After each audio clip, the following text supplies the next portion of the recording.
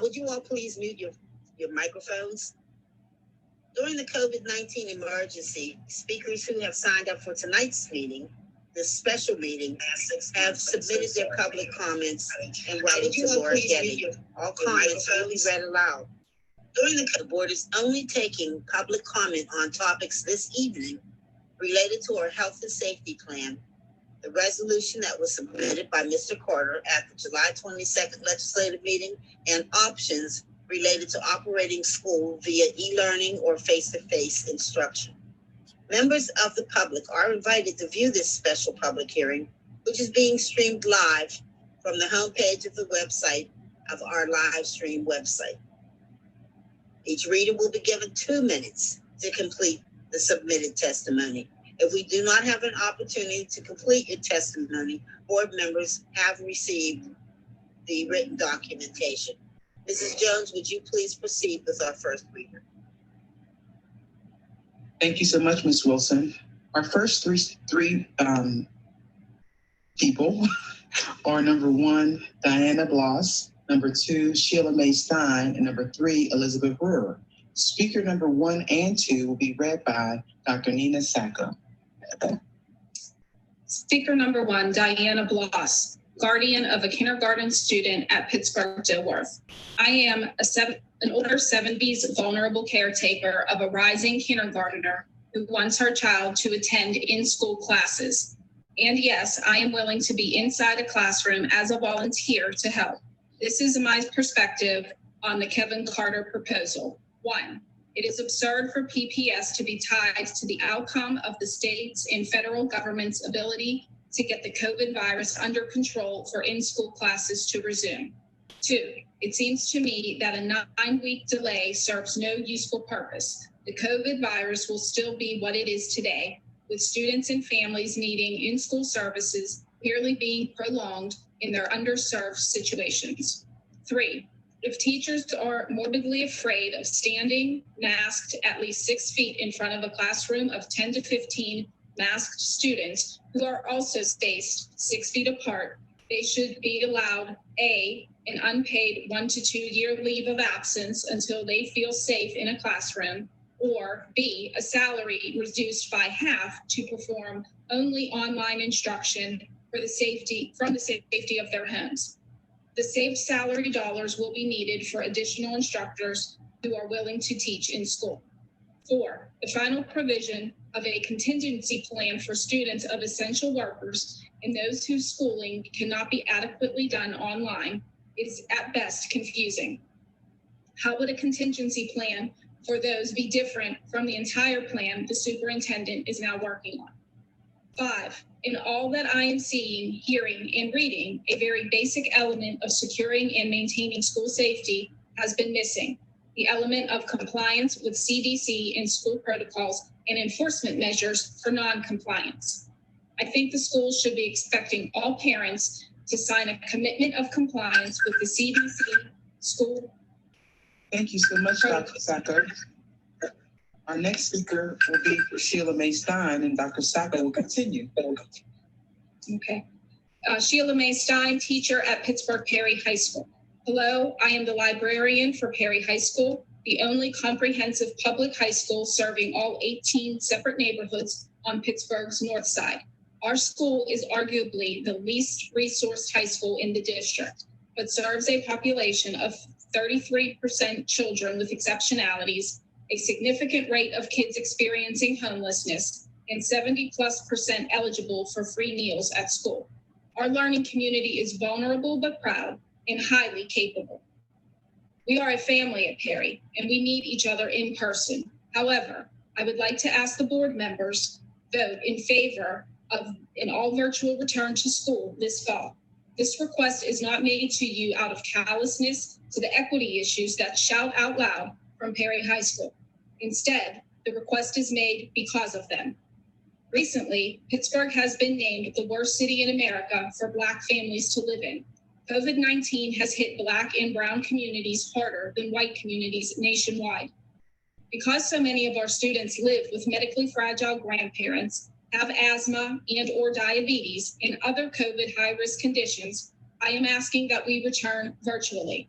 As an educator who has the highest standards for my students, I would rather we do what we can virtually than risk even one death or one member of the Perry community, be it a grandparent, student, little brother or sister, great aunt or uncle, administrator or teacher, to long-term adverse health effects, the like of which the medical world does not yet fully grasp. Thank you very much. Thank you, Dr. Sacco. There is no testimony for speaker number 3, so we'll move to our next 3 speakers. Our next 3 speakers are Colleen Young, number 5, and Holy Neely, number 6, Jonathan Rubin. Speaker number 4 will be read by Susan Shersky. Colleen Young, parent of Pittsburgh Montessori student. Testimony in favor of Director Carter's resolution, Colleen Young. As much as my family does not want to engage in virtual school again, I am urging you to pass the resolution to postpone any in-class instruction for the first 9 weeks. We all know why in-person opportunities are so critical, especially for children in the most vulnerable groups. I am greatly concerned that these children may not get what they need in a virtual environment. I hope substantial effort goes into plans to ensure every child has equitable access to high-quality, relationship-based learning. That said, I believe that bringing children, teachers, and staff back into schools while our COVID-19 case numbers are still so high is a risk not worth taking. A risk mapping developed by Georgia Tech notes that Allegheny County, the last chance of someone in a group of 100 people having COVID-19 is currently 88%. For 25 people, it's 42%, and for 10 people, it's 19%. Even in a hybrid model with half class sizes, there is a risk that someone in every class will be infected. Since we know many carriers are asymptomatic, taking temperature checks is not going to keep the virus out of schools. The children most vulnerable to losing education are often the same children who lack equitable access to healthcare and have underlying health conditions. Many children are raised by grandparents or others who are at high risk. We also know that this virus disproportionately impacts the Black community. Given 2 terrible choices, I would rather protect the long-term health and well-being of families in our community than risk a child losing a caregiver. Equally important is the risk to our teachers and staff. What would happen if any of them become very ill or died from this virus? Educators and staff should not be asked to risk their lives. We cannot reopen schools without a way to ensure safety for them and their families. I hope that after you pass this resolution, you will also take measures to ensure that children have the tools and resources at home that they need, which may be specific to their school curriculum. The one-size-fits-all model did not work in the spring. Provide teachers every opportunity to prepare what they need. Thank you so much, Ms. Shersky. Our next speaker for number 5, will be Ronald Joseph. And Holly Neely, teacher at Alderdice, parent of Colfax student. Good evening. Online learning is the safest way to return to school.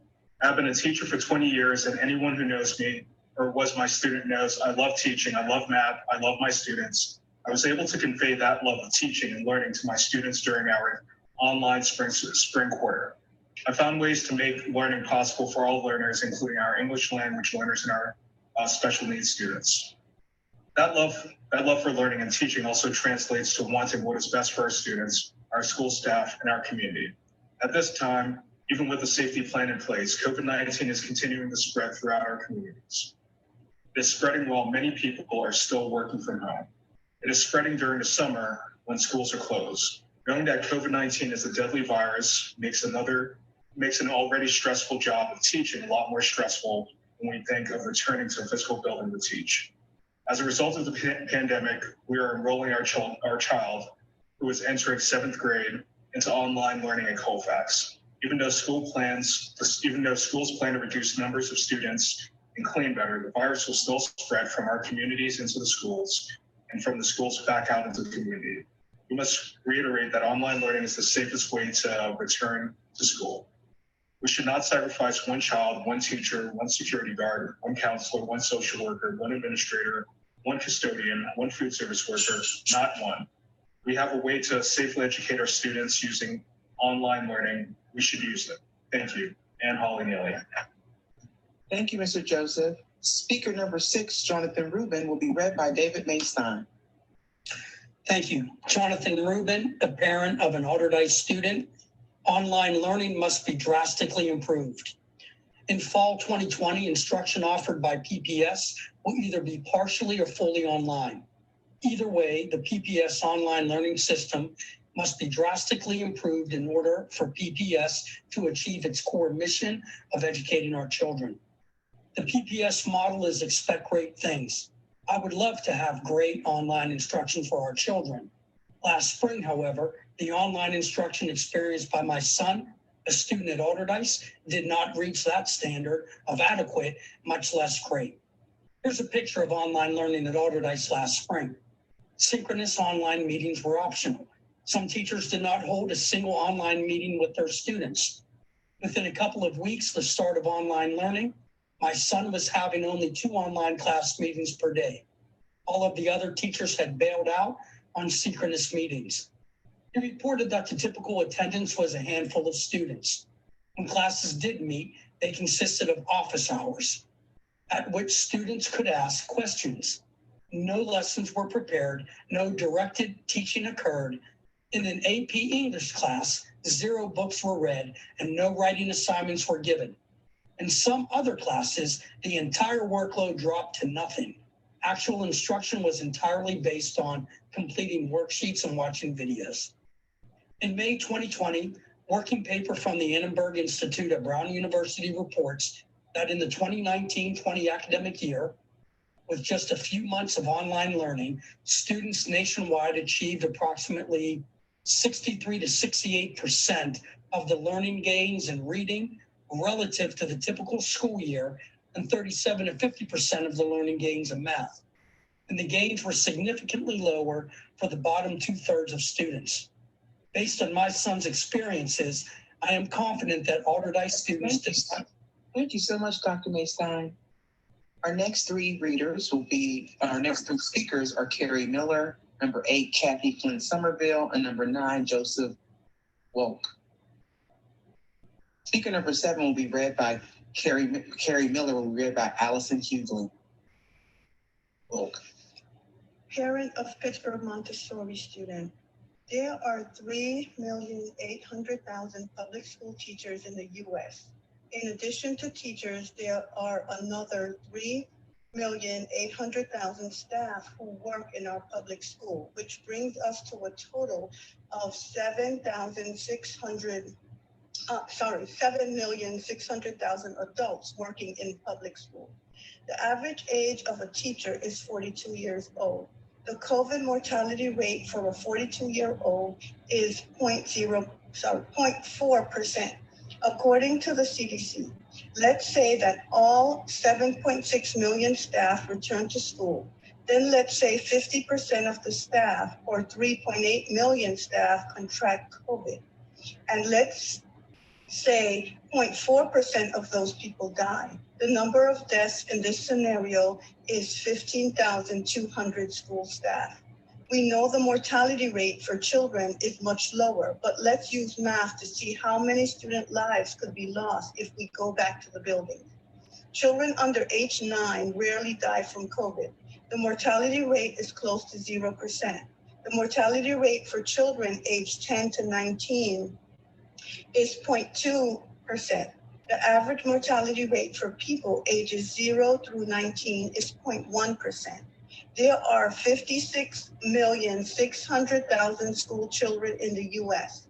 Let's say 50% or 28,300,000 of the students contract COVID.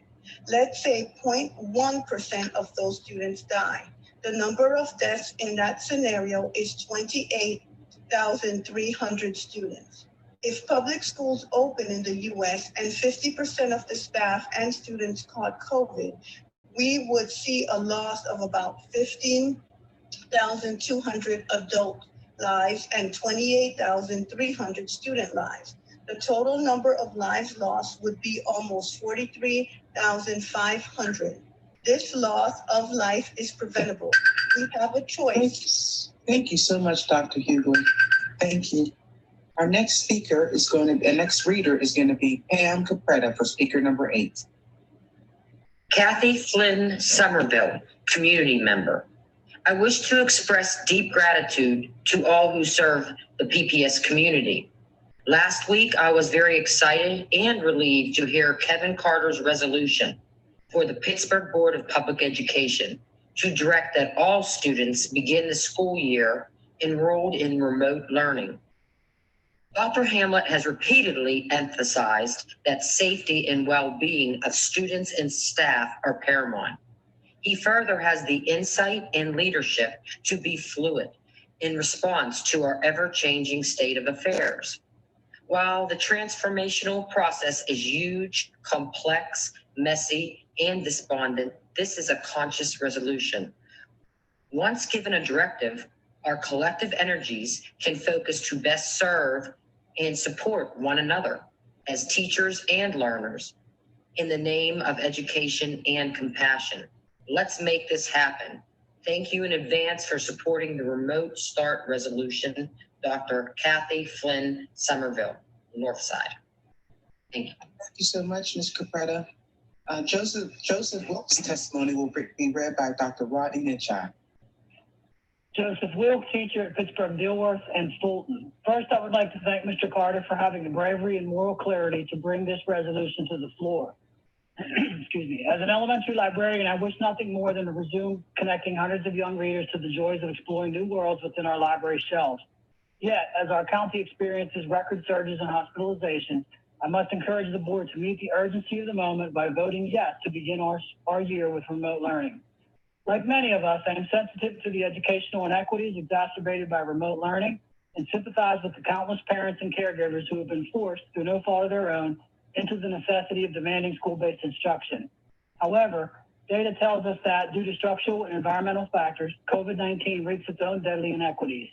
By fully committing to remote learning now, the board will provide time and space for teachers to plan better, more engaging virtual lessons for all students, will allow the district to work with our community partners to meet the needs of families who require additional supports, exploring potential solutions like small community-based remote learning pods, and most importantly, will protect our students, families, and the staff from death and disrupted learning conditions that have exploded in areas of the world that have opened their school doors before it was fully safe. While I may mourn losing the opportunity to see my students' eyes light up during the patented Mr. Wilk read aloud, I would rather mourn that than a single preventable loss of life. To that end, I ask that you vote yes on the remote learning solution. Thank you. Best wishes, Joseph Wilk, librarian, Pittsburgh Dilworth, and Pittsburgh Fulton. Thank you so much, Dr. Nichai. Our next three readers are Ann Mead, number 11, Rose Capiato, number 12, Diane Swearingen. Speaker number 10 will be read by Larry Meadows. Hello, my name is Ann Mead. I just finished my third year teaching in PPS at Brashear High School. I love both teaching and my students.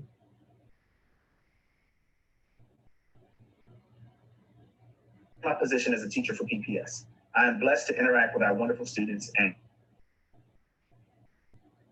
only consider and vote in favor of Mr. Carter's resolution as the safest way for us to start this school year. By us, I mean all employees of PPS, our students, and all of our families.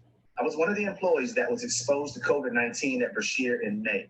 This was a school day where very few people were in the building, as we were scheduled throughout the week to be at school in small groups to complete end-of-year tasks.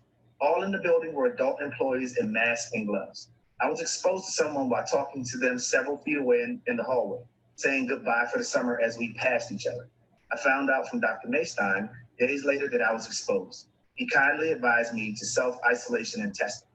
My principal, Ms. Safran, did as well later the same evening. I went to get tested the very next day and didn't get the result for over 3 weeks. Throughout that time, both my family and my stepson's other family had to isolate ourselves. We were uncertain as to what would happen. 4 adults were concerned about my stepson and how he would be cared for if we got sick and he did. Thankfully, I was negative for COVID-19. My family stays home, but for getting groceries even still. I'm high risk and want to be safe for myself, my family, my colleagues, our students, and all of their families. Please allow everyone to be safe by starting the school year virtually with as many PPS employees working from home as possible. With less people in the buildings, PPS will also be able to install equipment to make us feel as safe as possible when we do return to the building. I too want to be back at school and have my stepson back at his school. I know many of my students who I continue to check on over the summer want the same thing. We all have the goal of giving them the best education possible. We all want to be safe. Please let us. Thank you so much, Mr. Meadows. Our next speaker will be number 11 will be Dr. Ted Dwyer. Roseanne Cassiato, teacher at Pittsburgh Alderdice High School.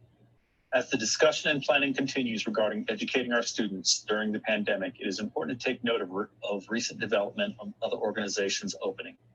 Sporting teams were brought back together under what everyone thought was protective measures, only to report this week that the NFL has approximately 59 athletes who tested positive, while the MLB has 84 players and 15 staff members testing positive. Anything, this proves that when you bring groups of people together and not everyone follows the safety protocols, this virus spreads. Therefore, by opening schools, what we can look forward to are positive cases in every school, placing students, faculty members, and their families at high risk. At the end of the day, when we can teach safely via remote instruction from home, why wouldn't we do that? People's lives are at stake, and this is not being dramatic. This is truth. Thank you so much, Dr. Dwyer. Speaker number 12 will be read by Mr. Ronald Joseph. Diane Swearingen, parent of a Kappa student and literacy coach at Southbrook 6-8.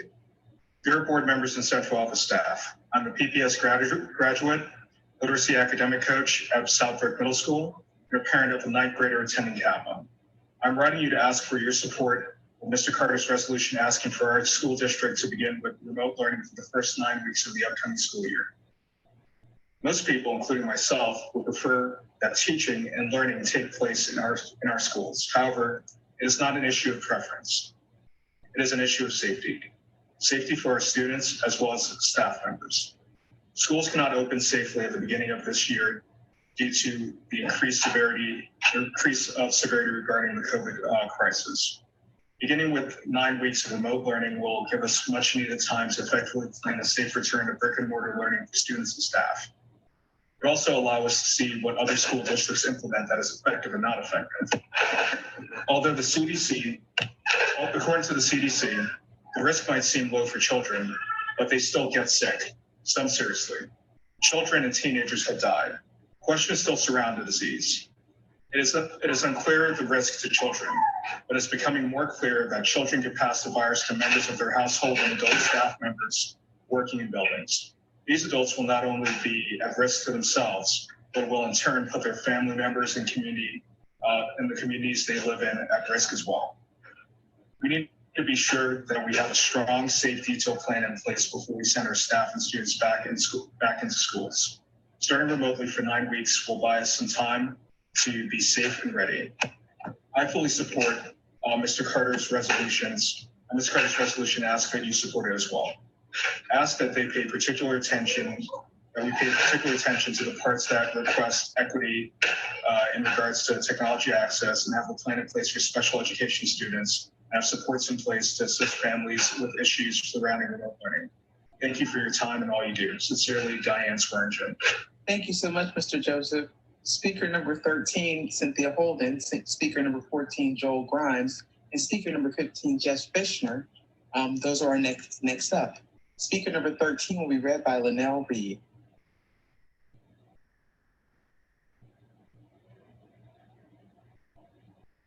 Ms. Reed, you're on mute, please.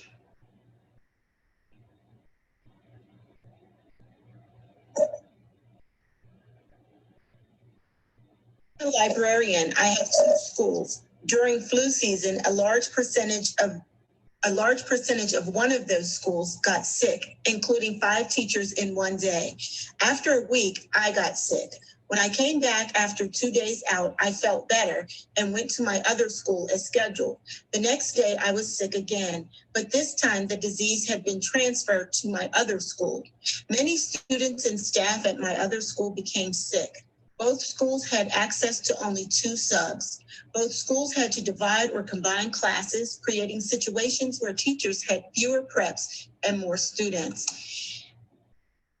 Itinerant teachers stand to risk much with in-person teaching. We see all of the students and most of the teachers. As a result, my students risk much by seeing me. I believe that for the first 9 weeks, online is the safest option for my students and for me. Going back to school will not be normal. We cannot have group work. My students will have no chance to sit by each other and socialize. Given that they will have more energy than can safely be let out at school, there will be frustration. Distance learning is difficult, but given the choice, I would rather choose the option that gives us all the chance to live and doesn't involve me risking the lives of two entire school communities. Cynthia Holden, librarian at Pittsburgh Minadeo and Pittsburgh Linden. Thank you so much, Ms. Reed. Speaker number 14 will be read by Nina Sato. Joel Grimes, teacher at Southbrook 6-8. To the members of the Board of Education, my name is Joel Grimes, and I have taught 8th grade communications at Southbrook Middle School for 5 years now. As the COVID-19 infection rate continues to evolve, every day brings information that causes us to reconsider the safety of in-person instruction. Even today, I read an article detailing a study which found that children ages 10 to 12 were more likely to transmit the virus to family members at home. Beyond the safety of students and their families, I am concerned with the safety of teachers, paraprofessionals, and other adult staff in the district. I actually taught online for 6 years before deciding to return to the classroom, so I can speak with experience about why I prefer the in-person experience with my students. However, I cannot currently imagine an in-person learning environment that would be safe enough for all involved. And my main concern is that by possibly spreading the virus further now, we will prolong the amount of time we are unable to teach in person due to repeated infection spikes in the region. In turn, it is my belief that it is in the best interest of all stakeholders to adopt the resolution calling for the first 9 weeks to continue remote learning, as this will allow for recent efforts in public safety protocol to lower the infection rate, as well as for the district to hone issues in transportation, technology, training, and safety for the eventual return to in-person instruction. This seems even more necessary considering that today, Pittsburgh was identified by the federal government as one of 12 U.S. cities that must take more aggressive tactics to surpass the infection rate due to a notable uptick. I implore you to pass the resolution, for this is currently the best strategy to ensure we do not endanger students, families, or staff at the height of a recent infection rate, as well as providing parents with the security that the district is making fluid decisions. Thank you so much, Dr. Sago. Our next reader for number 15 will be Mr. Ronald Joseph.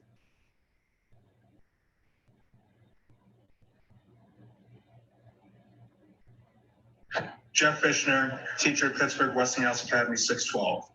A teacher's perspective on why we should reopen virtually. Good evening. I hope that you are well and in good health. As I write this, it has been a week since I was sitting in AGH writing to you. My wife is still bedridden from the lasting effects of having COVID-19 in March. Today, we steadily approached the 130th day of her illness. She was a healthy, active 34-year-old mother. Now we pack 2 oxygen tanks wherever we go. In the time since you last heard from me, we have gone on a couple more dates to AGH, yet we still have no answers on what is causing her long-lasting symptoms. I still find myself checking her breathing at night, terrified. I'm writing to you today to implore you to recognize, as Mr. Carter has, that it is in our students, staff, community, and city's best interest to reopen as completely online this fall. This is truly the only safe option we have. The CDC released a study showing that 35% of coronavirus patients who were not hospitalized had profound symptoms lasting weeks and months. The data for 18 to 34-year-olds is only slightly better at 26%. 1 in 4 healthy young adults will have profound life-altering health complications if they contract the virus. We have shared responsibility to act in the best interest of our community. You have the unenviable task of making this difficult decision to put the lives of our students, staff, and loved ones ahead of what is expedient and easy. I urge you to do so. Let us take this time to address and correct any shortcomings with our previous distance learning model. Let us leverage technology to come up with an innovative and efficient and effective solutions. But most of all, let us keep our communities safe while providing rigorous instruction to our students. 1 death in 1 school is simply more than we can afford. We can all do our part together apart. I hope you all are staying safe and healthy and never face the situation my family has. Respectfully yours, Jeff Fishner, culinary arts instructor, Pittsburgh Westinghouse. Thank you so much, Mr. Joseph. Our next three speakers, number 16, Monica Dugan, number 17, Valerie Webb-Allman, number 18, Heather Morris. Speaker number 16 will be read by Dr. Ted Dwyer.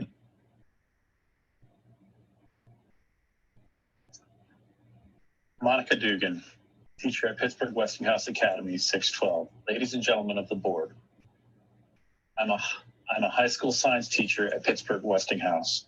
I'm writing to ask you to vote in favor of Director Carter's resolution to begin the school year with entirely remote learning. Postponing the physical opening of schools presents challenges to many families. However, the health and safety of all students and staff are paramount. For the same reason this board has determined that an in-person school board meeting is neither safe nor appropriate, beginning the school year in school building is neither safe nor appropriate. CDC guidelines state that anyone with COVID-19 symptoms should quarantine at home. In order to follow this, teachers and staff would be responsible to stay home far more often than they typically would. Substitute teachers are extremely difficult to staff at the best of times, leading to an inevitable need to combine large groups of students for supervision. This compromises health, education, and safety. Additionally, at the high school levels, teachers are unable to teach all subjects, which result in potential contact with over 100 students daily. Each of these students then travels a separate path through their day, potentially exposing hundreds of others to the virus. Recent studies from Korea and the US have shown that children, particularly older teens, contract and transmit COVID-19 at the same or higher rates as adults. Allegheny County continues to see ever-increasing viral infection rates, even while children remain at home. Please vote to protect the families we serve by beginning the school year safely with remote instruction. Thank you, Monica Dugan. Thank you so much, Dr. Dwyer. Speaker number 17 will be read by Mr. Larry Meadows. Sorry about that. I just want to open with thanking you all for keeping this process as transparent, open to the concerns of stakeholders, and as science-based as possible. This is no easy task, and I don't envy your job at all. There will not be all right answers, and there will be problems. No amount of planning can possibly account for all issues either. That being said, we as parents are forced to make decisions on how to approach what is the safest path for our kids without sacrificing their educational futures. We can't make this choice without more information. So I am submitting a series of questions, and I would like to see these and other questions asked today answered and made available on the website. After watching the presentation from the legislative meeting on 7/22/20, I have developed a series of questions. If a parent chooses to have their child attend online only instruction at the beginning of the year, will they be able to change that decision, understanding that transportation may not be available later in the year? What happens if there's another shortage of approved disinfectant supplies? Will it fall on the teachers, staff, and families to provide more? Will more be sent to schools with high-risk students, i.e. young students that are more likely to spread illness? Are we still planning on starting and ending the school day at the same time? It may take longer to get children into the building if we need to take temperatures and search backpacks or go through metal detectors in the morning. Bus transportation may also be delayed due to smaller bus capacities and or multiple trips for children arriving or departing school. In the upper grade levels, it may not be possible for students to stay in one class with their teacher rotation due to the variety of different classes each student can take. What is the plan for the upper level students? There's also concerns for students in the gifted program. Will students enrolled in the gifted program still be able to receive their gifted instruction? When will the children receive training for these new protocols? Will this occur in the first few weeks of online only instruction or after they return to school? Who will be ensuring that safety protocols are enforced on the bus? Thank you Will so children be much. checked prior to getting on the bus? Thank you. Speaker number 18 will be read by David Maystein.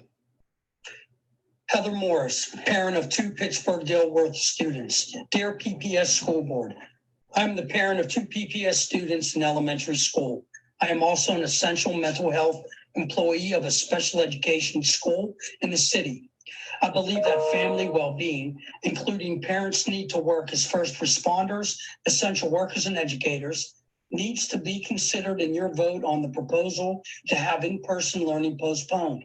Also, Please consider the American Academy of Pediatrics recommendations to reopen schools in order to improve access to social emotional learning, healthy food, mental health, and other services. Minimizing the risk of COVID-19 spread is important, but using inadequate remote learning to try to completely mitigate risk is not acceptable during a time when we know more about how to prevent the spread of COVID-19. The disparity that is already present in student achievement based on race and socioeconomic status will continue to grow the longer remote learning continues. This is especially true for special education students and students who do not have access to school supplies, technology, internet, adequate nutrition, or stable housing. I applaud the current plan, which allows families to choose remote learning if they feel at risk or uncomfortable with a return to the school building. Please do not take away the hybrid choice from parents who want or need their children to return to school.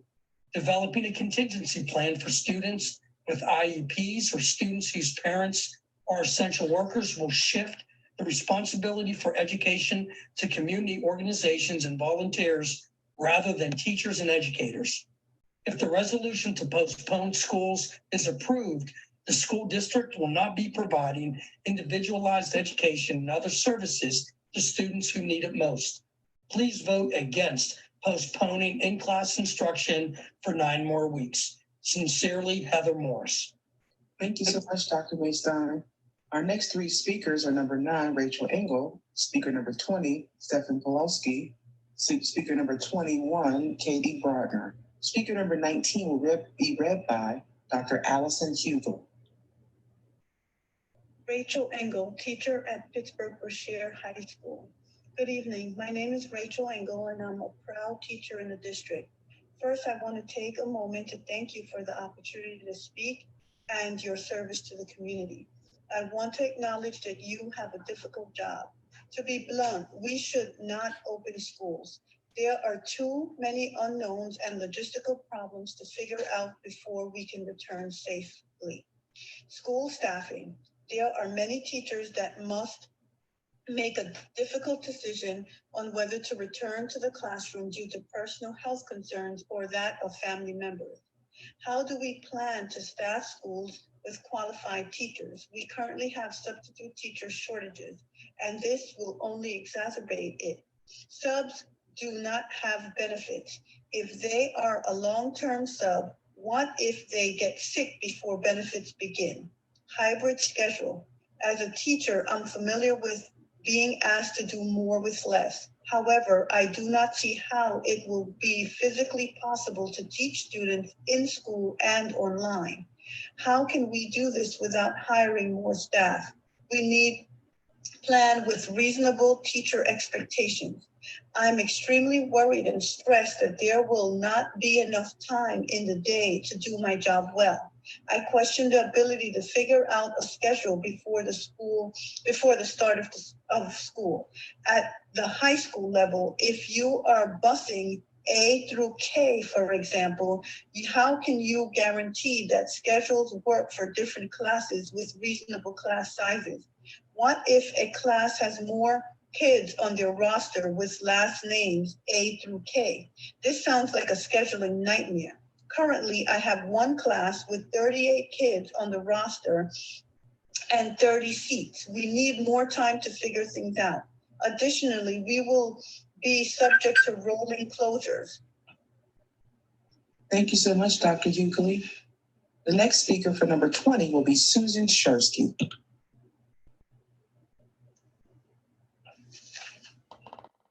Parent of Pittsburgh Minadeo pre-K 5 student.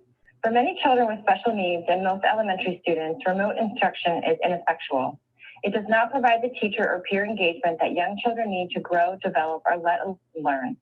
It cannot provide the tailored instruction that many special education students need. Regular education, middle and high school students are far more likely to be successful with remote instruction.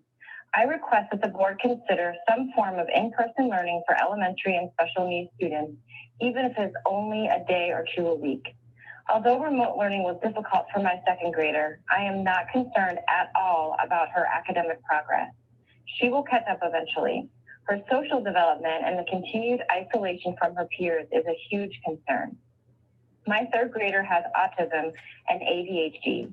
For her, remote learning was impossible. We stopped trying after a week because her mental health deteriorated so drastically. Remote ESY has also been unsuccessful. She needs one-on-one in-person engagement. She has shown drastic regression in her academics and in her ability to function in all areas. She has violent meltdowns, 6 to 8 bathroom accidents a day, and expresses extreme anxiety about school and her peers. Her IEP just cannot be implemented remotely. Even if it could, her needs have increased well beyond what her current IEP covers.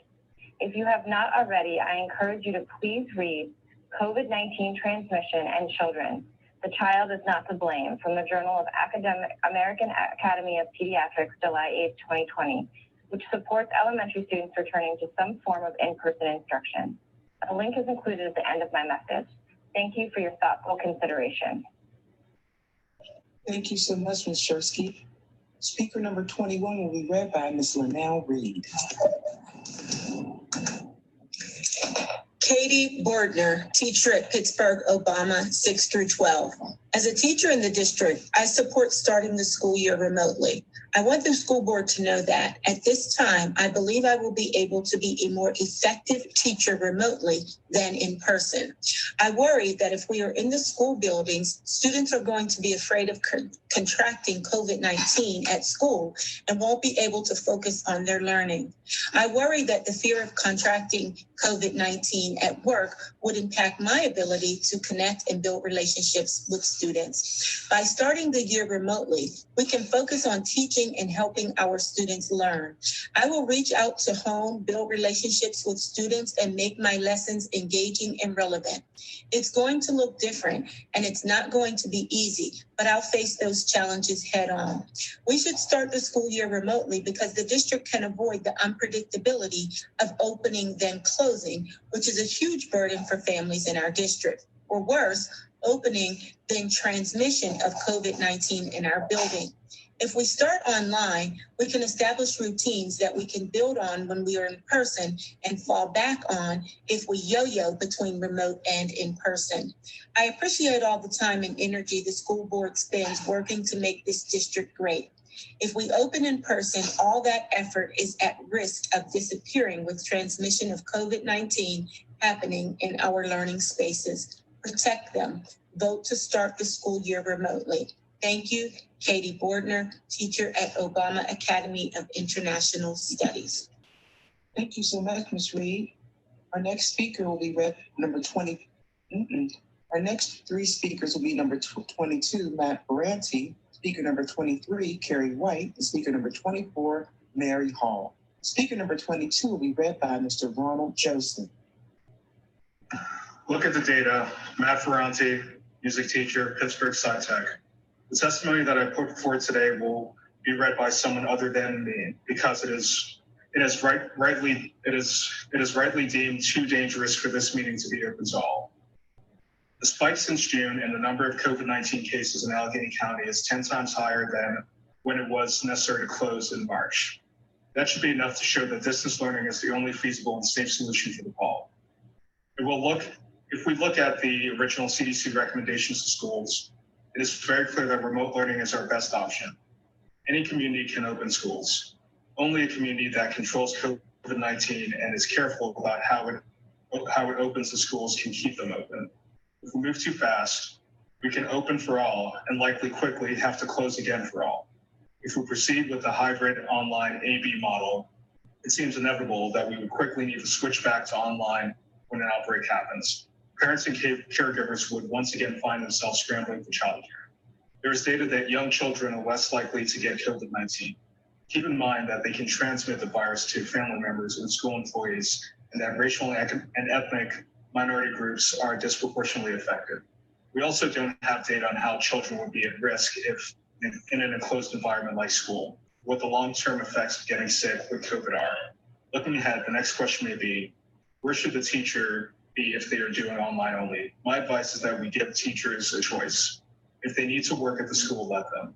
But if they can do their job remotely for the first 9 weeks, then do so. It is our responsibility to provide a safe environment for all teachers administration staff, and students in PPS.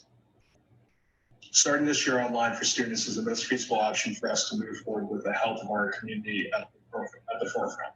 Thank you for listening. Matt Ferranti, Pittsburgh Science and Technology Academy. Thank you so much, Mr. Joseph. Our next reader for number 23 will be Pam Capretta.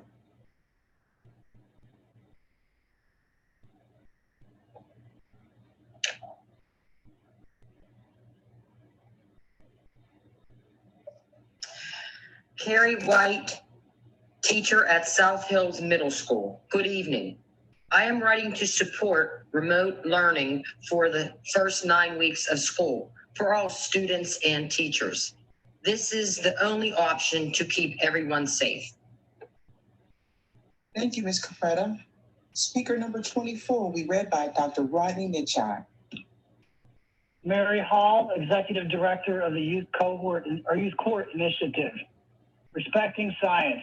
I was very impressed with the outcome of the Legislative Committee meeting of July 22nd, 2020. First, COO Pam Capretta's report on the health and safety plan reflected the comprehensive approach taken by the administration, school board, teachers, and parents in preparing to reopen our schools in a responsible manner. All the relevant public health agencies from the CDC to our own Allegheny County Health Department had been consulted. Second, Board Member Kevin Carter's resolution also was based on the best available scientific advice. As Laurie Garrett, a respected health policy analyst, has said, you don't know what the risk is unless you've done your baseline testing. Currently in Allegheny County, we do not have enough testing available to test asymptomatic individuals wanting to be tested, let alone those who should be tested. The arrival of university students in the next few weeks will make the testing situation even more challenging. Mary Hall, Youth Court Initiative of Western Pennsylvania. Thank you so much, Dr. Mitchell. Our next three speakers, number 25, Alan Keeney, speaker number 26, Jody Hanley, speaker number 27, Kevin Berry. Reading for speaker number 25 will be Mr. Ronald Joseph. Ellen Keeney, adjunct teacher at Pittsburgh Campus 612. For the beginning of the school year, please allow for 100% remote learning for all students so that we as teachers can focus on giving quality, creative, and innovative instruction to students rather than having to focus on the daunting and potentially dominating task of ensuring that students follow rules for physical distancing. While the additional rules for students to properly wear masks, wash hands, and not to touch one another are well-intentioned, are they realistic? My 35 years of teaching in PPS tells me that they are not. And in reality, what would be the repercussions for students who simply will not or cannot follow the rules during this pandemic? As a piano teacher, I'm confident that I can serve my students effectively in this time of crisis through an online teaching platform. Whereas, if teaching partially in person, it would not be possible to work with all of my students within the same group. This is due to a limited number of usable instruments because of social distancing in the piano lab, the inability for different students to use the same keyboards and headphones.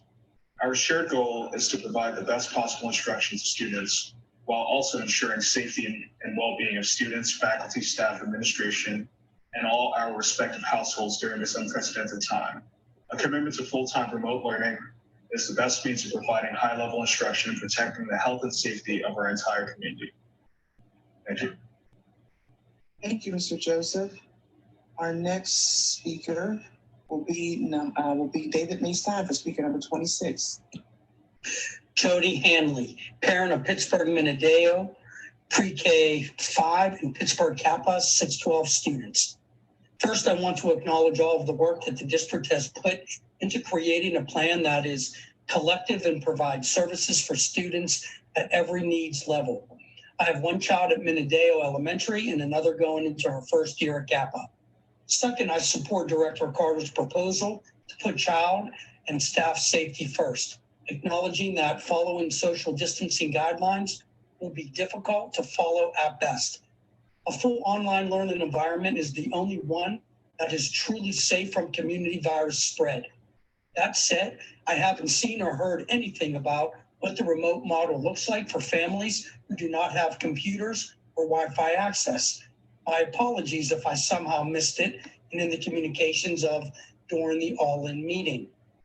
We put a lot of time into a hybrid model and some time into an online learning model for families who have easy access.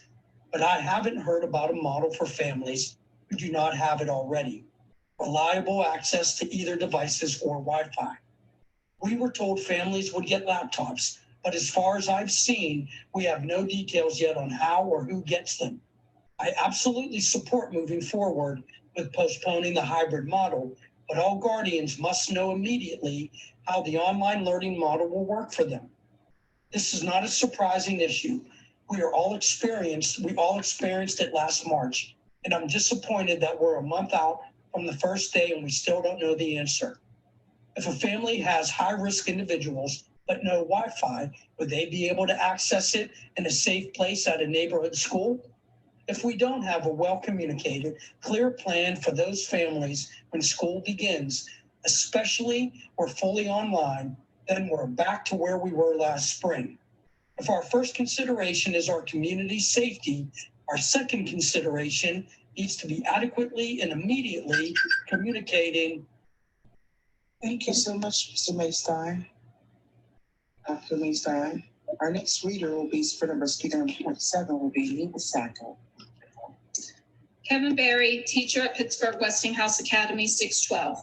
Good evening. I'm writing to applaud and thank Mr. Kevin Carter, the rest of the school board, and the superintendent's office for their courage and foresight in proposing to postpone in-class instruction for the first 9 weeks of the school year. The students, families, and staff of Pittsburgh Public Schools are understandably facing a tremendous amount of fear and uncertainty right now. Mr. Carter's proposal shows that the board is not underestimating the threat of COVID-19 and is taking their responsibility to ensure the health and safety of all stakeholders seriously. While no solution can be perfect for every family, the current proposal offers the most stable and effective option until students can safely return to schools. I commend the board's decision to consider relevant health and safety data while drafting their proposal to postpone in-person instruction. This recommendation gives me confidence that the board and the superintendent's office have put the safety of all students, families, and staff at the forefront of their decision-making process. I urge both parties to continue thinking and acting with this informed caution as they construct a plan for the upcoming school year. It's reassuring to know that the board is not willing to risk the well-being of our district and our community for the sake of a hasty and ill-advised return. Thank you to the board, Mr. Carter, and to Dr. Hamlet for making the safety of our students in our district our #1 priority. Thank you so much, Dr. Sacco. Our next three readers will be Cynthia Grace Devine Kepner, number 29, Elizabeth Pickard, and speaker number 30, Michelle Nagel. Speaker number 29 will be read by Susan Shursky. My name is Cynthia Grace Devine Kepner. I am a proud and engaged parent of Pittsburgh Public Schools class of 2020 graduate. I appreciate this opportunity to give public testimony at this virtual special public hearing on the PPS All-In Health and Safety Plan.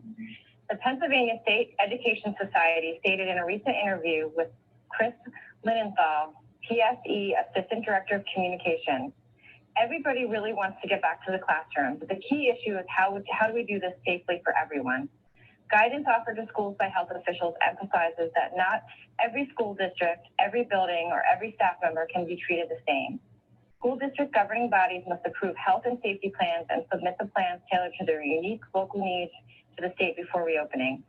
Considering the health risks, I support the proposed resolution for Pittsburgh Board of Education directing the postponing of in-class instruction for the first 9-week quarter and directing all students begin the school year in remote learning.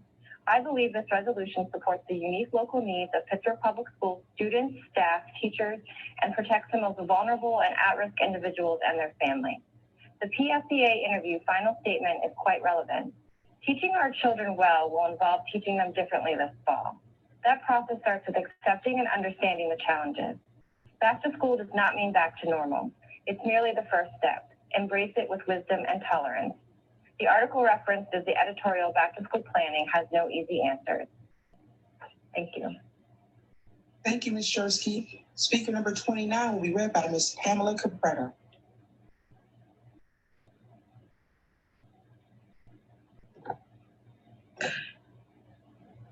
Jen Gallagher, parent of Pittsburgh Montessori pre-K through 5 student, to whom it may concern.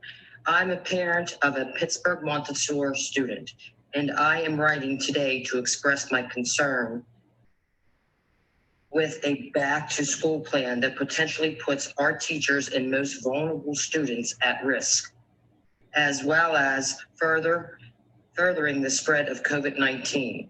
I strongly support an all online virtual environment for the school year until COVID-19 has either been controlled or a vaccination developed. While as a working parent, online learning for my daughter is not the ideal situation, either for her development or my design practice, it is the only solution that recognizes the highly unsafe conditions we are creating in a hybrid learning option. At Pittsburgh Montessori, students are accustomed to having a teacher continue for approximately 3 years. If all students stay online, our hope is that despite learning remotely, the continuality already established will outweigh the difficulties outlined online learning presents in the past.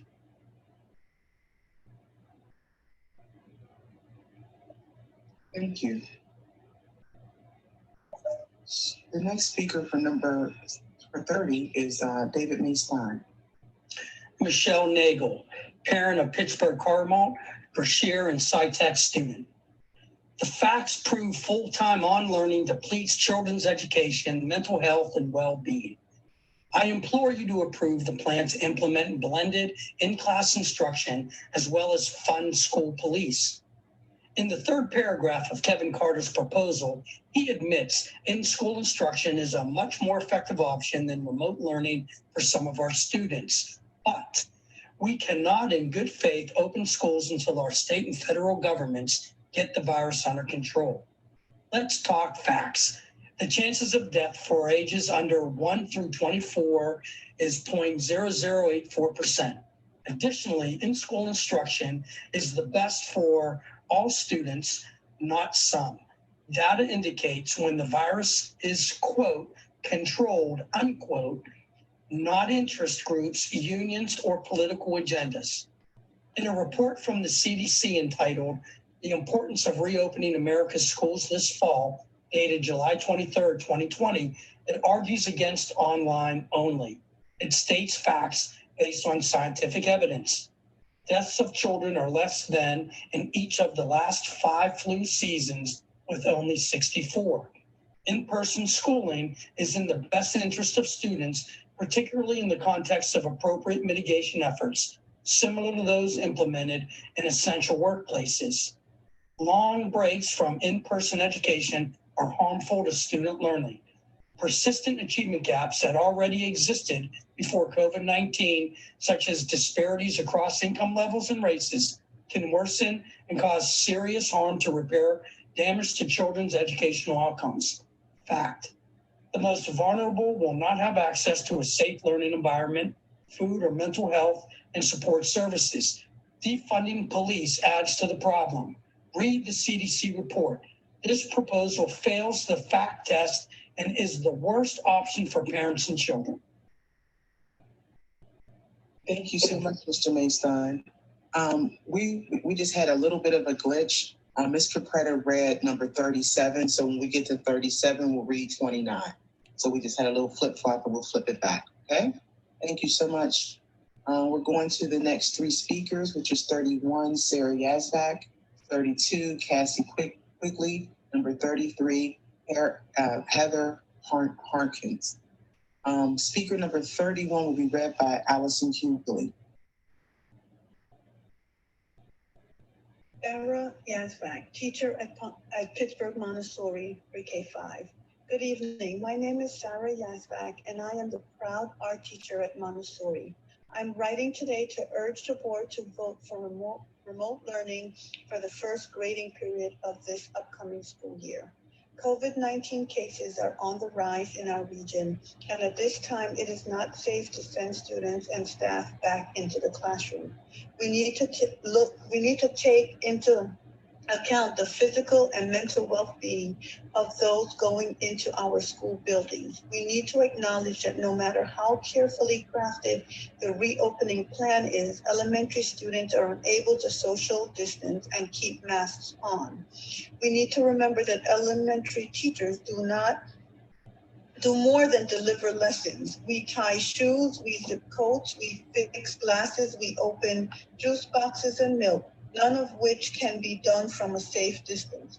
We need to remember many of our schools are not air conditioned. The list of reasons we cannot safely yet return to school could go on. But I want to conclude with reminding everyone that if we return to the classroom this fall, things will not be like they were in March 2020. Students will likely have PE class with minimal movement, music class with no singing or instruments, art class with limited materials, all in a mask from their desk in one possibly unair-conditioned room for the entire day. This will not be a return to normalcy. Please vote to keep the students and staff home. Please vote to keep us safe. Thank you. Thank you so much, Dr. Hughley. Speaker number 32 will be read by Dr. Nina Sacco. Casey Quigley, parent of a Pittsburgh Colfax K-8 and Pittsburgh Alderdice High School student. Considering the challenges brought about by COVID-19, we are proposing an idea for in-person learning that would be irrespective of the student's school structure, online, hybrid, or face-to-face options, and would enable PPS students and teachers to safely gather without greatly increasing the chance for transmission. We are asking the PPS Board of Directors to develop a plan that is inclusive of outdoor learning environments. Now is the time for PPS to make use of outdoor spaces for teaching and learning. Outdoor learning solves some of the problems they are facing that enable social distancing, fresh air where transmission of the disease is greatly reduced, and expanded access to in-person instruction for all students. There is exceeding value for students to learn outdoors. More time outdoors is good for students' physical, mental, and emotional health and social well-being, especially after so many months of instability, trauma, and isolation. How could this be done? Together. The great value of the all-in process is the convening of so many partners who care about our students and teachers. Developing an inclusive plan of outdoor learning environments and education options would leverage these partnerships as well as other partnerships who have already expressed interest. Outdoor education could take many forms, from holding all physical education classes outdoors to enrichment programs to running indoor classrooms in an outdoor setting. The outdoors is a significant asset during COVID-19, is a cost-effective way to accommodate students, and is an innovative strategy for educating students that would serve PPS well into the future. Where would outdoor learning take place? Most schools in the district have a property where outdoor learning can take place. Schools can set up classrooms on school lawns and existing school gardens and sports fields. Pittsburgh has a wealth of resources, including 143 city parks. Thank you so much, Dr. Sacco. Our speaker number 33 will be read by Dr. David A. Stein. Heather Harkins, parent of Pittsburgh Science and Technology Academy 612 student. Dear PPS School Board, my name is Heather Harkins. I have a 7th and 11th grader at SciTech. I am concerned about the reopening of schools for in-person instruction. I have seen reports of many schools around the nation starting the first reporting period with only remote learning. I have also seen reports of health officials suggesting the same.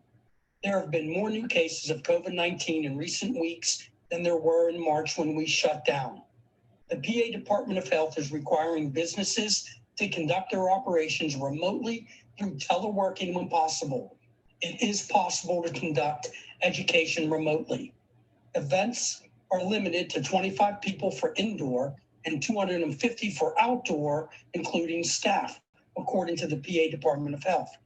While school is not an event, there is greater risk of exposure with so many people in contact with each other for these extended periods.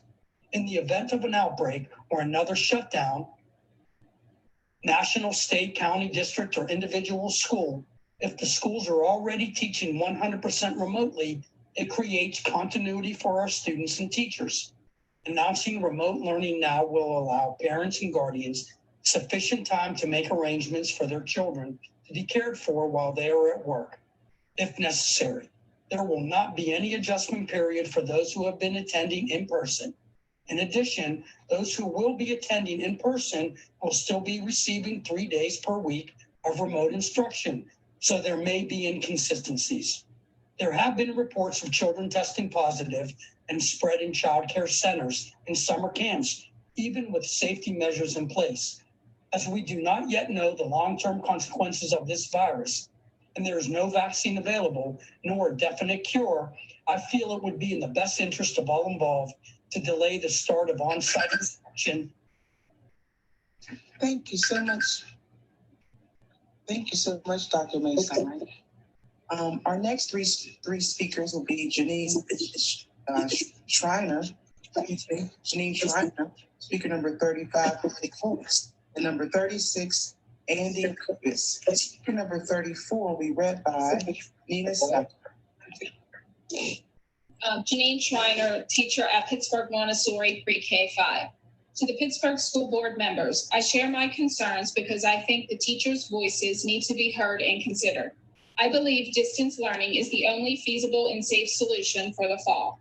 I am a teacher at Montessori with a class of 3rd, 4th, and 5th grade-year-old children. Our curriculum is purposefully designed for self-directed, independent, hands-on learning with materials with many pieces. This reality makes the directive for 6 feet of social distancing and immediate disinfection of shared materials impossible.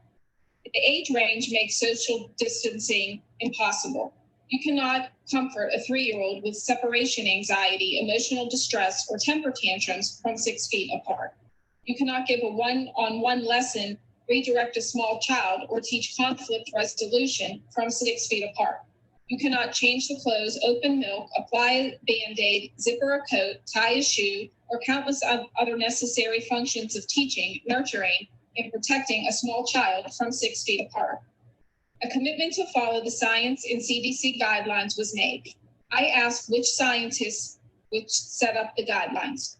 We know the truth has been replaced with lies, facts replaced with alternative facts, and guidelines discarded and rewritten to fit an agenda.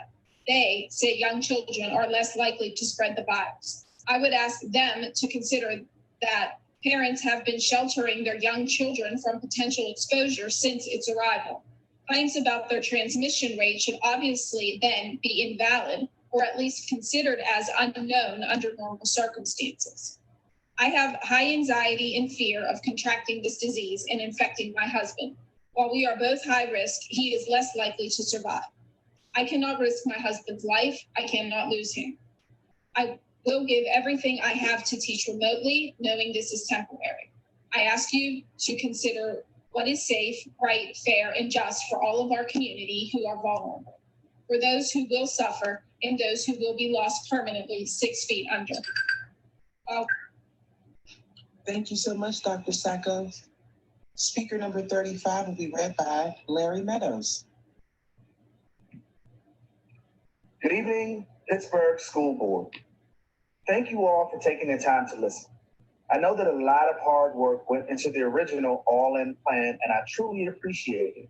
But we know a lot more information about coronavirus that we need to consider before we go all in. We now know that the South Korean study that children as young as 10 can transmit the virus as easily adults. Can we ask children to wear a mask all day in a hot classroom while sitting in the same seat 6 feet from each other? I think we're asking too much of our children. If we are, will the virus spread from child to child, child to parent, child to staff? Will everyone be safe to return to school? What about families and staff like me who have family members that are more vulnerable to this virus? What if we take this virus home to them? What if children take the virus home to family? What then?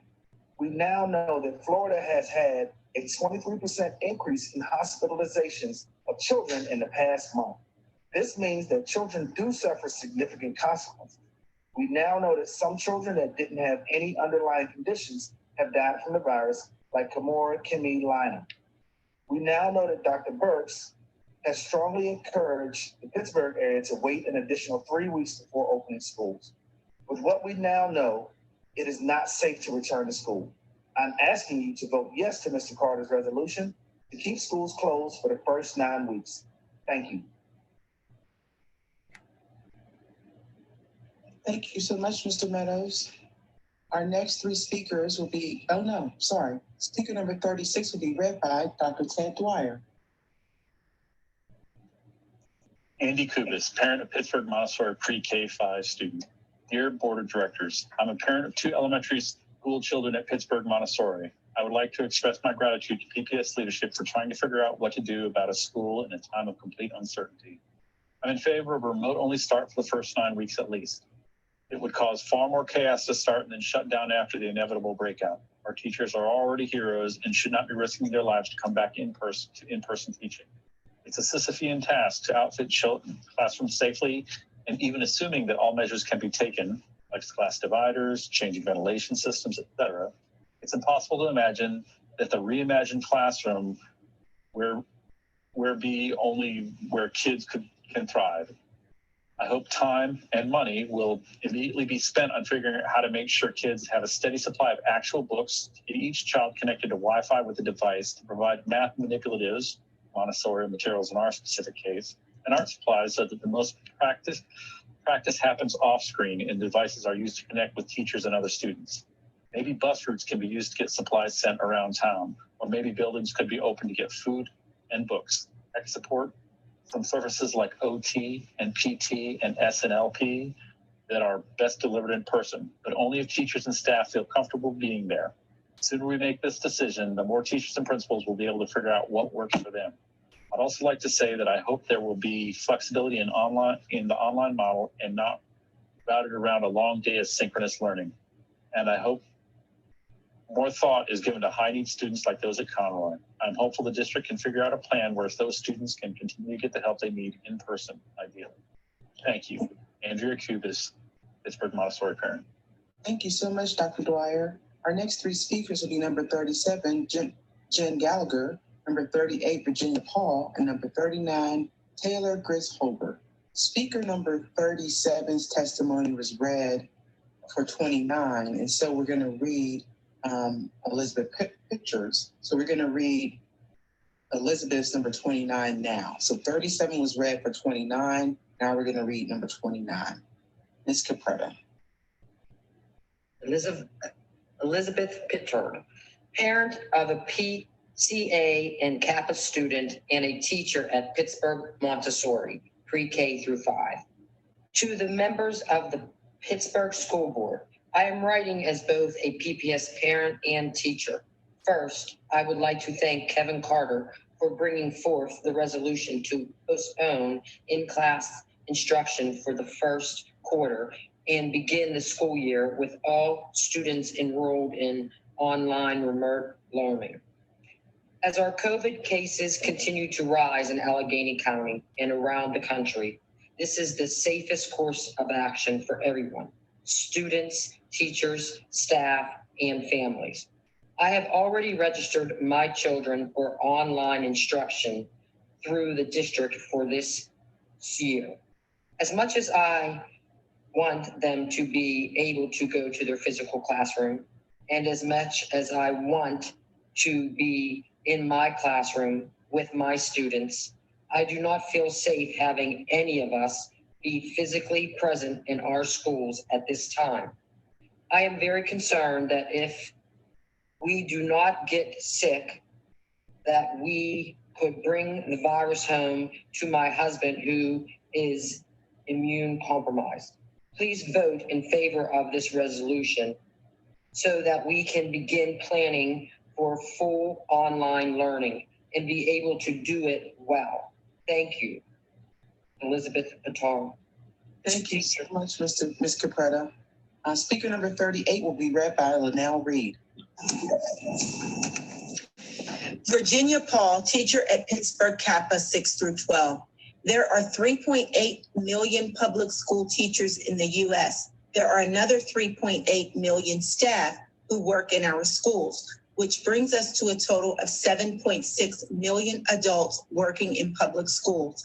The average age of a teacher is 42 years old. The COVID mortality rate for a 42-year-old is 0.4%, according to the CDC. Let's say that all 7.6 million staff return to school. Then let's say 50% of the staff contract COVID. Let's say 0.4% of those people die. The number of deaths in this scenario is 15,200 staff. Let's use math to see how many student lives could be lost if we go back to the buildings. The average COVID mortality rate for people ages 0 through 19 is 0.1%. There are 56.6 million school children in the US. Let's say 50% of the students contract COVID. Let's say 0.1% of those students die. The number of deaths in this scenario is 28,300 students. In this scenario, we would see a loss of about 15,200 adults and 28,300 students, which totals 43,500 lives.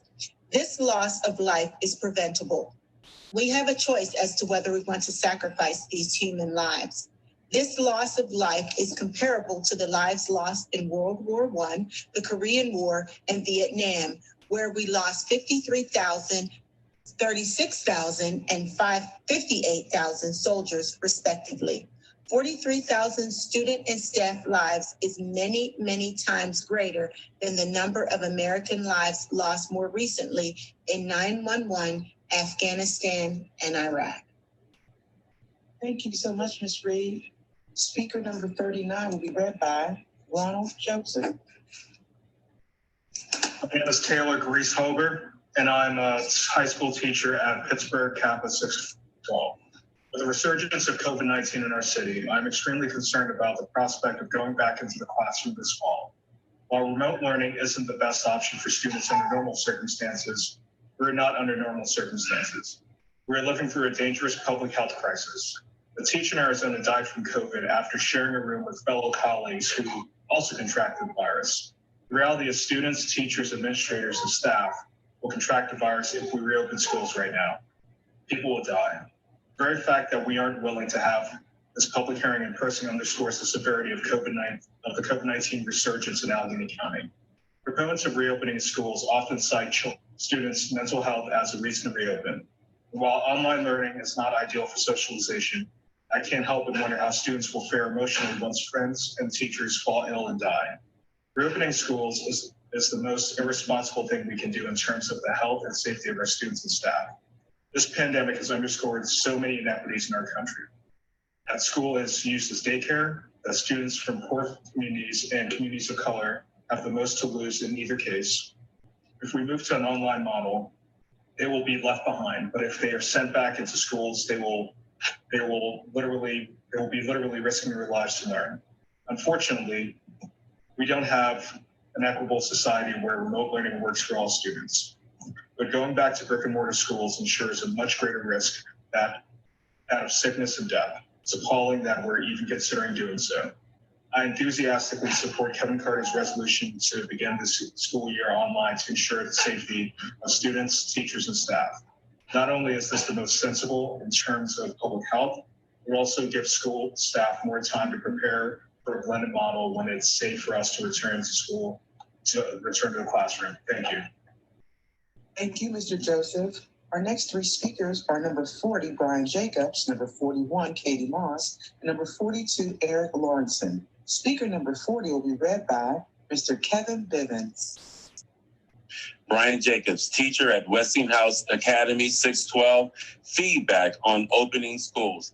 I write these comments as a PPS parent and educator to support the resolution to begin the school year completely online.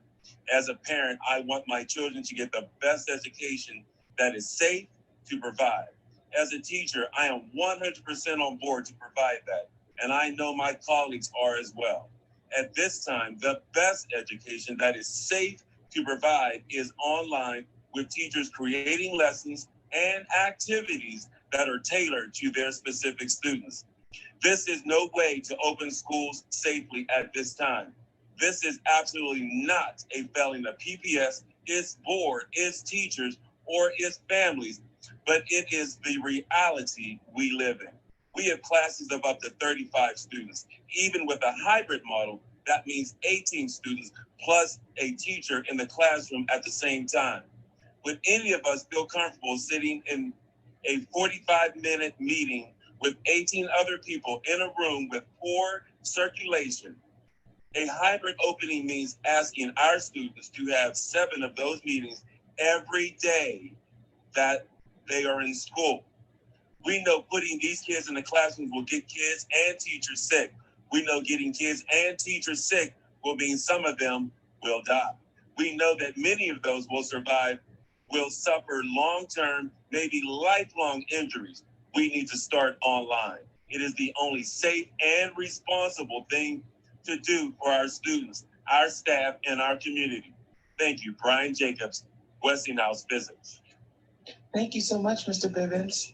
Speaker number 41 will be read by Dr. Rodney Mitchell. Katie Moss, teacher at Pittsburgh Colfax K-8. My name is Katie Moss Crawford. I'm a teacher within PPS. I take the time to write about the subject of time. In my time teaching, I've always felt that I just needed a bit more time. More time would be my greatest support. More time to prep in the morning, more time in between classes to move my cart room to room, more time for kids to work on their projects.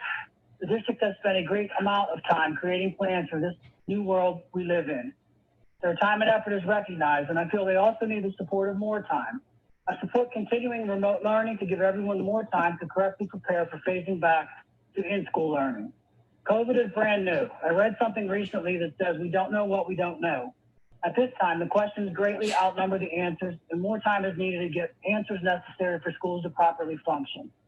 Educational decisions are being made with medical information that seems to be constantly changing and evolving about a virus that seems to be constantly changing and evolving. There are going to be challenges for everyone regardless of which option is chosen. There's never any way to make everyone happy, but there are ways to keep everyone safe and healthy with continuing remote learning until a better map of future functioning is drawn. The district has done well in supporting everyone's various needs already and will continue to do so as we move forward.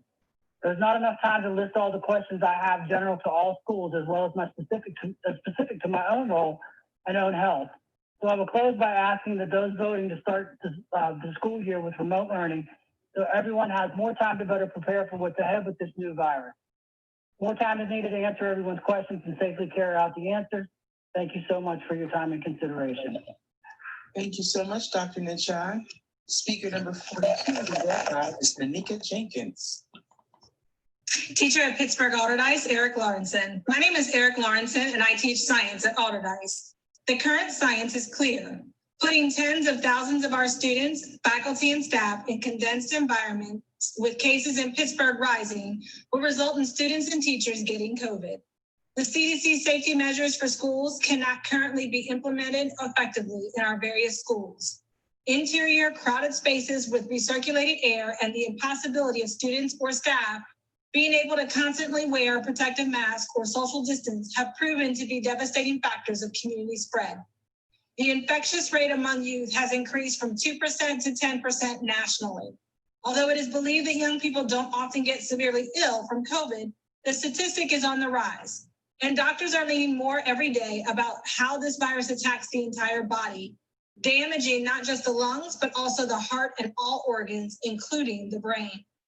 Infected youth have driven the recent massive spike in national COVID-19 cases. Students and staff will inevitably take the infection home with them and into our entire community. Being over 50 puts me in a high-risk group, but more concerning is that I have a daughter who is medically vulnerable, having survived leukemia and having disabilities. It is an excruciating situation to have to weigh the possibility of bringing COVID home to her and my elderly parents. There is so much we don't know yet about COVID-19. We must acknowledge the potentially catastrophic implications our students face from being infected, and even if they are asymptomatic, and commit ourselves to following the best science available. With this pandemic, we are in an unprecedented world. We may not have a good choice, but we must make the best long-term decision possible. Of course, as teachers, we want to get back to our classrooms to interact with our students and to teach the way we know best. But that is not possible right now because the health of our students and our community must come first. Thank you. Thank you, Ms. Jenkins. Our next three readers will be 43, Nancy Washcroft, speaker number 44, Abby Nagel, speaker number 45, Lisa Ashbury. Speaker number 43 will be read by Nina Sacco. My name is Nancy Loscotch, and I am a proud Pittsburgh Public Schools alumnus and teacher for 23 years. I have taught kindergarten for 14 years, but I am struggling with how I am to socially distance my classroom. Please allow me to share just a few classroom scenarios to allow you a glimpse into my reality and worries. How do I give my students that reassuring hug or hold their hand when they are sad or crying when transitioning into the classroom? I give constant hand-over-hand help throughout the day with tasks such as letter or number formation, using scissors, and holding a pencil. How do I do that from a 6-foot distance? Will I need to glove up each time I circulate the room to do that? Will that many gloves even be provided? I have had students sneeze on me with my mouth open. I didn't see it coming. I've had students vomit onto their desk and each other in line. They didn't see it coming either. How does that work with a mask? How do I safely help to open their breakfast or lunch packages and drinks? How would I tie their shoes, zip their coats, or help with mittens and gloves or zippers that get stuck on book bags? My students do not stay at their tables all day and are active learners. We rotate from tables to carpet. Will my tables have to be replaced with desks? Will the carpet have to be removed so the floor can be easily cleaned? How will our carpet or circle time look now since all students must face the same way? Can students move their chairs to simulate a carpet time? What if they are not strong enough to move their chair? Do I physically touch it? Does it need sanitized after I do? How do I sharpen their pencils? Kindergarten children learn by doing. I have a classroom full of manipulatives, dramatic play, and imagination stations. If they are not allowed to use these high-touch areas, where do I store them out of view? It would be pure torture for the children to look at these things, but not be allowed to use them. Sometimes little children are unable to get their belts undone or pants unbuttoned, and at the last second need assistance so that they don't have accidents. How do I give them this help? Thank you so much, Dr. Sacco. Our next reader for speaker number 44 will be Mr. Kevin Bivens. Abby Nagel, student at Pittsburgh SciTech Academy, 612, a statement from a student, 9 weeks. That is 45 days. 45 days of looking at a computer screen. That is not learning. 45 days of putting up links to YouTube. That is not teaching. Online school is a joke. Everybody with a brain can see that students do not get an education from online school. Every single one of my friends and I have talked to who has said that they have learned nothing the entire time we were doing online school. And this is not just at my school. I have had conversations with students who go to other schools as well. Let us be honest. Not one single person learned while doing online school the last semester of 2019-2020 school year. It is way too hard to learn online, especially when we are just watching videos on a computer screen for hours on end. What is that teaching us? Nothing. I will tell you what online school did each and every single student. It taught us what websites and apps to download, to use to give us the answers. It taught us how to Google a question correctly so that we are automatically get the answer. Every single person I've talked to told me the only reason they passed or somewhat understood what they were learning is because they have access to certain apps and websites that gave them the answers. Again, what is that teaching us? All in all, online school is completely pointless in giving kids an education, and we need to go back to school. Thank you, Mr. Bivens. Speaker number 45 will be read by David Maystein. Lisa Ashbury, itinerant speech language therapist. Hello, my name is Lisa Ashbury, an itinerant speech language therapist for Pittsburgh Public Schools. I've worked in numerous Pittsburgh public school buildings over the course of my 22-year career, and I'm currently assigned to Sunnyside and University Prep. According to the New York Times, over the last week, Allegheny County has averaged 12 new confirmed cases per day for every 100,000 residents. According to covidactnow.org, this number puts Allegheny County at risk of an outbreak. Across Pennsylvania, there has been an increase of 19% from the average 2 weeks earlier. COVID-19 is a virus that be spread through the air via aerosols. These aerosols remain in the air and can accumulate over time, increasing the risk of transmission in closed indoor spaces. According to an article that was published in Scientific American, poorly ventilated indoor areas seem especially conducive to the virus's spread. A preliminary analysis of 110 COVID-19 cases in Japan found that the odds of transmitting the pathogen in a closed environment was more than 18 times greater than in an open air space. I strongly believe that based on this data, it is not safe to resume brick and mortar instruction in Pittsburgh Public Schools at this time.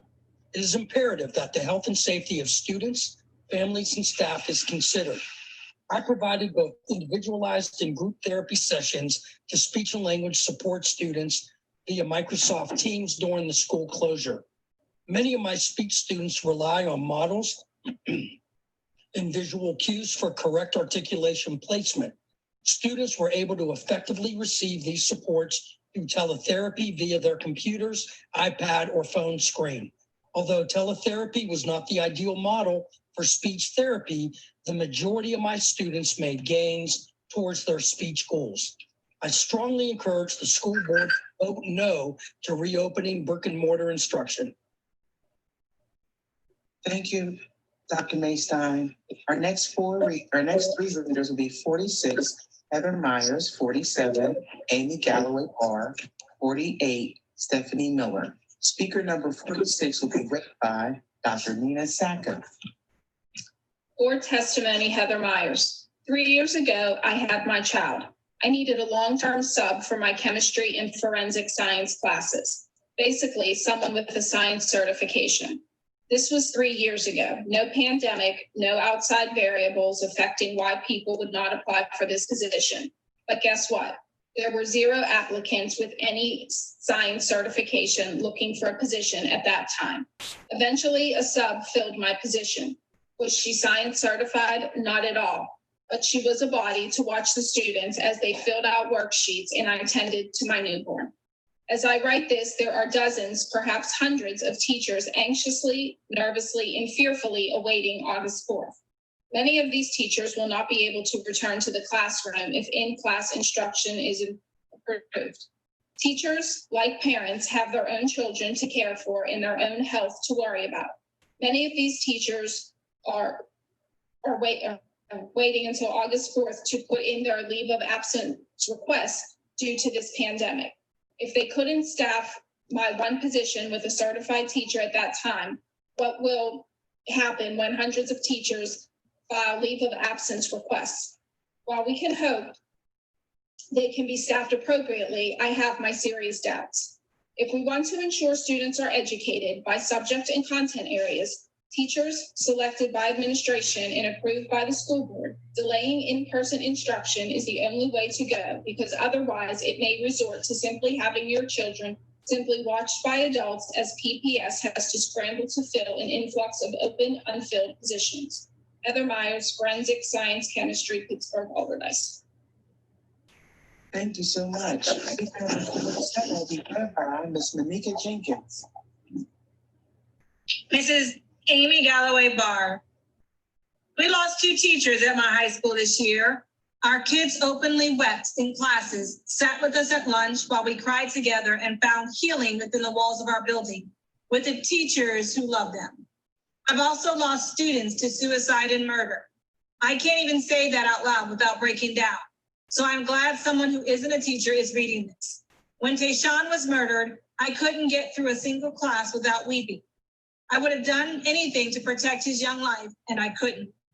You, the school board members, have the opportunity to decide if we will allow this cycle of death and mourning to be our new normal, or if we will stay home and safe. We shouldn't hold our children's lives responsible for opening up the economy. This year will be my 17th year in the classroom, and every year I love it more. My kids become a little family, and I speak of them so frequently at home that by the time we are at the graduation party, my husband and sons feel like they already know them. This is how it should be. I hate that we are dealing with a time when the beauty of that family at school is stolen from us, but it's already gone. Replacing it with a fearful classroom of isolation will harm us even more. I'm a mom of 3 boys. I run through worst case scenarios in my head, no matter what we are doing, in a futile attempt to keep them safe. I don't want to take any chances with them, ever. My husband will work the night shift so that even if I'm back in the classroom in person, he'll be home while our boys are learning online. I worry that won't be enough, since I'd still be bringing home all of the germs from my high school. I think, what if my kids lose their parents? What if they get sick and have long-lasting effects? What if I'm responsible for the deaths of my parents and my in-laws? How can I live with all of that? Will I live through all of that? Thank you. Thank you. Thank you, Ms. Jenkins. Speaker number 48 will be read by Ronald Joseph. Stephanie Miller, teacher, Pittsburgh South Hill 6-8, parent of a Pittsburgh West Liberty student. Dear board members, I'm a parent of 2 PPS students as well as an employee of PPS. I write to you today to ask that you vote yes in favor of the resolution to postpone in-person in-class instruction for the first 9 weeks. I'm 100% behind online learning for the start of our school year. It's by far the safest way to maintain the health and well-being of both students and staff. There are too many what-ifs when it comes to heading back to brick and mortar learning. I think if we make the decision sooner rather than later, it will be easier for families to plan for, as opposed to rolling closures that will surely happen if we start off with in-class instruction. I'm not willing to risk the life of my children, myself, my family members, and colleagues. We keep hearing so many children need to get back to school to have some sense of normalcy. So many say children need to get back to school to have a sense of normalcy. What these individuals need to realize is that going back now would be the farthest thing from normal. Right now, the best thing is an online start, especially with the rise in COVID cases in Allegheny County. I miss my students dearly, but at the same time, I want to keep them safe, just like how I want to keep my own 2 children safe. We can make up for lost time, but we cannot make up for the loss of life. Sincerely, Stephanie Miller. Thank you so much. Our next 3 speakers will be number 49, Jackie Miller, number 50, Nina Esposito-Viscitis, and number 51, Carl Goldman. Speaker number 49 will be read by Linnell Reed. Jackie Miller, student at Pittsburgh West Liberty. Dear board members, I am a 5th grader at PPS and I do not feel safe yet going back to school. The reasons why I feel this way are because I know a lot of kids are going to struggle staying away from their friends and have a hard time not touching their mask. I also worry about bringing home germs to my family members, and I don't want to get sick either. I'm 10 years old, and I have a hard time not touching my mask and face. So can you imagine the littler kids not touching their mask and face? School is not going to be the way we are used to. No morning meetings, no lunchtime chats, normal class time, or small groups. I worry about my little brother who's going into 2nd grade. He has a really hard time wearing his mask for a long time. I do miss school and my friends and teachers, but I want us all to stay safe. I don't want something bad to happen to any of my friends, family, or teachers if they get sick. All of us kids need to work online because if some go bad, someone will for sure get sick. Then school will close anyway, and we could be out even longer. Please keep my friends, family, myself, and teachers safe by voting yes to online learning. Sincerely, Jacqueline Miller, West Liberty Elementary. Thank you so much, Ms. Reed. Speaker number 50 will be read by Dr. David May-Stein. We cannot afford to get this one wrong. Nina Esposito-Viscitis, President, Pittsburgh Federation of Teachers. Please consider the following excerpt from a joint release statement by the American Academy of Pediatrics, School Superintendents Association, the National Education Association, and the American Federation of Teachers, the national affiliate of the PFT. Returning to school is important for the healthy development and well-being of children, but we must pursue reopening in a way that is safe for all students, teachers, and staff. Science would drive decision-making on safely reopening schools. Public health agencies must make recommendations based on evidence, not politics. We should leave it to the health experts to tell us when the time is best to open up school buildings and listen to educators and administrators to shape how we do it. I can tell you beyond a shadow of a doubt that each and every one of our educators have been working tirelessly to fully consider the shape of what is to come for our schools in 2020. And they are rapidly preparing for all the eventualities. In-person, brick and mortar, hybrid learning, or fully online, synchronous, asynchronous instruction. After this careful, painstaking deliberation, the direction we must move in is quite clear. Let's make the hard, painful decision and quickly move to collaborate to develop the best possible remote learning plan for a positive and productive start to the 2020 school year for all stakeholders. It is a direction we must choose while facing a health crisis that has escalated rather than abated. A direction that keeps our students, staff, and schools safest. The only sane, safe, and sensible course of action for PPS reopening is for our schools to do so fully online. We cannot afford to get this one wrong. Thank you. Thank you, Dr. Stein. Speaker number 51 will be read by Kevin Bivens. Carl Goldman, teacher at Pittsburgh Westinghouse 612. Unique perspective. Greetings.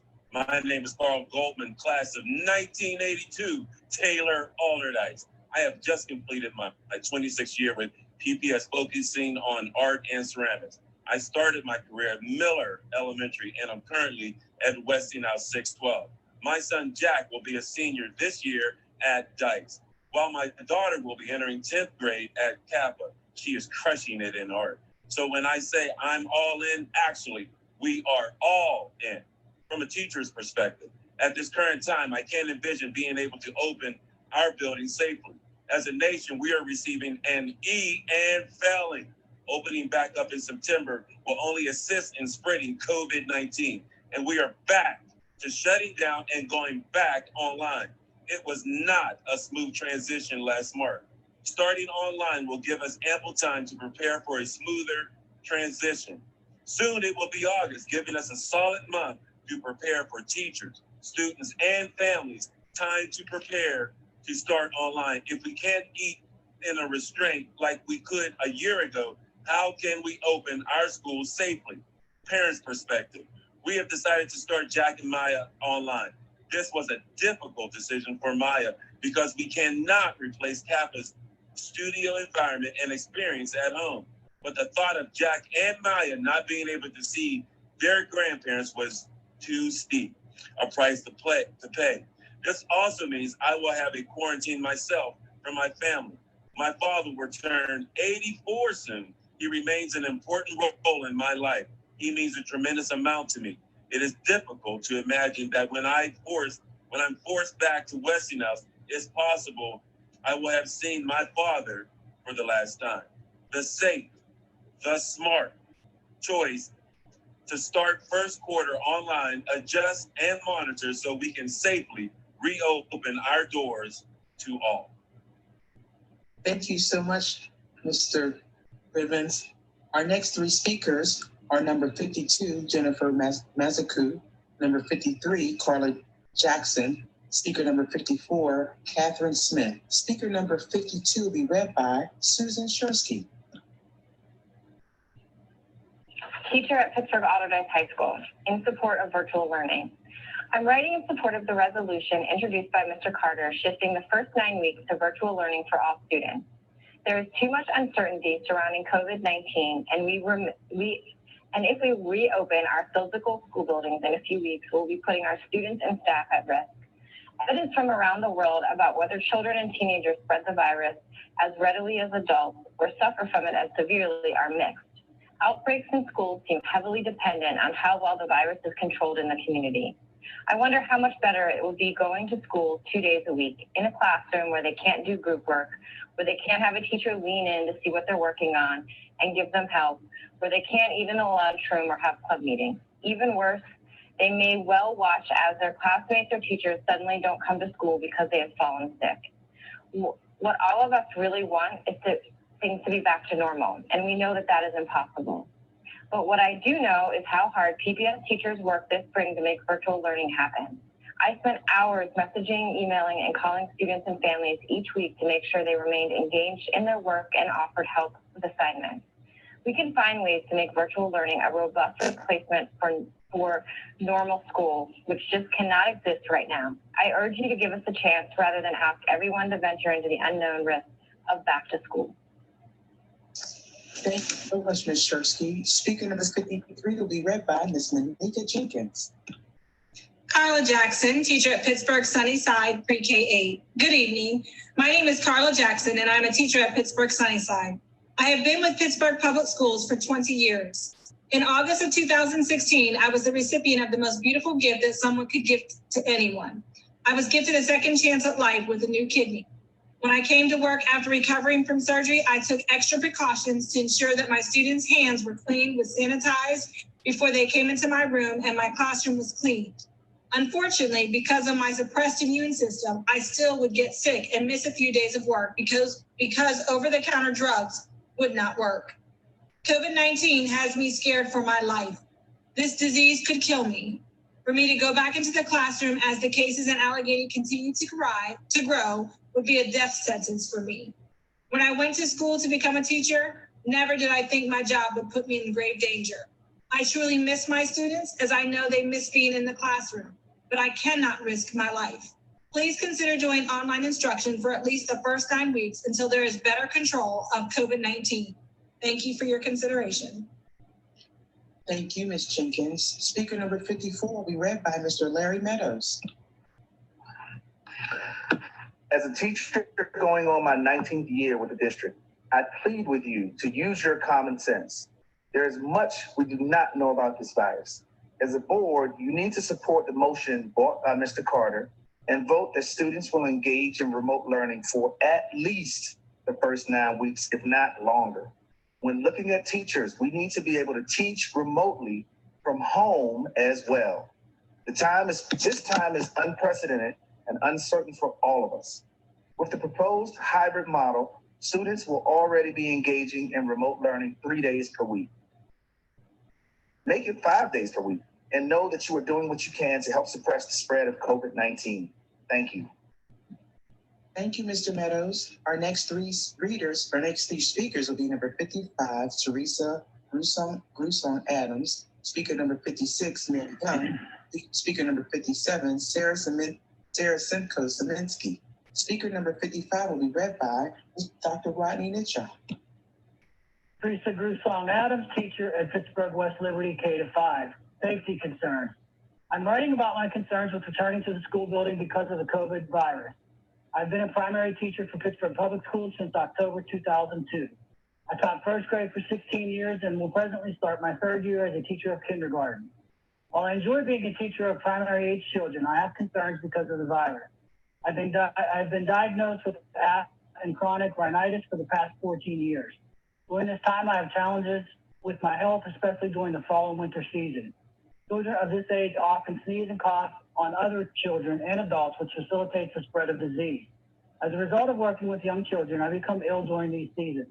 I'm concerned that I could catch COVID and bring it home to my family.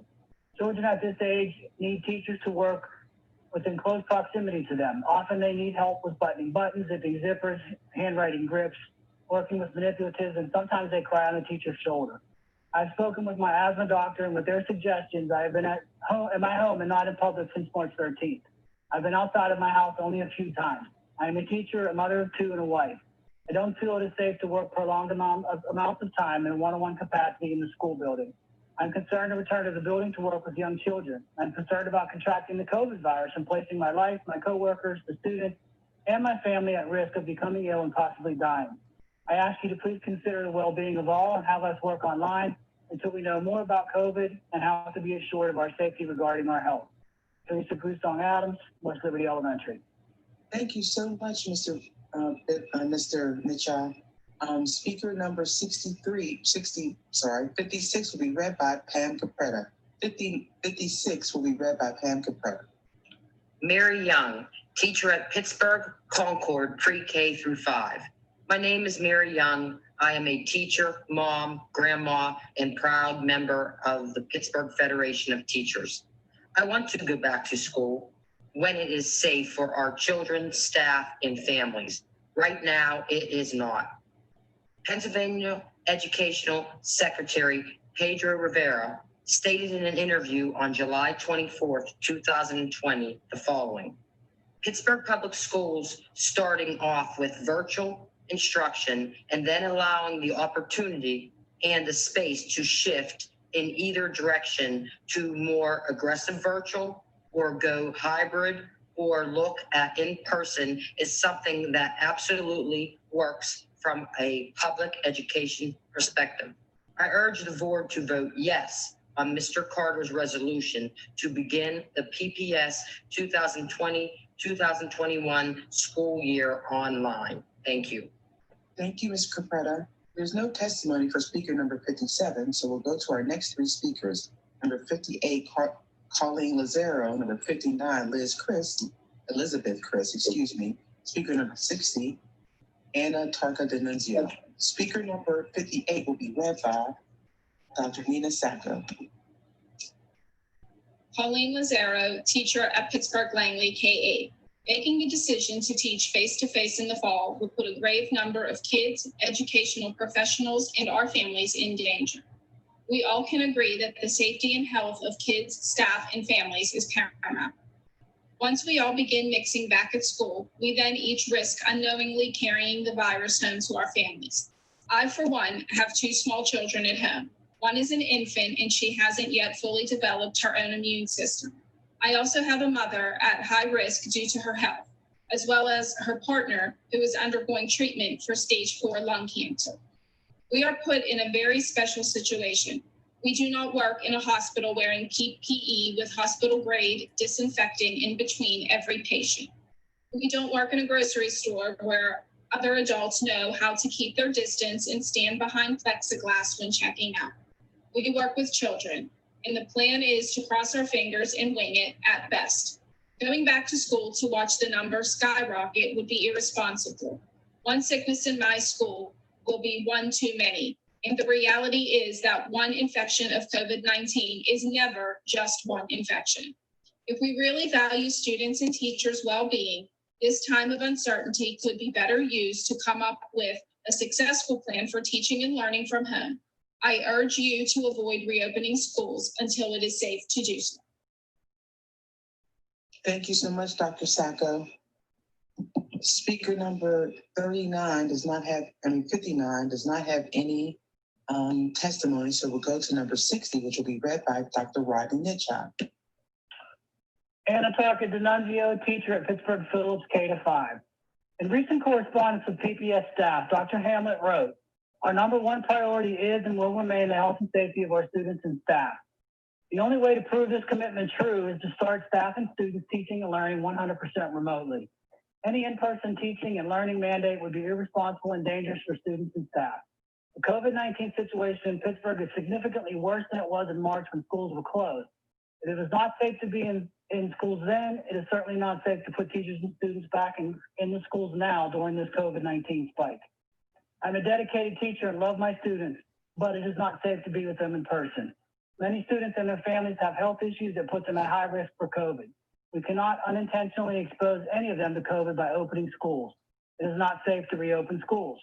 As a mother and wife, my own family's health is of utmost importance to me. I cannot be expected to return to work and then potentially expose my own family to COVID. My family needs me to be well, and I need them to remain healthy. It is not safe to reopen schools. My own children cannot be put at risk at Kappa or while riding PAT buses when they can safely learn at home. It is not safe to reopen schools. I implore this board to hold true to your commitment to students and staff health, and safety. Start the school year remotely and online. It is the only responsible way. Anna Tarkin D'Annunzio, Phillips Elementary School, second grade. Thank you so much, Dr. Najai. Our next three readers will be 61, Michelle Shrednicki, speaker number 62, Lisa Herring, speaker number 63, Catherine Binkowski. Speaker number 61 will be read by Mr. Kevin Bivens. Michelle Shrednicki, teacher at Pittsburgh Arsenal K-5. Survival trumps learning. I don't think many parents, children, or those making decisions know exactly what returning to school at this time means. It's not a school building. It's a quarantine zone. It's not a chance to socialize with friends. It's 6 feet apart, social distancing, wearing a mask in 90 degrees classrooms with or without windows. It's not virus free. It's a chance that a child or staff member could bring this home to their loved ones or those that have underlying health conditions. It's not a new normal. It's a pandemic. And the choices we make now will forever impact those affected by it. We cannot bring back people we love, have learned from, and have taught from the dead. However, we can choose to do what is right for the safety of everyone involved in these times where we have the opportunity and ability to hold education online. Do what is right for all and start the school year online. Thank you so much, Mr. Bivens.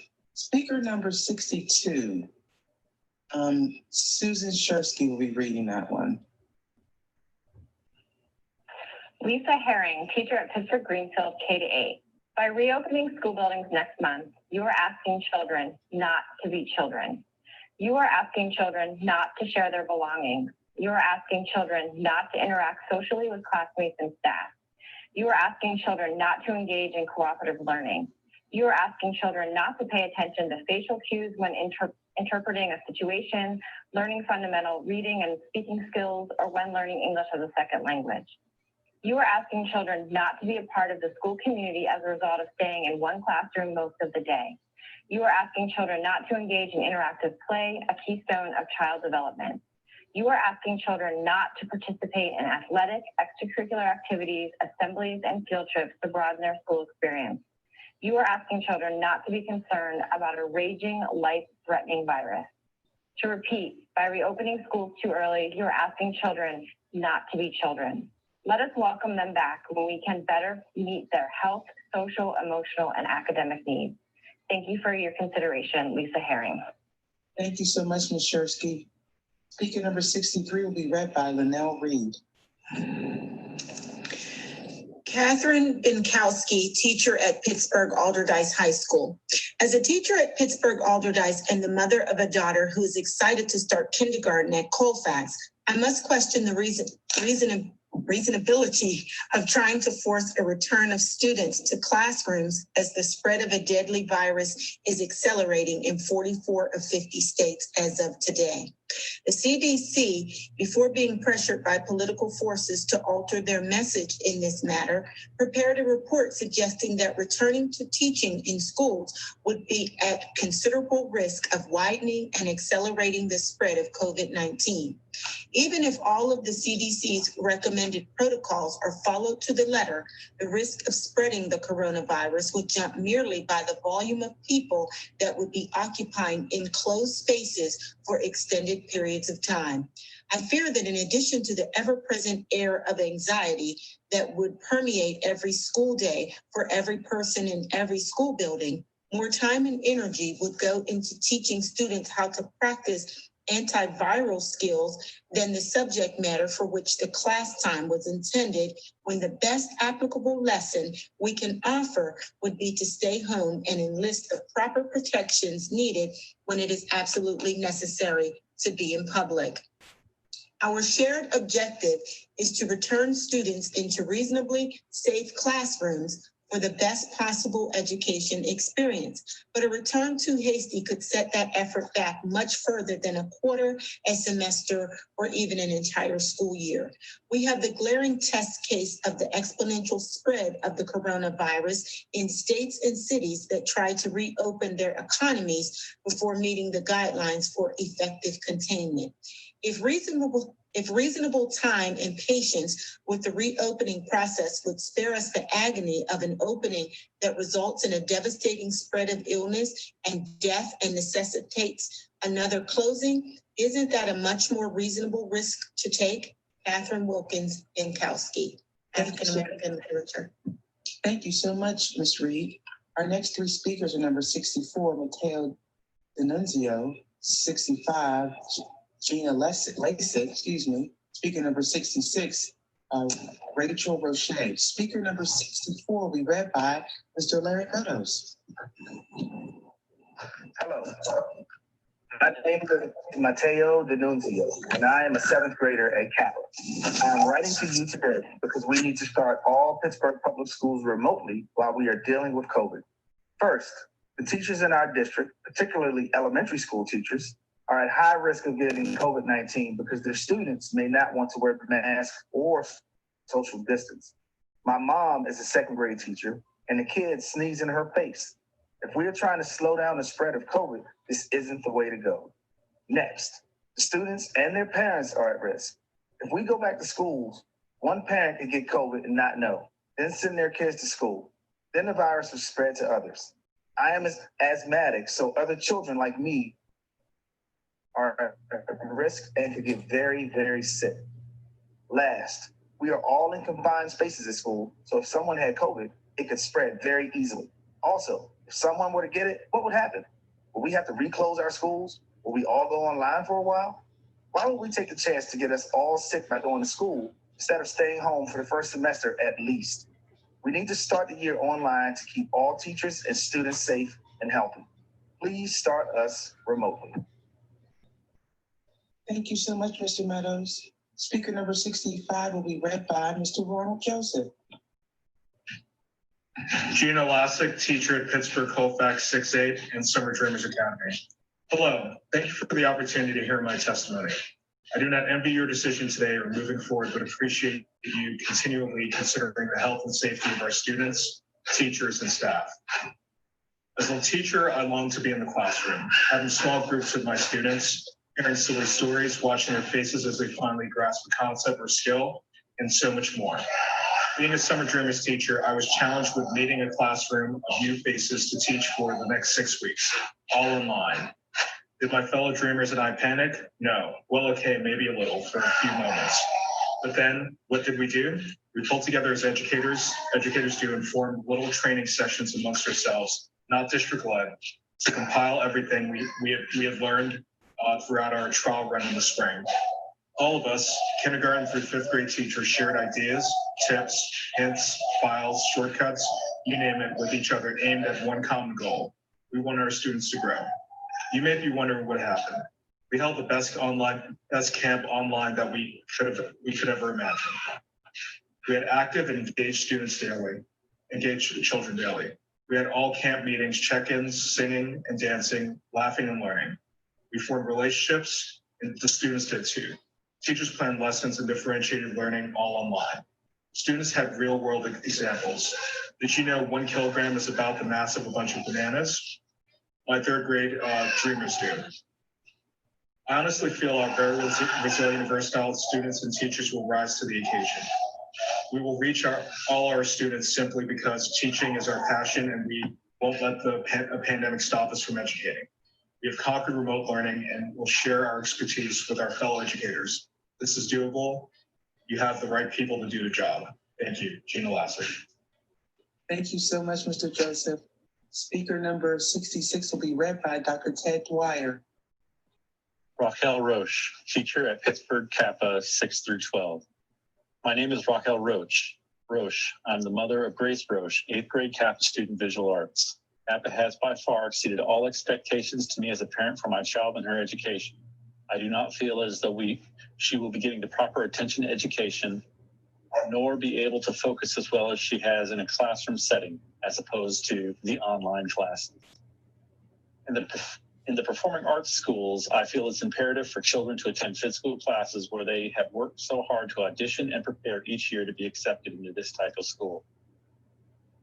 Also, in the sense of a health standpoint, to quote Dr. Cecil Wetch, we need to begin herd immunity. We need to continue to build our children's immune systems by allowing them to attend schools.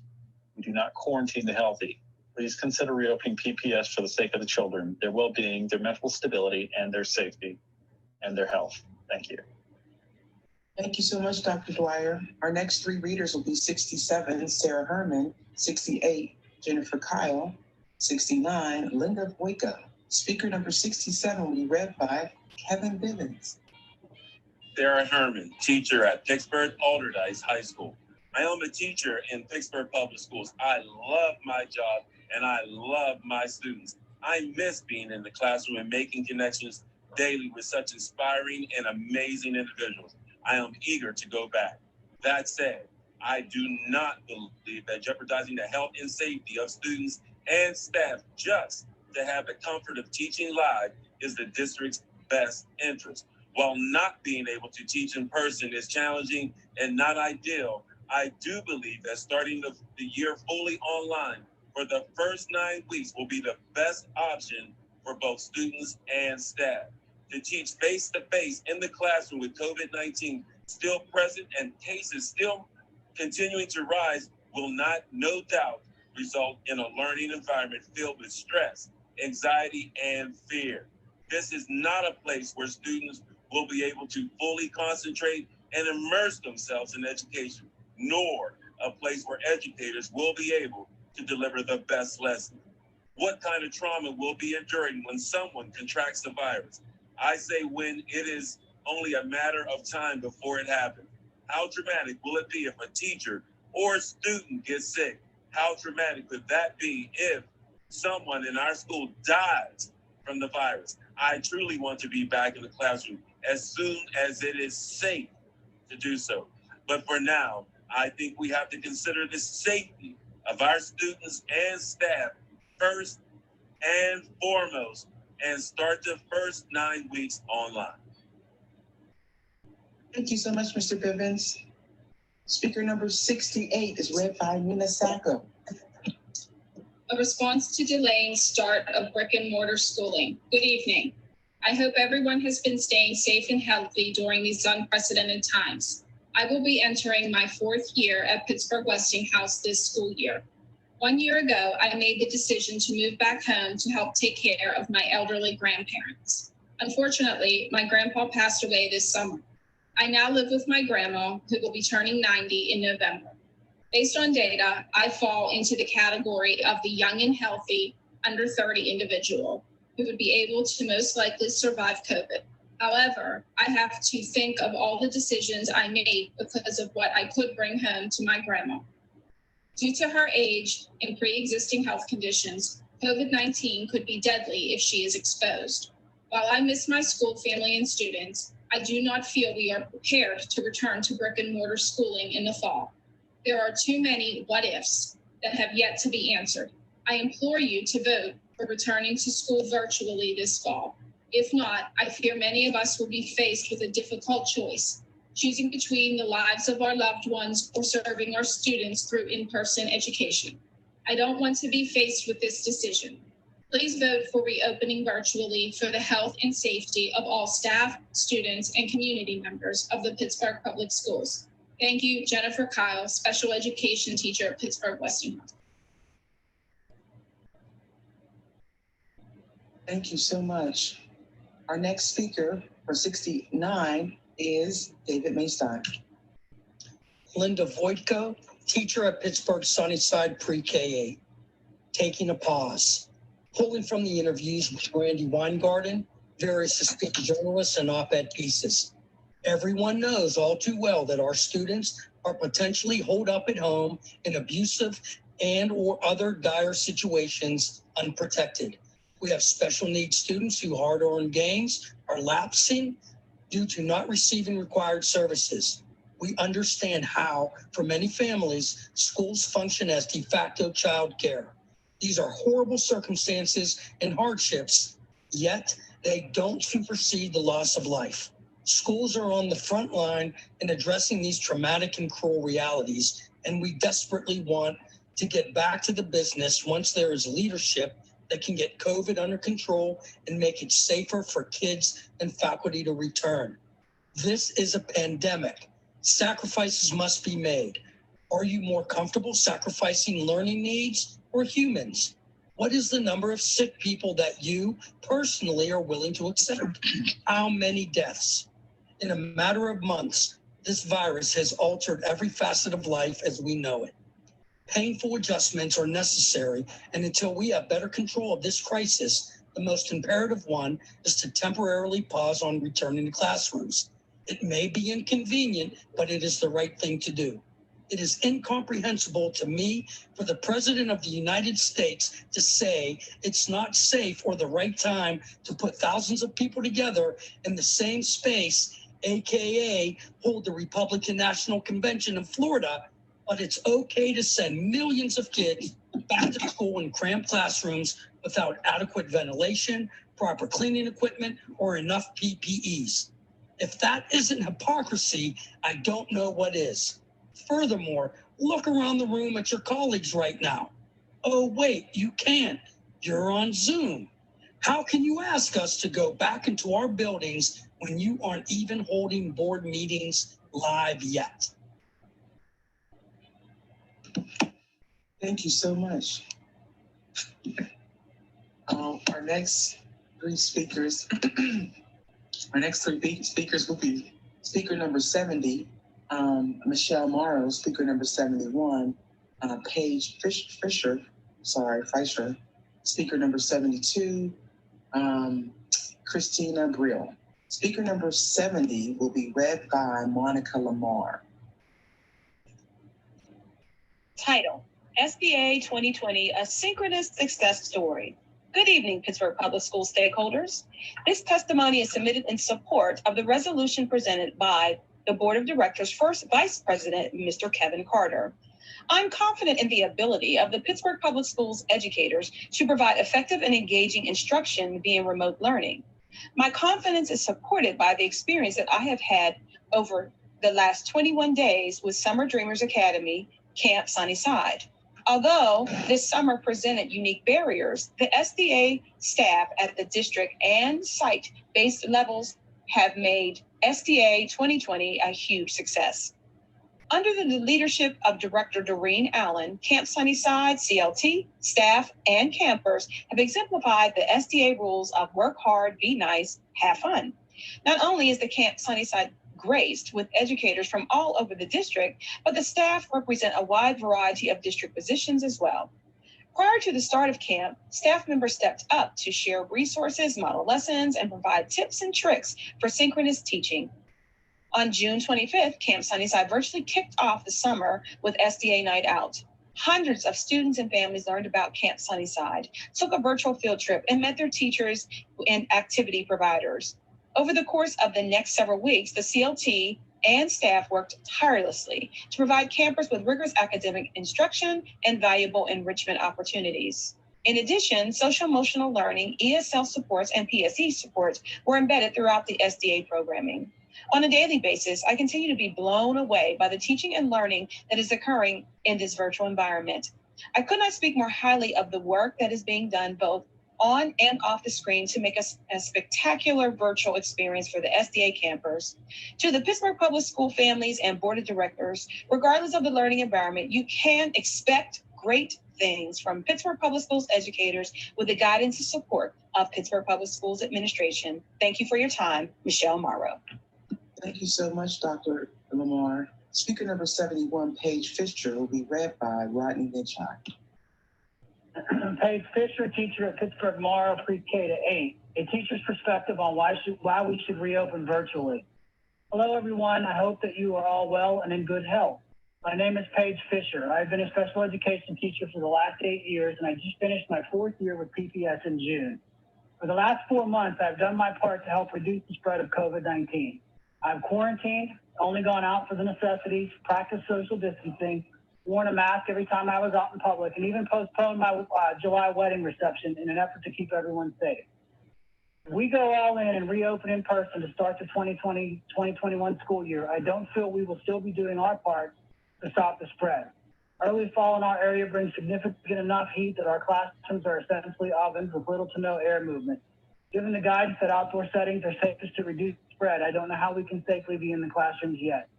At this current time, with cases still on the rise all over the country, I cannot envision our district being able to open safely.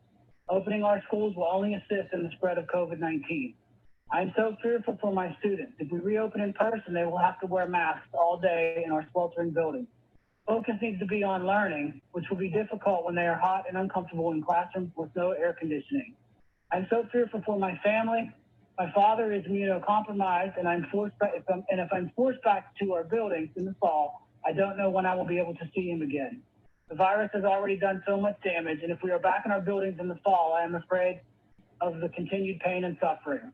The safest and smartest choice for us all at this time is to reopen virtually and adjust and monitor as necessary. Respectfully, Paige Fisher.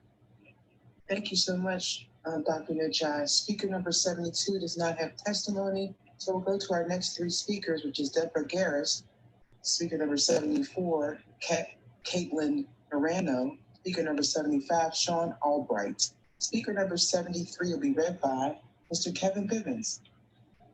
Deborah Garris, parent of a Pittsburgh Conroy student. My son Tristan has severe learning disabilities. He is a nonverbal and has behavioral issues. He requires a hands-on approach to learning. He is unable to learn from a virtual platform. The virtual learning program does not work for him. He is unable to log himself onto the computer or even open the computer. He requires an adult to sit with him the entire time while trying to keep him engaged on a task. Tristan's group currently has 6 or 7 special needs children in the ESY program. Most of the curriculum is too advanced for my son. It is very distracting for special needs children to learn when they are all talking at the same time, acting out, or having conversations with other family members at home.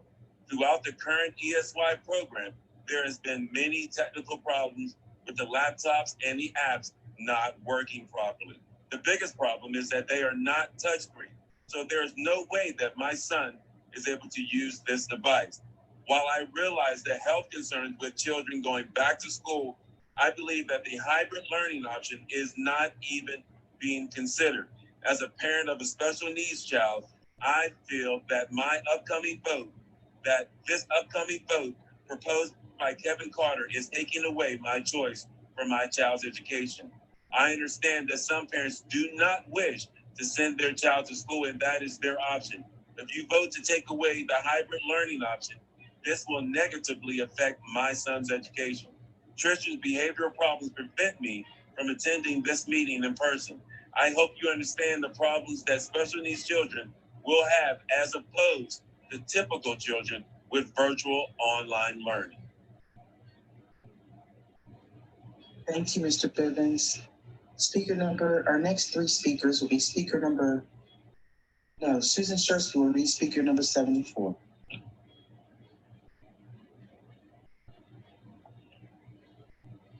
Dear PPS Board of Directors, I'm writing in support of the proposed resolution of starting the 2020-2021 school year as remote learning for the first 9 weeks.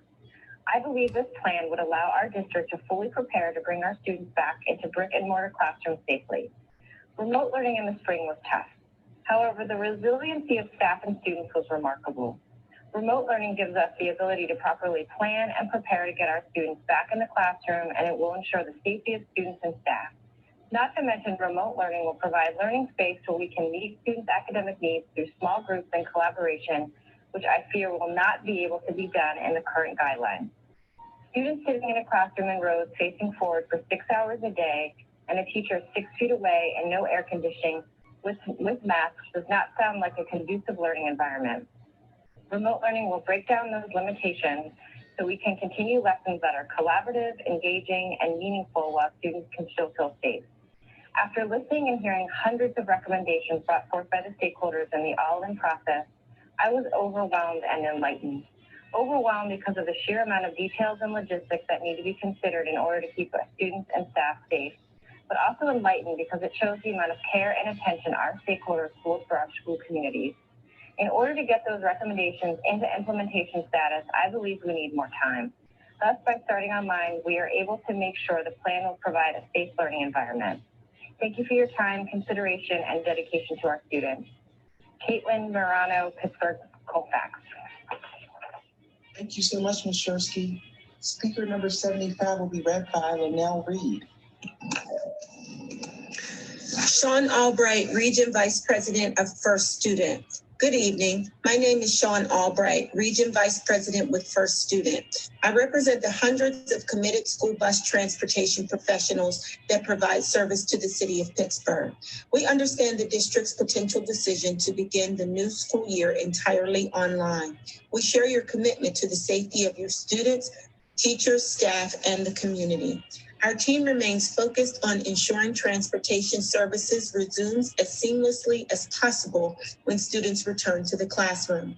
With all the learning taking place remotely, we are concerned about the material impact this extended closure continues to have on our employees and our business. With our operations in limbo, our drivers are worried about their future. They may be forced to seek employment elsewhere when faced with the possibility of not getting paid. Competition also remains at an all-time high for qualified CDL drivers, and we expect many will be lured away by companies that can provide consistent work. If we experience significant employee losses during this time of uncertainty, our ability to provide accurate transportation service when school resumes will be impaired. In addition to the employee hardship, First Student has made a substantial fixed investment in fleet, technology, and facilities. Some work, such as vehicle maintenance, will need to continue at normal volumes during this time, not only as a best practice, but as a regulatory required. First Student is asking for your continued commitment to pay for all regularly scheduled services during this ongoing closure. This will allow our company to pay our employees for the time they are not able to work, while also covering their expenses we continue to incur. We believe providing our valued employees with security and stability during this difficult time is the right thing to do and provides long-term benefit by preserving valuable professional drivers who you know and trust. Thank you so much, Ms. Reed. Thank you. Thank you so much, Ms. Reed. Our next speakers will be speaker number 76, Grant Jones, speaker number 77, Tracy Scott, and speaker number 78, Lori Ketch. Speaker number 76 will be read by Pamela Cabrera.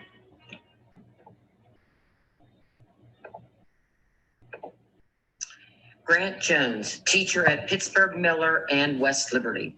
I believe that it is in the best interest of students, staff, and families for the first 9 weeks of school to be conducted online.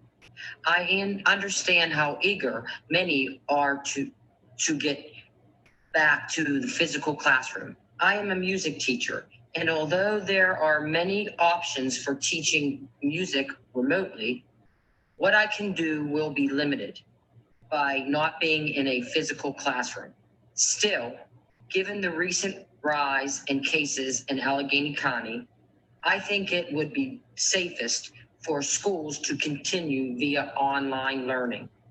This option poses the least risk to teachers, students, and their families, and allows for the possibility for brick and mortar learning to resume after the first 9 weeks. No matter the setting, I am looking forward to getting back to work and reconnecting with my students. However, for everyone's safety, I hope that it will be online. Thank you so much, Ms. Cabrera. Speaker number 77 will be read by Ronald Joseph. Tracy Scott, teacher at Pittsburgh Allegheny K-5. Good evening. This marks my 24th year teaching PPS. I spent 10 plus years teaching third grade as well as 10 plus years teaching kindergarten. I'm currently teaching first grade and I love it. Based on these years of teaching experience, I strongly urge the decision makers to acknowledge the need to further separate the K-5 cohort into two smaller cohorts, a K2 cohort and a 3-5 cohort. The developmental, instructional, and emotional needs of our younger students in grades K to 2 are significantly different than the developmental, instructional, and emotional needs of our 3-5 students. One glaring example out of the many others that I could provide is that in K2, students are learning to read. In grades 3 to 5, students are reading to learn. The instruction, the resources, the developmental appropriateness of time and task, the ability to work independently, the need for utilizing manipulatives to create a concrete understanding of various skills and concepts, all differ significantly between these grade levels. Please keep this in mind when choosing digital platforms for instruction, i.e. Microsoft Teams was a complete fail for our younger students, their families, and most teachers. One size does not fit all. What works for students and or teachers in grades 3 to 5 will not work for students, teachers in grades 8 to 2. Ask any primary teacher. Please do not choose a one-size-fits-all model/plan to move forward. Our students deserve more. Thank you for your time. We're counting on you to make the right decisions for every student at PPS. Thank you so much, Mr. Joseph. Speaker number 78 will be read by Dr. Sacco. My name is Lori Gresh, and I am a science teacher at Southbrook Middle School. I have been teaching for 22 years, and this current way of teaching is very different for me. However, I am in fear of returning to the classroom for the first time in my career. With the current state of COVID-19 infection rates in our region, I feel that the only safe way to reopen our schools is remotely. As a teacher in a very populated middle school, I am concerned that our students, even with a reduced population split into two different groups, will not be able to appropriately social distance safely in our crowded environment. I am concerned for the health and safety of these students, as I do not feel we are guaranteed the proper socially distanced classroom that the CDC has recommended. Adopting the resolution for reopening our schools remotely for the first 9 weeks will allow time for the infection rates to lower, deeming it safer for our students to return to school. During this time, students will also gain valuable skills of learning through the use of technology, thus helping them prepare for the world they are entering. Many teachers have been preparing and learning independently throughout the summer to improve this instruction. We must also remember that our teachers are at risk for transmitting this virus into their households and beyond. On a more personal level, I know that if I return to in-person teaching, I will be unable to see my elderly mother and my elderly in-laws, both of which have underlying medical conditions, which put them in high-risk category for contacting COVID-19. In conclusion, I believe the safest choice for all at this moment in time is remote learning. Thank you, Dr. Sacco. Our next three speakers are speaker number 79, Gina Andressi, speaker number 80, Clem Snack, and speaker number 81, Donna Ruff. Speaker number 79 will be read by Dr. Allison Hughley. Gina Andressi, teacher at Pittsburgh-Brashear High School. Good evening. Thank you for listening to what I have to say. I teach ESL at Brashear. Let me start by saying I miss my kids. I want to go to school and teach my students in my classroom. Unfortunately, I don't think that is possible at this time. Starting the year remotely is the only choice we have right now to save the lives of staff and students. The mortality rate of children is reported as 0.0016, really low, right? With our student population of 23,331, that would be 37 of our students, 37. We cannot accept that. I worry about my colleagues who are high risk. I worry about staff and students who go home to high-risk people. I worry about a significant number of my students who lack health insurance and as a result don't seek medical treatment when they're sick because they can't afford it. As for me personally, to my knowledge, I'm not high risk and would probably be okay. Probably.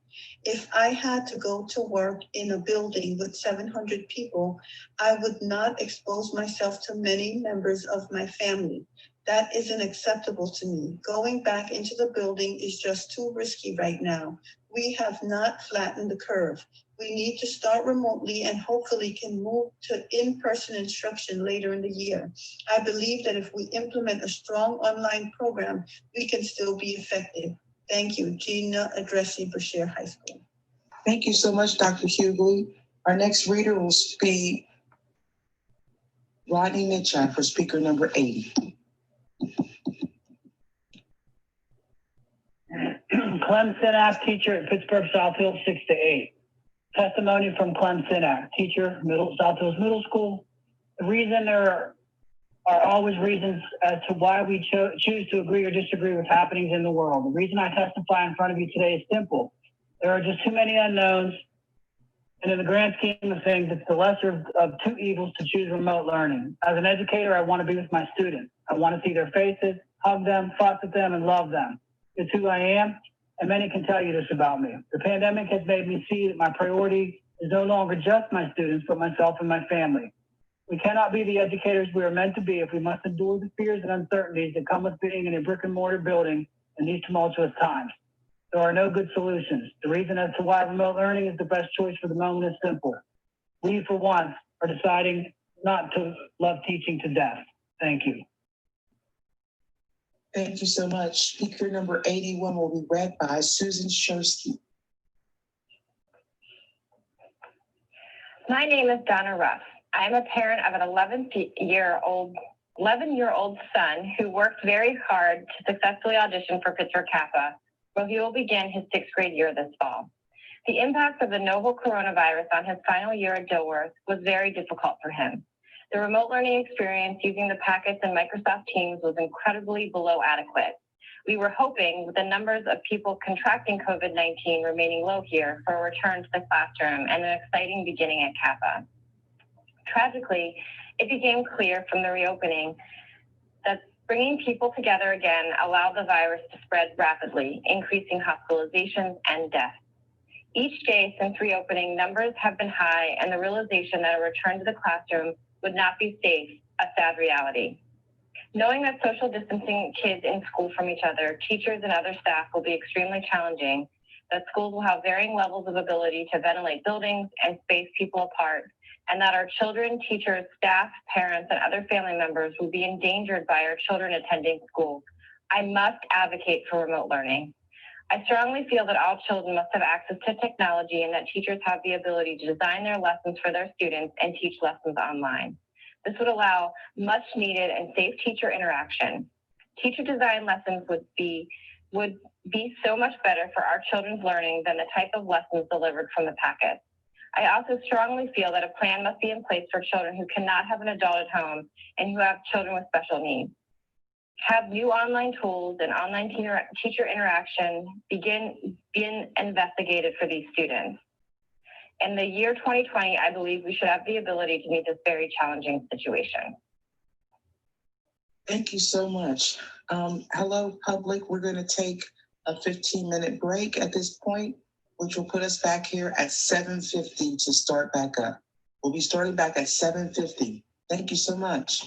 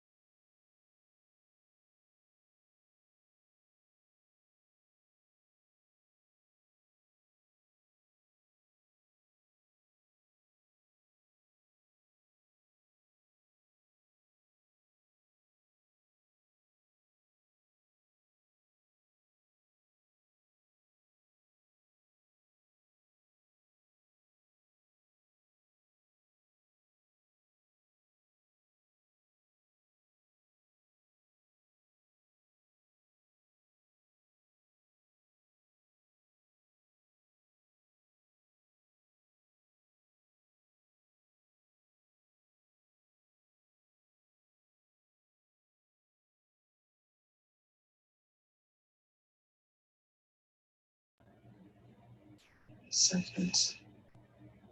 Okay. We're on speaker number 82. Our next three speakers, speaker number 82, Elise Pinchback Johnson, speaker number 83, John Parker, speaker number 84, John O'Connell. Speaker number 82 will be read by Ron Joseph. PPS Board of Directors. My name is Elise Pinchback Johnson, and I'm testifying on behalf of the Pittsburgh Learning Collaborative. Our goal is to leverage the individual and collective work of our community partners to serve as a coordinated asset for PPS students and families to ensure equitable learning opportunities and resources for every student affected by the pandemic. While we support the proposed resolution for all students to begin the school year remotely, we know that doing so at home is not feasible for every family.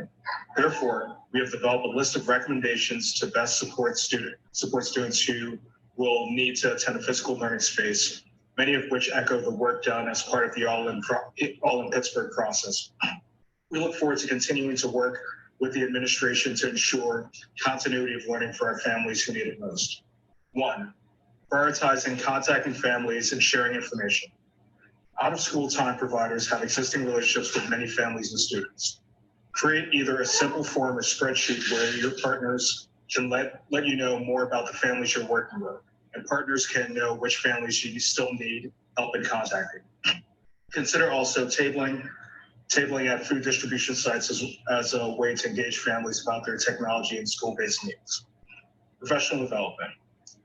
Community partners who end up supporting remote learning want to be as helpful as possible. Targeted training for them and other caregivers around technology being used, the expectations for assignments, and key concepts would be invaluable in supporting children. Health and safety guidelines. Community organizations want to be aligned with the same health and safety standards the districts follow. We recommend sharing those with providers and creating space for them to ask questions of district and health department staff in a workshop or meeting. Physical learning designation. Fewer physical locations allow for a more comprehensive support and would also make transportation logistics much simpler. Consider designating a handful of school and community-based buildings in each city quadrant plus central locations as physical learning spaces. And Thank you so much, Mr. Joseph. Any speaker who we do not finish their testimony, the board does have your written testimony. Thank you so much. Our next speaker will be number 83, which will be read by Mr. Larry Meadows. My name is John Parker, and this year I am hoping to begin my 16th year as a teacher in Pittsburgh Public Schools. I write in support of the resolution to delay in-person instruction for the first 9 weeks of this coming school year. I appreciate the courage it takes to make this incredibly difficult decision. I understand the challenges of making such a difficult decision, especially for our families and our staff. With that said, the safety of our students, families, and staff has to be the top priority for this board. With the unique challenges that we face in the COVID era, we cannot currently open schools for in-person instruction. We can't even hold in-person board meetings. How do we expect to facilitate in-person instruction? Deciding to delay in-person instruction for the first 9 weeks will allow teachers to focus on honing our craft in online instruction while keeping ourselves and our families safe. The delay is far from ideal, but is entirely necessary. I know that safe in-person instruction is the best way for teachers to teach and for students to learn. Unfortunately, due to a full-fledged federal mishandling of the pandemic response, you are all charged with making this difficult decision. I am sympathetic to the challenges that will exist for online learning, but the only way to ensure the safety of our staff, students, and community is to delay in-person instruction at this time.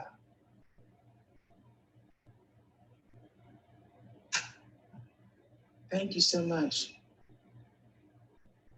Speaker number 84 is going to be read by Linnell Reed. John O'Connell, teacher at Pittsburgh Minadeo pre-K through 5. I am very concerned about Pittsburgh Public Schools reopening for the 2021 school year. First off, I would like to thank Mr. Carter for presenting a resolution for all students to learn online for the first 9 weeks of school. Considering the surge in COVID-19 cases over the summer, this will be the best solution. Many people have traveled out of state, bringing back COVID-19 to Pittsburgh. Sadly, still, many people are not following CDC recommendations of social distancing and wearing masks. There is not enough scientific evidence of how children can get this disease, nor how they can spread it to others. Another concern is that many of our students with disabilities are at a higher risk for contracting illnesses, including COVID-19. Q&A on COVID-19 and Down syndrome link. He provided the link there. School decision-making tool for parents, caregivers, and guardians. A link has been provided as well. In conclusion, Pittsburgh and Allegheny County residents are at too high of a risk to currently return to an in-school or hybrid plan. As of 7/24/20, Allegheny County has had 7,024 COVID cases and 221 deaths. We have had 573 people hospitalized, 183 in intensive care, and 84 requiring mechanical ventilation. Source, Allegheny County Health Department.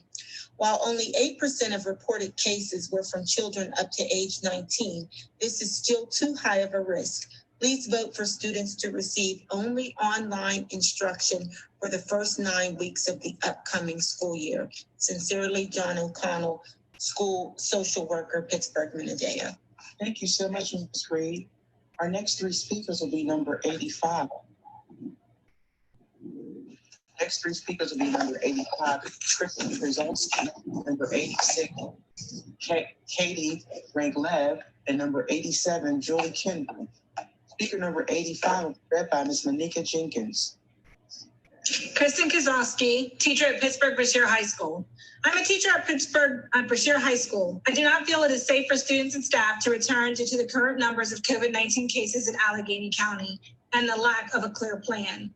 My classroom is windowless and has a ventilation problem. My room barely fits 30 students and teenagers who are now required to wear masks for 8 hours a day and stay socially distanced, something most adults struggle to do. Then add in no group work, no sharing of materials, and a teacher trying her best to instruct behind a mask while staying socially distant. Under CDC guidelines, I truly wonder how much learning will take place in my classroom with these restrictions. Additionally, the district has promised that students choosing the online-only option will be taught by a teacher from their school, but those teachers will be teaching in person to students who choose the hybrid model. It has become clear there is no plan for how either of these programs would work. Doing the first quarter completely online will allow the district time to figure out the logistics of the hybrid model. Finally, what message are you, the school board, sending to students, parents, and staff when you want us to report back to in-person school with hundreds of people when you are still holding your meetings, including this one, virtually? Why is it safe for us to gather, but not you? Thank you so much, Ms. Jenkins. Speaker number 86 will be read by Pamela Capretta.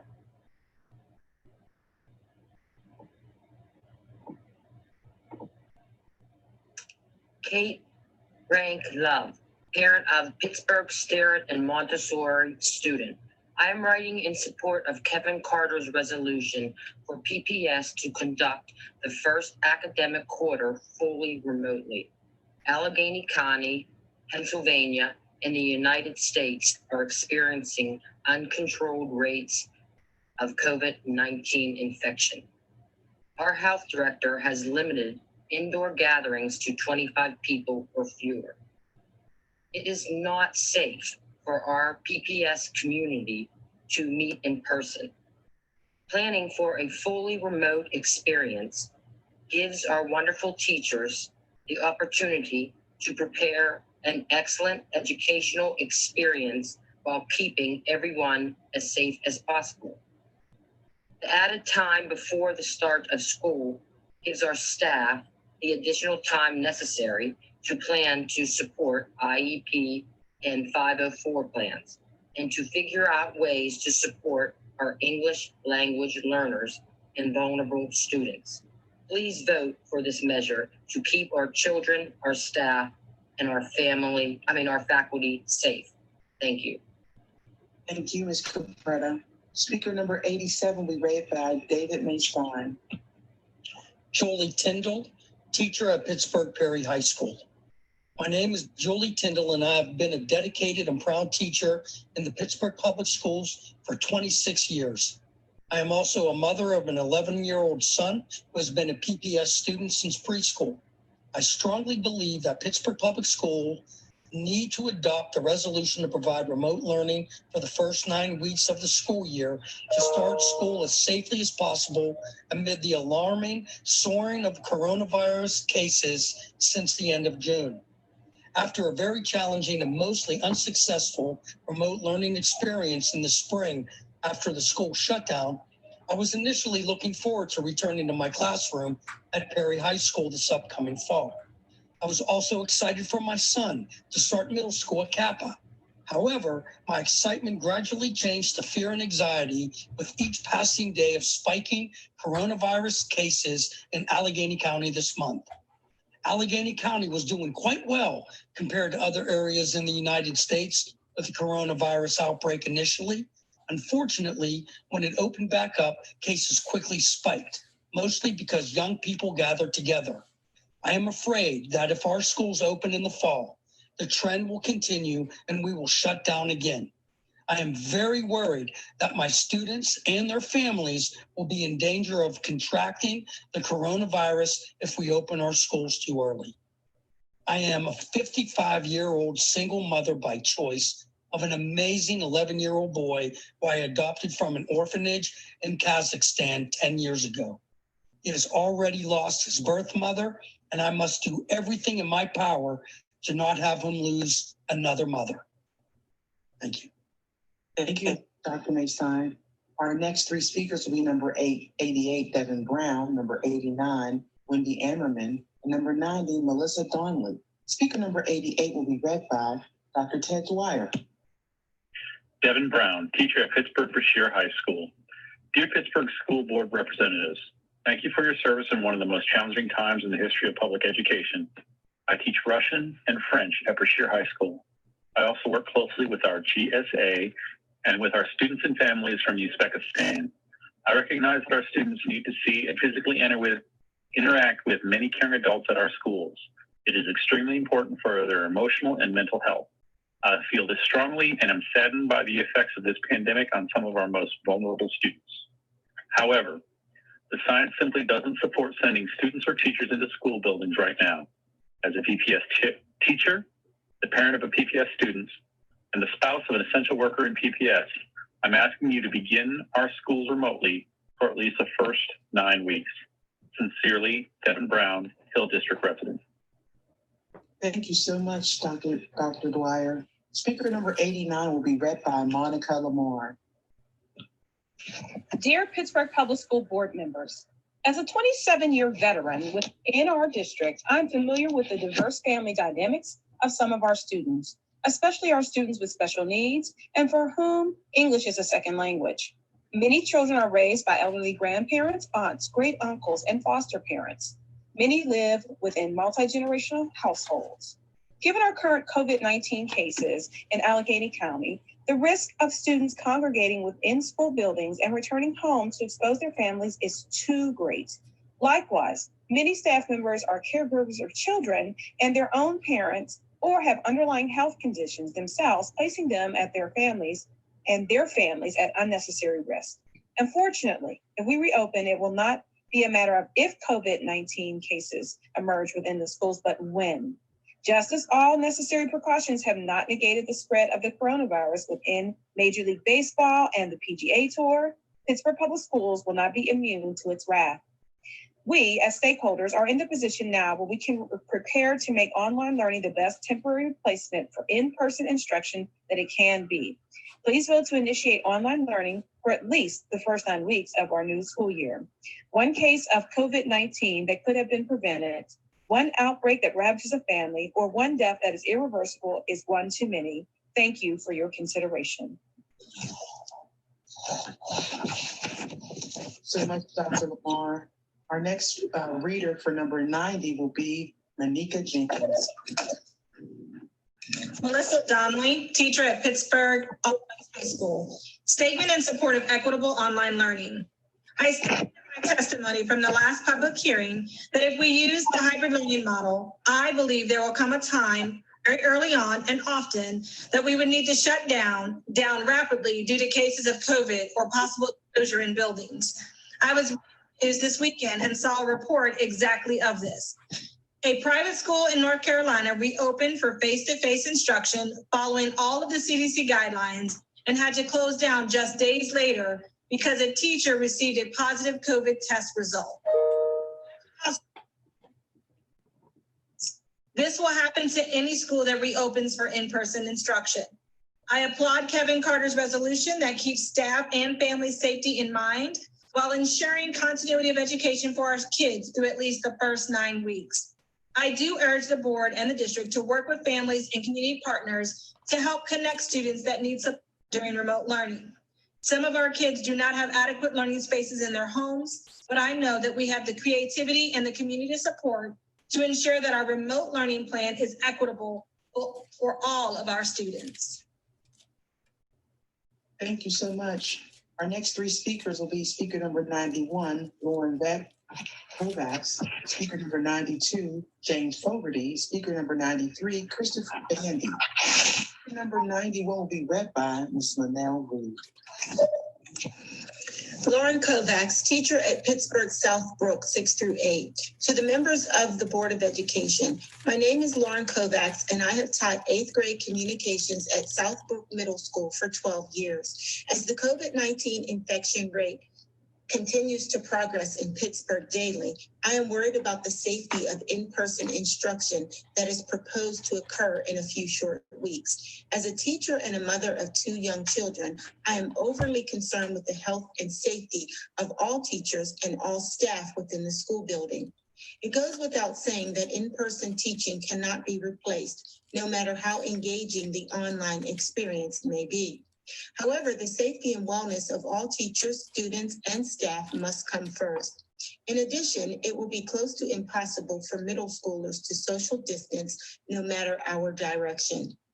The spread of this virus not only puts staff at risk, but their families and loved ones at home as well.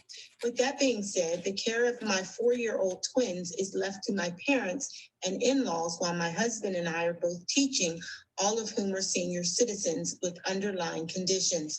Obviously, this is cause of great concern for my family. If we go back to brick and mortar immediately in the fall, my entire family is at risk. As I write this testimony, the Post-Gazette's headline reads, Allegheny County marked the 5th straight day of triple-digit increases in positive COVID-19 cases. Our district completely shut down in March when the pandemic was at its start. At present, it is at its absolute worst for our country. This immediate return is illogical given the timeline and rapid incline of this virus. For the safety of all of our students, parents, families, and staff, the safest option is to start the school year with remote learning. Lauren Kovacs. Thank you so much, Ms. Reed. Speaker number 92 will be read by Dr. Monica Lamar. To the Pittsburgh Board of Education, my name is James Fogarty, and I am testifying on behalf of the Pittsburgh Learning Collaborative, of which A+ Schools is a part. Our goal is to leverage the individual and collective work of community partners to serve as a coordinated asset to Pittsburgh Public Schools students and families to ensure equitable learning opportunities and resources for every student affected by the pandemic. Forgive this testimony if it's somewhat repetitive. While we support the proposed resolution for all students to begin the school year remotely, we know that doing so at home is not feasible for every family. Therefore, we have developed a list of recommendations to support students who will need to attend a physical learning space, many of which echo the work done as part of the All In Pittsburgh process. We look forward to continuing the work with the administration to help ensure continuity of learning for families who need it most. Number 1, prioritize contacting families and sharing information. Whatever your plans in terms of direct outreach to families, out of school time, providers have existing relationships that can be helpful to your efforts. A simple form or spreadsheet with your partners can let you know more about the families you're working with, and partners can know which families will still need help, and contacting would be helpful. Consider also tabling at a food distribution site as a way to engage families about their technology and school-based needs. Number 2, professional development. Community partners who end up supporting remote instruction want to be helpful as possible. Targeted trainings for them and other caregivers around the technology being used, the expectations for assignments, and key concepts would be invaluable in supporting children. Number 3, health and safety guidelines. Community organizations want to be aligned with the same health and safety standards that district is following. We recommend sharing those with providers and creating a space for them to ask questions of district and health department staff in a workshop or meeting. Number 4, physical learning space designation. Fewer physical locations allows for more comprehensive support. Thank you so much. Thank you. Speaker number 93 will be read by... Okay, so speaker number 93 is Christopher Bandy. That will be read by Tim Dwyer. Thank you. Christopher Bandy, parent of Pittsburgh Linden and Kappa student. Dear PPS Board of Directors, my name is Christopher Bandy, and I am the parent of the students at Linden Elementary in Pittsburgh Kappa, both of whom are eager to return to in-person school as soon as it's practical. My comment has to do with the details of your plans, not with the details of your plan, but with the implementation should we decide to send students, staff, and teachers back to schools. In my view, an essential step of any reopening processes will involve a trial day where adults of all kinds, including board members, teachers, parents, and administrators, go to school. Every step should be rehearsed, including a bus trip, a class, a bathroom break, lunch, recess, and transitions, if any. The information gleaned will be invaluable. Can teachers understand students who are speaking wearing a mask? Does everyone keep their mask on all day? What are the most obvious points of disease transmission, and how can we improve them?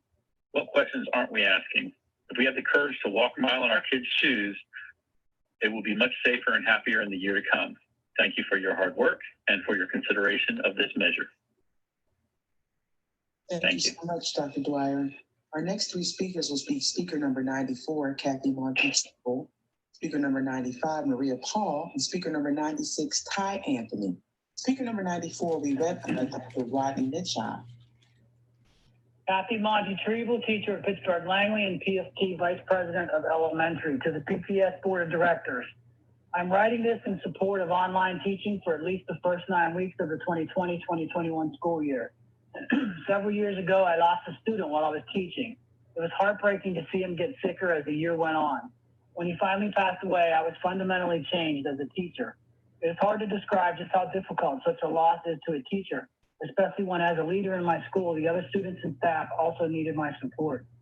How will we ever support our students and staff if we start to have kids dying? In my past 25 years with Pittsburgh Public, I have had students lose parents for a variety of reasons as well. Attending those funerals is equally heartbreaking. No words will comfort a child in this time of need. If you know anything about teachers at all, then you know one of the worst feelings we can have is feeling helpless, unable to protect or to help our kids. If we bring people back into the buildings, even as safe as your plan attempts to be, how will we help kids if any of their friends, parents, extended family, or teachers pass away? How can we ever face them again if it is our decision that caused it? Kathy Monteith, Vice President, PFT, Langley teacher. Thank you so much, Dr. Mitchell. Our next speaker will be read by 95, will be read by Ronald Joseph. My name is Maria Paul. This year I will begin my 21st year of teaching with PPS. For the past 8 years, I have taught students who are medically fragile and multiply disabled at Pioneer Education Center. Pioneer students are a unique population who require daily hands-on positioning and stretching, sensory experiences, and direct hand-over-hand instruction in order to learn. The majority of Pioneer students are engaged in life skills and functional learning activities that require them to be actively engaged in the task to learn it. Learning typically happens in very small increments. These students require countless consistent repetitions of a skill in order for that skill to become automatic and spontaneous. The lack of face-to-face interaction since March 13 has impacted Pioneer students and their families immeasurably. Our Pioneer team has a long path ahead of us to help our students regain learning and skills they have lost over the past several months. This learning doesn't even begin to touch the physical body deterioration that some of our students have had due to the lack of PT, OT, speech, vision, and or hearing services.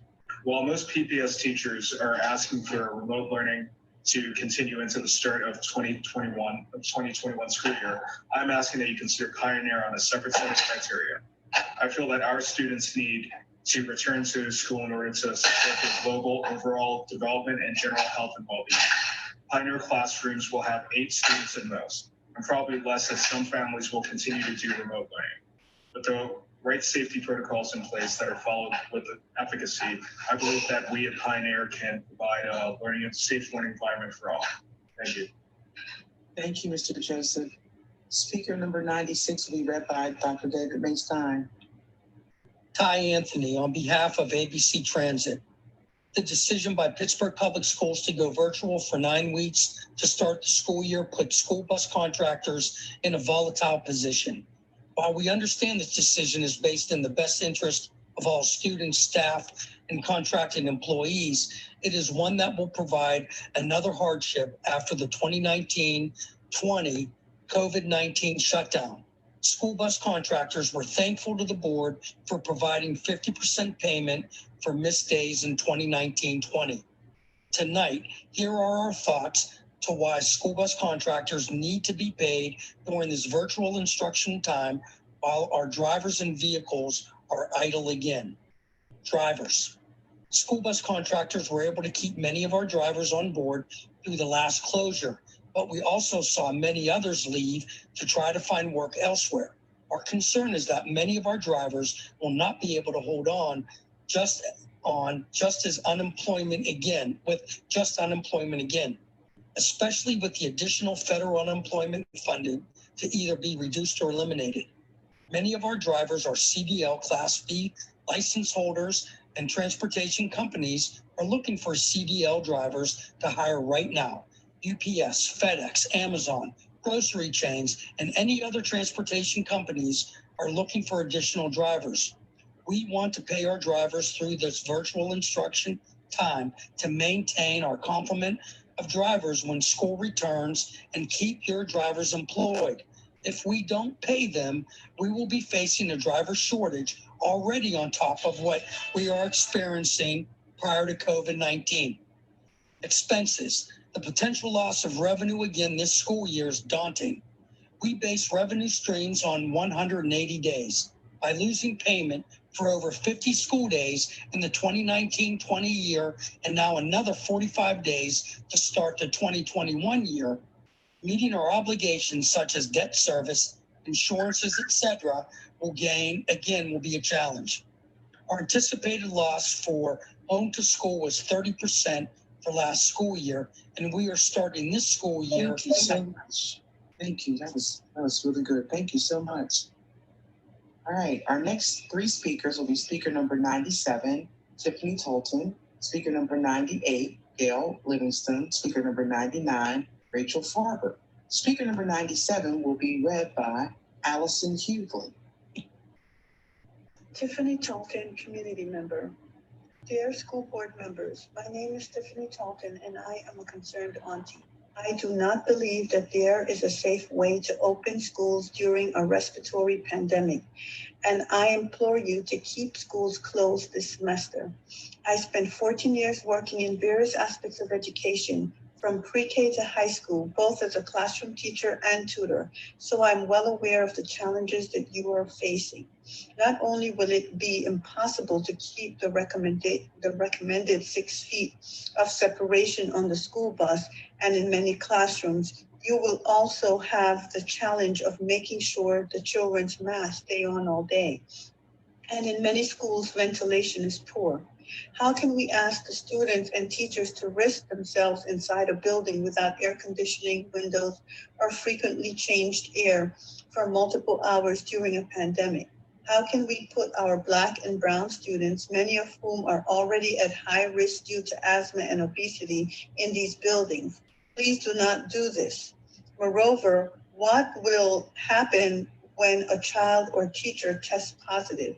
Will the whole class be quarantined? Will the whole school be shut down? Where will the substitute teachers come from? What will happen if a child or teacher dies? The risk doesn't seem worth it just to give children 2 days of in-person instruction. Lastly, do not make online learners spend too much time in front of a screen. Stick to the basic subjects, math, English, history. Short lessons with assignments that they can do without much parental help. Studying at home can be stressful and distracting. This will be a hard year for everyone. Let's not make it a torturous one for kids and parents too. Sincerely, Tiffany Talton. Thank you so much. Our next speaker number 89 will be read by Pamela Capretta. Gail Livingstone, teacher at Pittsburgh Phillips and Whittier. Parents, teachers, school administrators, and health officials all agree that schools should reopen as soon as possible.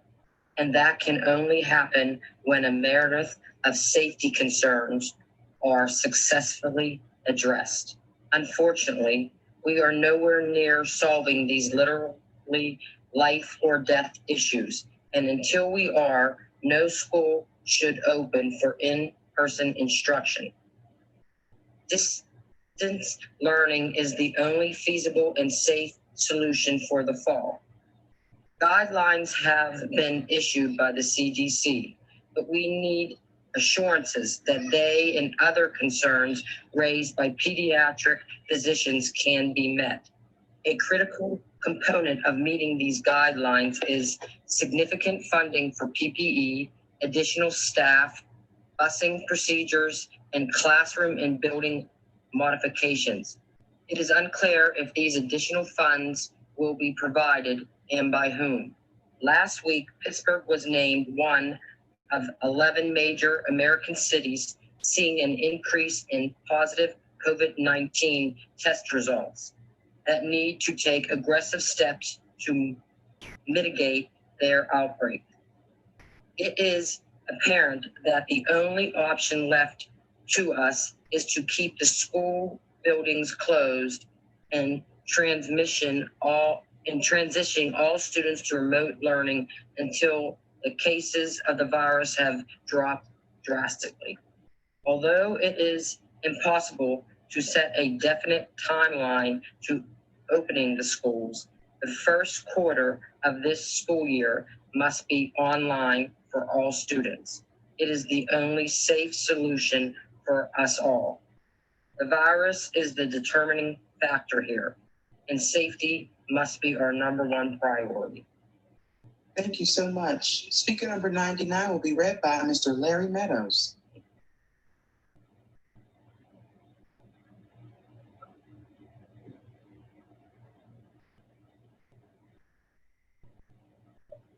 Speaker number 99, Mr. Meadows? Okay. Yes.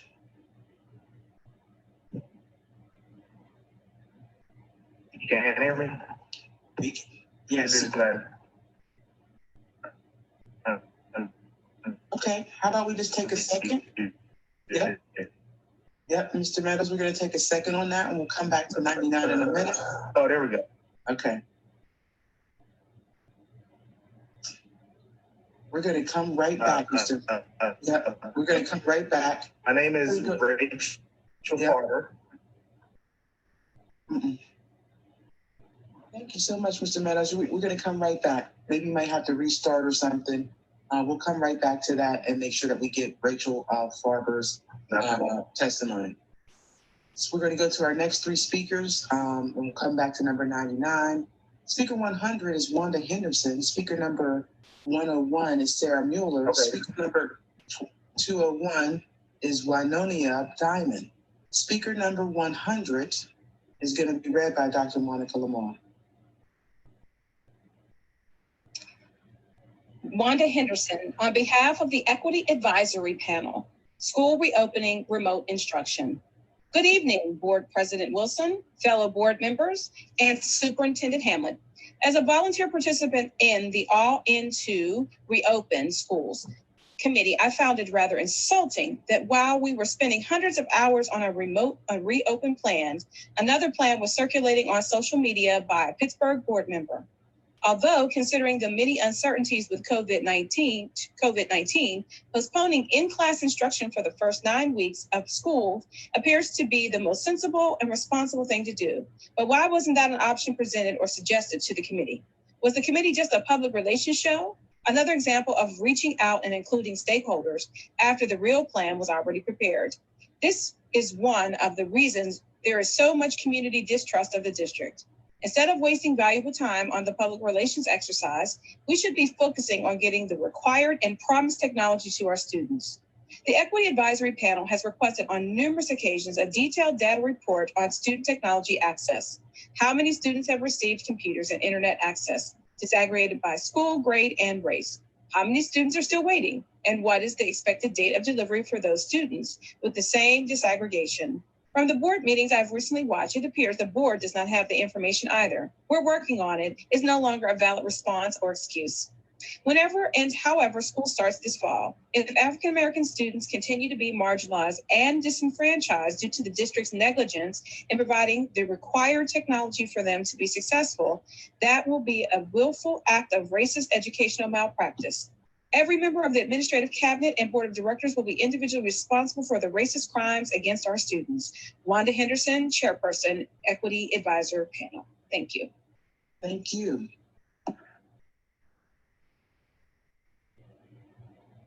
Our next speaker will be Speaker 101. This will be read by Susan Shersky. Susan Shersky, 101.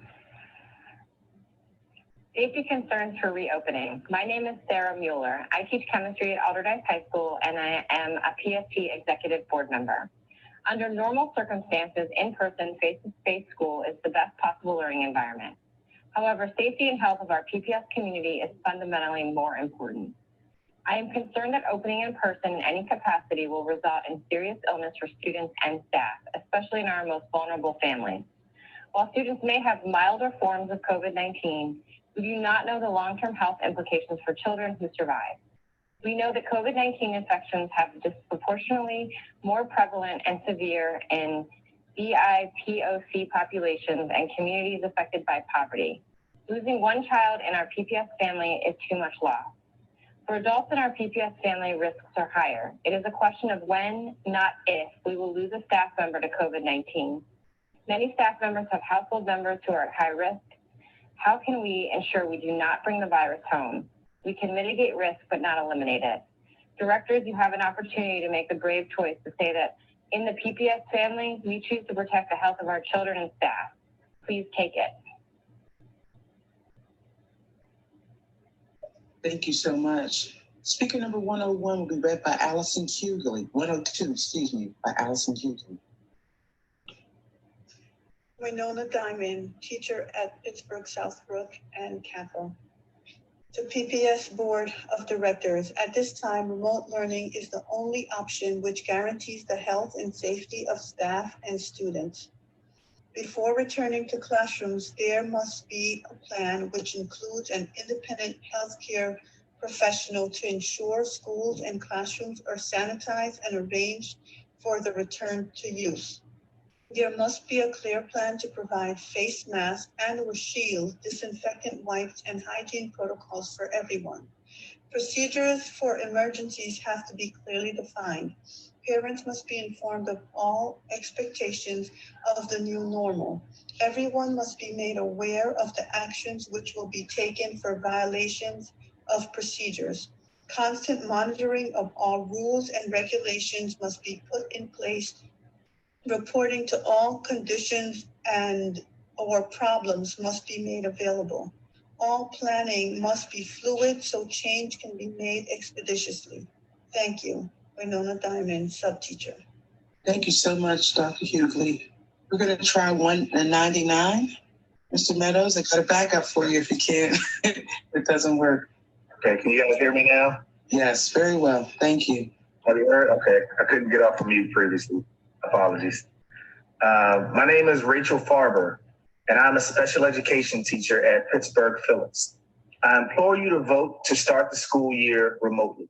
A few months ago, I had a different perspective about starting school remotely. Teaching special education in the spring was challenging.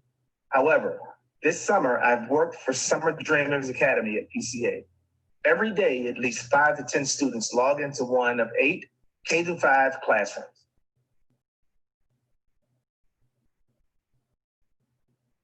Eating Egg, Study Island, and Edmentum for 4 hours daily. Students navigate Teams proficiently and effectively toggle between Teams and Clever apps. In addition, students are learning about African drumming, culture, and writing poetry books online. I asked my third grade students about learning online this summer, and they all agreed that it's been a great experience. I share with you my experience because it is important to know that learning support services can effectively be implemented remotely. This summer, I have co-taught, helped with technology issues, and worked one-to-one with students struggling with an assignment or in need of some extra skill building. I'm confident that we can plan and replicate the same kind of remote engagement and learning this fall for our students. I have seen educators transition to this virtual world and bring their creativity and love of teaching to the virtual classroom every day. I believe the same feature can occur with proper training and adequate time for planning and collaboration in the fall. I have confidence and faith in my colleagues to make it nothing less than successful. 100% remote instruction is the only safe option currently, and I urge you to support Mr. Kevin Carter's resolution. Thank you so much, Mr. Meadows. Our next 3 readers will be Speaker 101, Lauren Smith, Speaker 104, Alicia Conley, Speaker 105, Julie Studden. Speaker number 103 will be read by Monica Lamar. Taken from a friend who is also a teacher. Hi, welcome to kindergarten 2020. I'm your teacher. I know you can't see me because I'm wearing this mask. Oh no, honey, it's okay. I'm not scary. I'm smiling at you underneath all of this. Come, hold my hand. Never mind. Let me give you a hug. Oh wait, we can't, we have to distance hug. Let's take a look at the toys we will play with this year. Bummer, that's right. Never mind. We can't share toys this year. But hey, you're going to meet many new friends in kindergarten. You get to play with them and, well, not play with them. I mean, like you'll be 6 feet apart and you'll each play with your own stuff. That's right. That's fun, right? It's circle time. Let's go to the carpet. Wait, I forgot. We can only stay in our seats all 7 hours of the day. Now, when you are down in the cafeteria, we get to, oh, that's right. We have to stay in our classroom and eat at the same seat you've been in all day. Well, anyway, here's our library. We can't have books on the shelves. You can't touch the same books as your classmates because of those silly little germs. Instead, I'll give you these black and white paper books that I've stapled together and put in your very own cardboard box. Okay, now let's see if you can write your name. That's not how you hold your pencil. Here, let me show you. I have to put my hand over you to guide. Oh, I mean, let me just show you how to hold it. Put your pointer finger here. No, that's not the pointer finger. Oh, shucks. Never mind. We'll be using computers most of the time anyways. Who needs to learn a pencil grip? Here's your iPad. Isn't it cool? No, we can't download YouTube. Please don't push those buttons. They aren't games. Please don't share or get too close to your friends. I know you want to show them. No, that's not the number 1 or the letter L. Why are you crying? You're hot with the mask on. Me too, but we have to keep them on. You feel hot? Let me send you to the isolation room so you can be by yourself with someone dressed in a mask, gloves, and a gown like they do at the hospital. Do you want a drink of water? No, wait, we can't use the water fountain anymore. Let's just try it again tomorrow. Thank you so much. Thank you. Okay, our next speaker is 104 with Ron Joseph. Alicia Connolly, speech therapist for Pittsburgh Public Schools. Reopening considerations and concerns.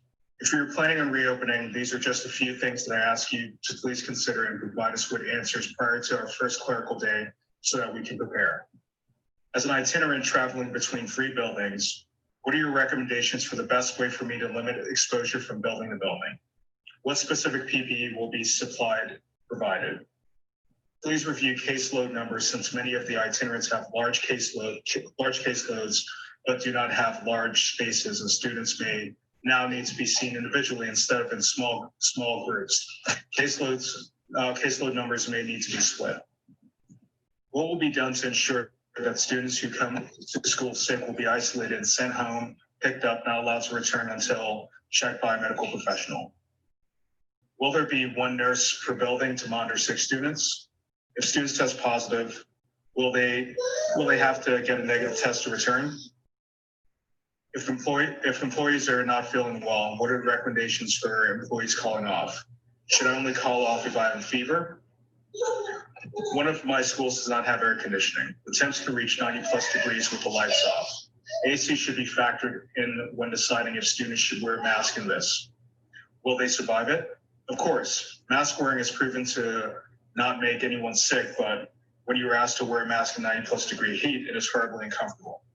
I respectfully ask the board members to sit in a classroom without air for greater than an hour, the way students should while wearing a mask. Thank you, Mr. Conley. Thank you so much, Mr. Joseph. Speaker number 105 will be read by Mika Jenkins. Julie Stedden, teacher at Pittsburgh Kappa 612. From a Pittsburgh school teacher in support of remote learning for the first 9 weeks of the 2021 school year to the public. I am a 15-hour-a-week grade 9 through 12 adjunct art history teacher receiving an hourly wage at a Pittsburgh public school. I have no paid health insurance provided by the school. I live in a multi-generational household with an 84-year-old mother and a college-age son. This has required an aggressive family isolation strategy to avoid community infection from the COVID-19 virus. On learning and technology access. While online learning needs further development and universal access, it still offers the best low-risk, safe, if temporary alternative to in-school education. This allows for the precious time necessary to pursue easy access, universal, quick turnaround testing, and vaccine solutions. The pandemic school debate is clearly bringing to light economic and racial disparities, which should be addressed through social services case by case to support all families in need. The following problems could be addressed through investing in online learning strategies. On the school building, CDC and global scientific research continues to stipulate that community spread of the deadly COVID-19 virus is near guaranteed inside a closed space with large quantities of diverse community groups, cross-contaminating each other and their shared public spaces, especially in the condition of circulated air. This is the definition of a school. With no way to monitor every interaction in and outside of these buildings, it cannot be assured that occupants in the space can utilize the rooms and materials safely without infection. The expectation to trust the building users and their affiliate relations to follow the outlined safety protocols is unattainable. The cross-contamination potential for infection beyond immediate family pods is infinite and in direct conflict with the health experts' recommendations. Schools are petri dishes and provide ideal opportunities for new outbreaks and guaranteed rapid spread of the highly contagious COVID-19 virus. Thank you so much, Jenkins. Thank you so much. Our next three speakers will be 106, Harry Holshauser, speaker number 107, Maria Costa, speaker number 108, and Kevick. Speaker number 106 will be read by Rodney Nitchon. Harry Hockheiser, parent of Pittsburgh Alderdice High School student, regarding proposed postponement of instruction for the first 9 weeks of school. In planning for the coming school year, PPS should adopt several guiding principles. 1, the health and well-being of our children, teachers, and staff must be paramount. 2, the needs and concerns of those least advantaged and or most in need of services should be considered first and foremost. 3, uncertainty regarding the potential outcome of bringing students and staff back to school suggests the need for caution and conservative action. 4, transparency in decision-making and clarity and explanation of those decisions are necessary to build confidence. Concerns regarding increasing hospitalization rates among children in Florida, lessons from the increased rates of cases after schools reopened in Israel, and continuing rates of roughly 1,000 new cases per week here in Allegheny County suggest that keeping students out of school entirely is likely the safest route in terms of public health. However, potential costs must be acknowledged. K-5 students and students with special needs may suffer disproportionately if they're not able to go to school. Other children rely on schools for meals or income from wage-earning family members who would not be able to work if the schools were closed. Any plans must consider the needs of these most vulnerable children. Board Member Carter's proposal to start the school year online is an important step toward protecting the health of our students. The proposal should be supported and enhanced. The board should work towards starting the vast majority of 6 through 12 students online while exploring creative measures, including repurposing of school spaces and personnel to best serve the most vulnerable and otherwise poorly served members of our community. The PPS board must also act with an appropriate concern for the uncertainty of the situation. As much as we might hope that the outbreak will abate through September and October, responsible planning must consider worst case outcomes. This 9-week delay should be considered a trial of modified online education, which should be extended if the rate of new infections in Pittsburgh community remains high. Any decision to transition from the initial 9 weeks of online-only education to partial in-school classes should be made on the basis of concrete thresholds identified by the board and published in advance. This transparency will provide students, parents, faculty, and staff with the clarity needed to make the school year as successful as possible. Okay. Thank you so much, Dr. Nitchak. Speaker 107 will be read by Pamela Capretta.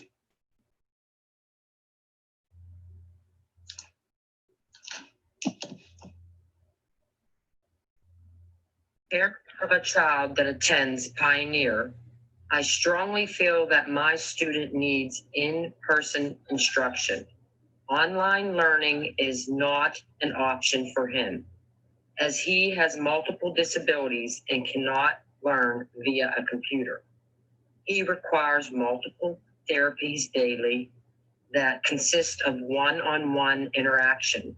It is not possible for him to receive therapy or any type of educational instruction remotely. Since March, he has regressed due to the lack of therapy interaction. I cannot continue to watch my child lose skills that took all his educational years to develop. Please allow Pioneer students to return to in-class instruction for those that desperately need it. Thank you, Marissa Costa. Thank you so much, Ms. Capretta. Speaker number 108 will be read by Mr. Larry Meadows. All right. Hello. I wanted to reach out to voice my grave concerns over returning to brick and mortar education of any kind. My reasoning is not only to protect my students, their families, and the community, but also to protect my family as well. As an educator, I go to great lengths to provide quality education to my students, working hours long beyond the school day and during the summer, as I am now to provide curriculum support. I've provided countless materials out of my own pocket for many years: Kleenex, pencils, books, paper, cleaning supplies, furniture, decorations to make our learning space inviting, and even school uniforms. I participate in active shooter drills and have quite literally thought out how I would die to protect my students. Asking me to teach during the pandemic has been compared taking that bullet from the active shooter home to my family, and that is where the line must be drawn. The analogy could not be more accurate. The sheer fact that planning meetings are taking place over Zoom calls should be enough to guide this decision. If that is not enough, endless hard data exists. As I type, the news is discussing outbreaks in Major League Baseball. If small groups of teams playing with crowdless stadiums is resulting in outbreaks, so will schools. 3 teachers contracted COVID when teaching remote summer school this summer in Arizona, and 1 died. In early July, Texas COVID cases topped 1,300 children from child care facilities alone. Pittsburgh is being called an emerging hotspot because our numbers are not managed. Hospitalizations are rising in 40 states. The fact that we can't eat in restaurants, gather for birthday parties, or hold fireworks viewings, among other things, should be a warning that schools will be a hotbed. No single solution will make everyone happy. What I'm asking is that you make public safety your #1 priority. If we have outbreaks in the schools, they will spread to the students' homes and the community.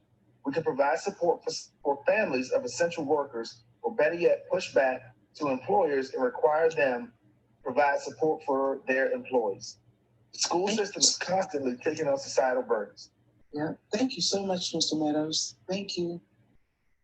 Our next three speakers will be 109, Maria Bowes, 110, Michael Shapinsky, speaker 111, Nicole Freer. Speaker number 109 will be read by, there's no testimony for speaker number 109. So we'll move past that and we'll go to speaker 110 for Dr. Ted Dwyer to read that testimony. Michael Shapinsky, parent of a Pittsburgh Greenfield pre-K through 8 student. Good evening. Our names are Michael and Sarah Shapinsky.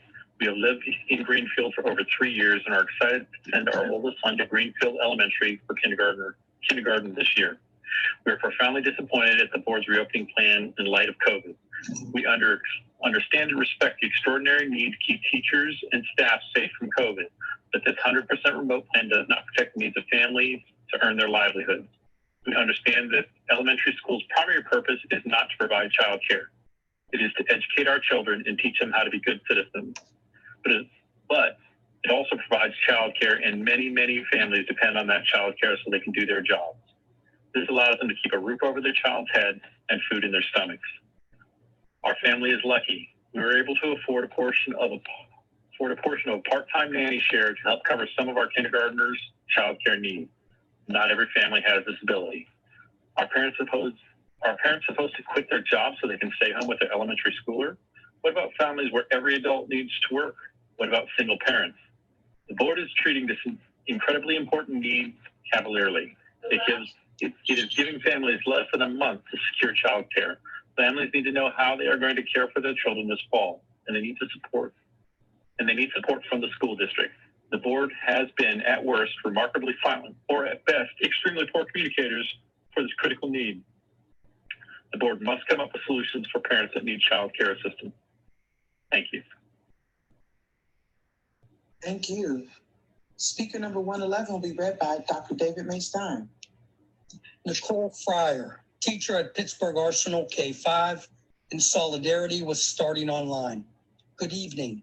Thank you for holding this meeting and for listening to all of our testimonies.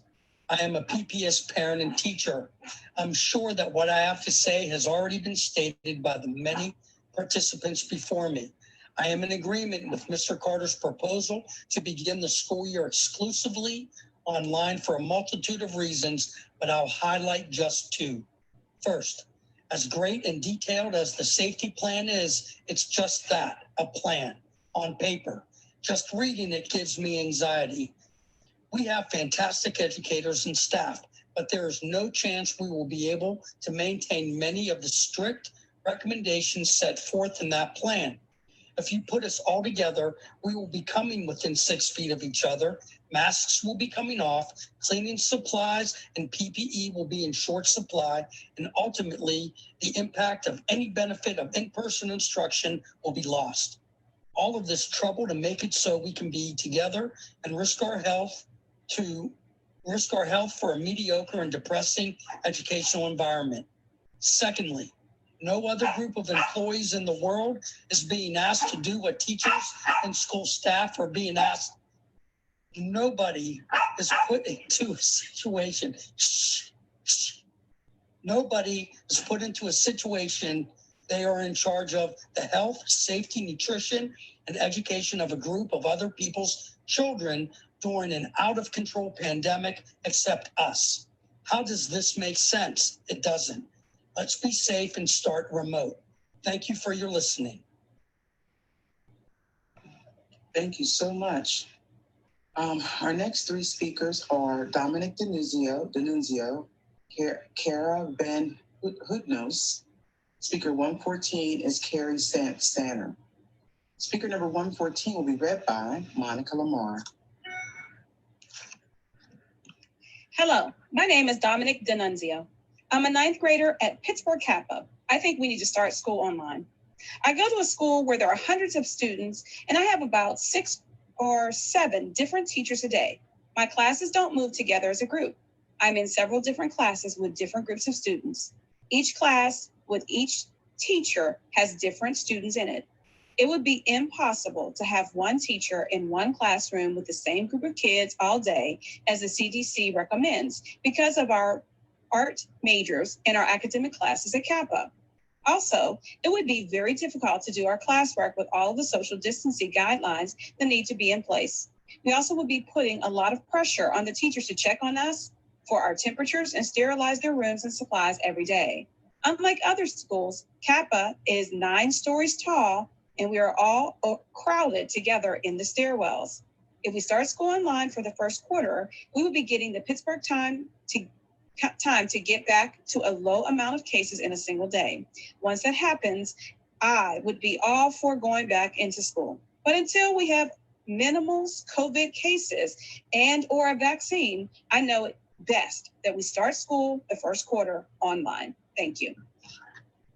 Thank you so much. Speaker number 113 will be read by Linnell Reed.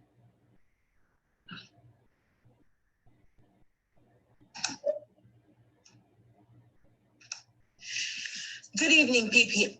Caravan Hownos, parent of Pittsburgh 2 Colfax K through 8 students. Good evening, PPS board and executive staff.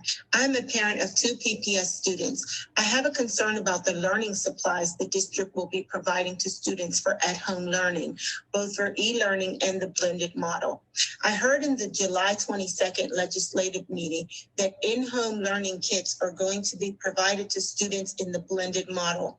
If I understand correctly, these kits are actually for use in the classrooms. Pam Harbin mentioned that there needs to be supplies provided for at-home learning as well, and she mentioned that community donations could be relied upon for this. However, I strongly recommend that the district provide students with supplies to effectively learn at home because both blended and e-learning students will need supplies at home. I feel like this is something the district should also supply. I would suggest not only the basic supplies like pencils and paper, but also supplies for hands-on learning. I'm particularly concerned about the under-resourced families in our district. We know that this COVID crisis has and will continue to widen the achievement gap across socioeconomic and racial lines. If this district is serious about providing an equitable education for all, then you must implement a way to provide the best at-home learning environment for the most vulnerable. Community donations are valuable, but the district also has a responsibility in meeting this need for the education of all its students. Thank you. Ms. Reed. Speaker number 144 will be read by Dr. Mitchell.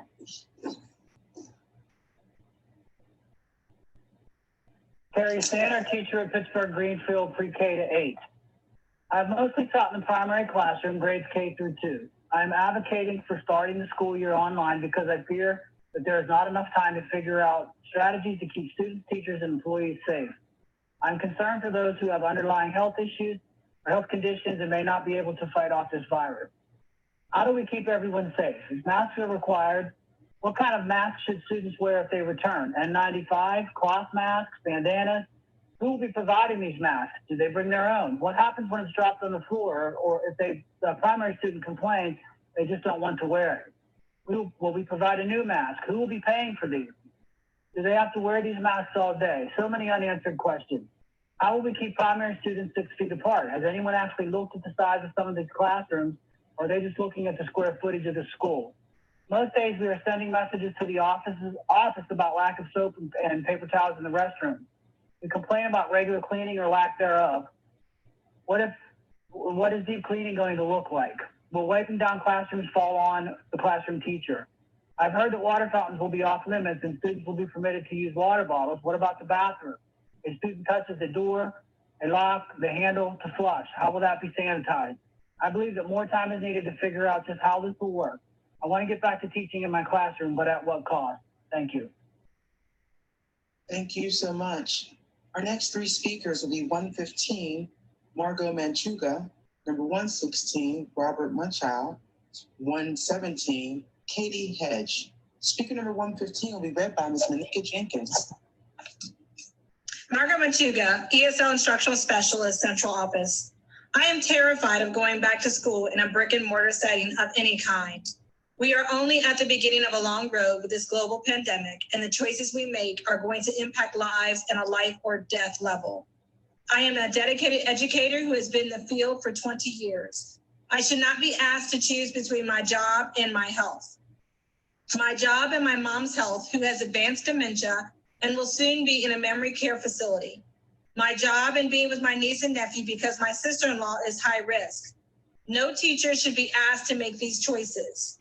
Every decision we make in our lives will lead to a consequence. If we go back to school in a brick and mortar setting, we know that we will lose lives from a Pittsburgh public school family. It's inevitable. We talk about social and emotional needs of our students and why they should return to school, but what about the negative social and emotional implications if we return? Family members' lives lost, teachers' lives lost, students' lives lost, and at a very basic level, the school experience as we know it will be lost. We know that instructional best practice includes hands-on cooperative group activities. This will not be possible if we return to school. Instruction as we know it will not be the same. We cannot pass out papers or use manipulatives or work in groups. Our student desks will be islands from one another with all students facing forward. Our special classes will not be the same. We cannot sing songs, use school art supplies, or touch library books safely. Our teachers and peers will not be the same. We will be apart from one another behind masks and face shields, uncomfortable in the heat and sweating. Students will be in one room most of the day. No walking through the halls and enjoying instruction in a very classroom setting. We will not be going back to school as we know it. We will be going back to a warped version of school. This will hurt our children. Please take all this into consideration when you are making these decisions for the fall. My life and the lives of my family members are in your hands. Thank you for allowing me to share my thoughts with you this evening. Thank you so much, Ms. Jenkins. Speaker 116 will be read by David Mason. Robert Muchow, teacher at Pittsburgh Miller Pre-K 5. Dear Dr. Hamlet and board members, my name is Robert Muchow. I am a teacher at Pittsburgh Miller African Centered Academy and a member of the Pittsburgh Federation of Teachers. I'm giving testimony today regarding the reopening of our schools. I urge you to begin the first 9 weeks of school online for all students and teachers. With the current uncertainty of the COVID-19 virus, lack of an effective vaccine, and the high potential healthcare risk it presents, I believe this is the safest way to reopen our schools that will best protect everyone's health. This virus is not a thing of the past, and it is no less dangerous now than when it was first detected. We must stick together and follow the advice of the medical and scientific communities to the highest degree possible. The easy thing to do is to let down our guard. All online schooling is the tougher choice, but it is the right choice during a difficult time. Thank you for considering my testimony. Robert Muchow. Thank you so much, Dr. David Mason. Speaker 117 will be read by Mr. Ron Joseph. Katie Hedge, teacher at Pittsburgh Concord, title Remote Learning. Dear PPS Board of Directors, I want to write you in hopes that you will consider my thoughts when making your decision on the aforementioned proposal. Let's think about that. We aren't reopening schools because school never ends nor closes. As educators, our commitment to learning and student access does not end nor begin with the school year calendar. Education is an ongoing and fluid process. What we are examining is the reopening of physical buildings. What makes a school a community is not a physical structure, but the people that work and laugh and play in these spaces. Without the people, there is no school. If the people in the building become ill, the community suffers, school community suffers. I don't want to see my school family suffer. In the medical profession, the first duty is to do no harm. Personally, I feel that we are in that position right now. By asking our students, families, faculty, staff, custodians, nurses, paraprofessionals, cafeteria workers, bus drivers, and all others that create the school community to return to a potential hazardous environment is doing harm. Do not open these buildings when you have other options. You have the opportunity to act responsibly and keep us safe. Online education is an ideal, but it's not forever. It's, however, better than paying the price for a sick student or a sick member of the PPS community. The cost of a life is priceless. Nobody deserves to pay the price to the virus when we have alternatives to turn to. Start online and protect our lives. This isn't forever, but it needs to be our right now. Thank you. Thank you, Mr. Joseph. Our next three speakers are Unit C, 119, Dana Castry, 120, Peter Bird. Speaker number 118 will be read by Ms. Pamela Capretta.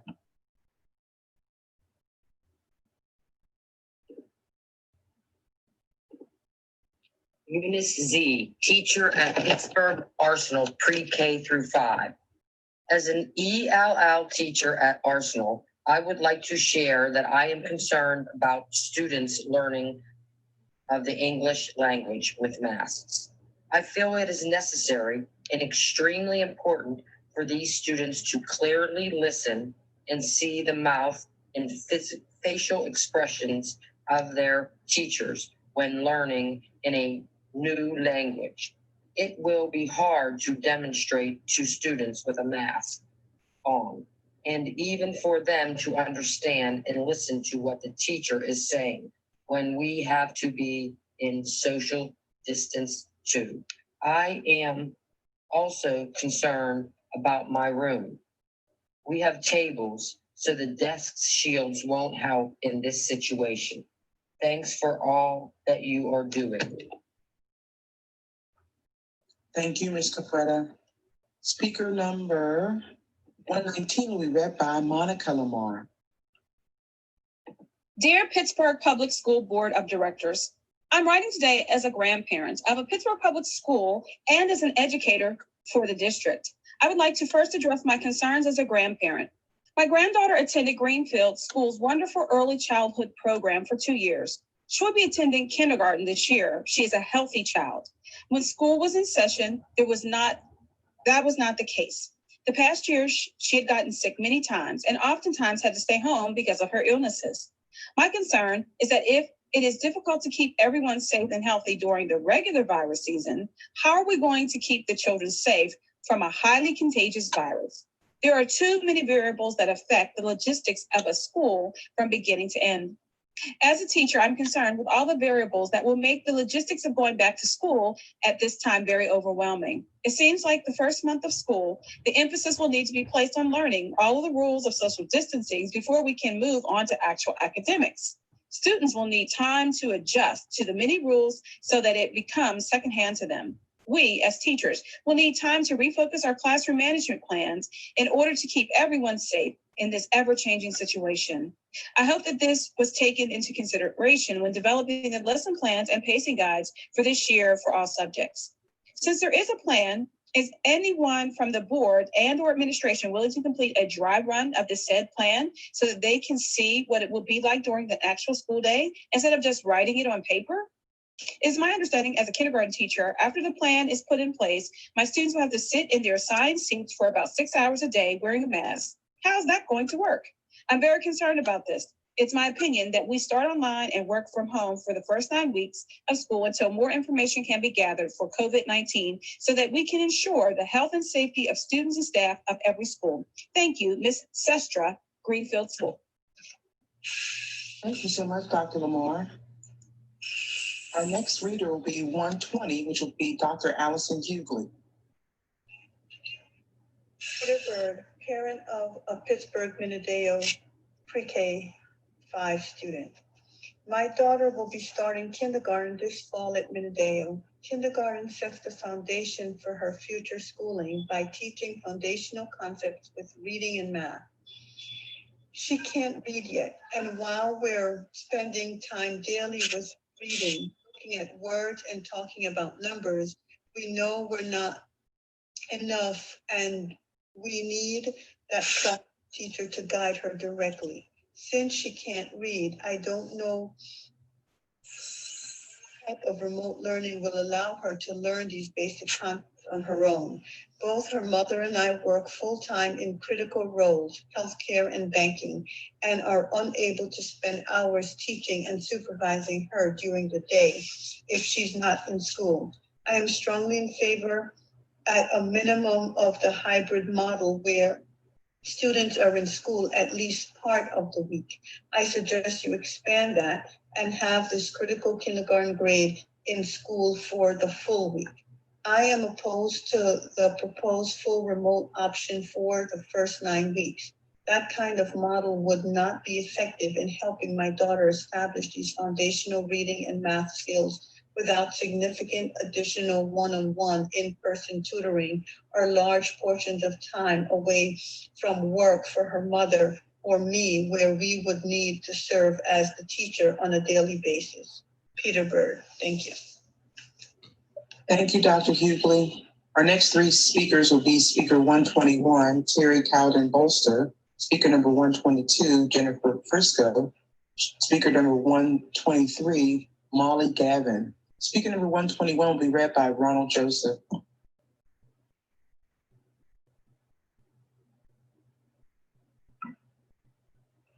Terry Cowden Bolster, teacher at Pittsburgh Carrick High School. To be perfectly frank, I feel that there are several holes in each of the hybrid models, along with a general lack of urgency regarding the health and safety of the PPS staff. Think about the last time you went to your grocery store. How many people had their nose poking out of their mask? How many walked the wrong way down the aisles? How many flouted social distancing protocols for their own convenience? We see the consequences. Pennsylvania, after a long train of success in fighting COVID-19, is now spiking, with Allegheny County alone reporting 119 new cases on July 28th. The proposed models may sound effective, but I and my wife work in a high school with teenagers every day. Sometimes students get physical when they are unhappy, and I don't say this to vilify them.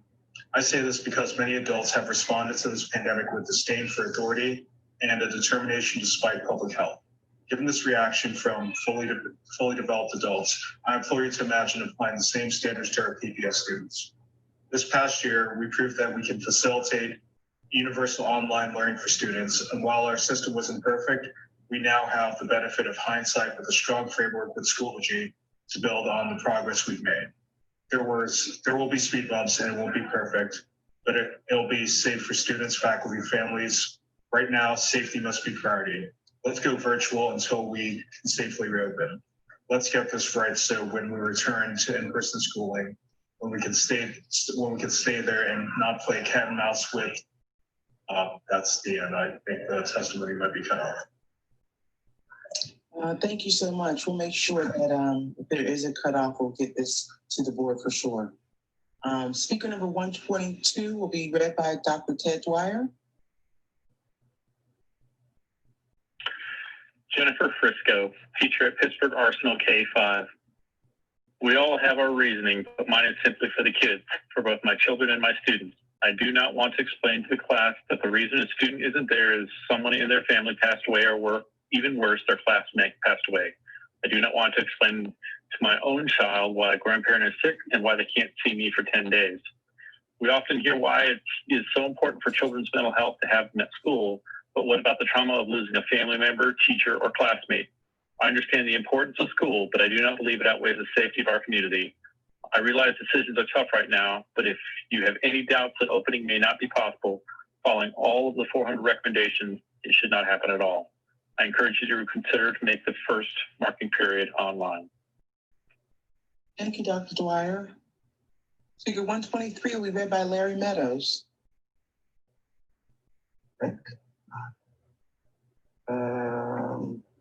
Through remote learning in the spring, I saw teachers pull together to make it work for students.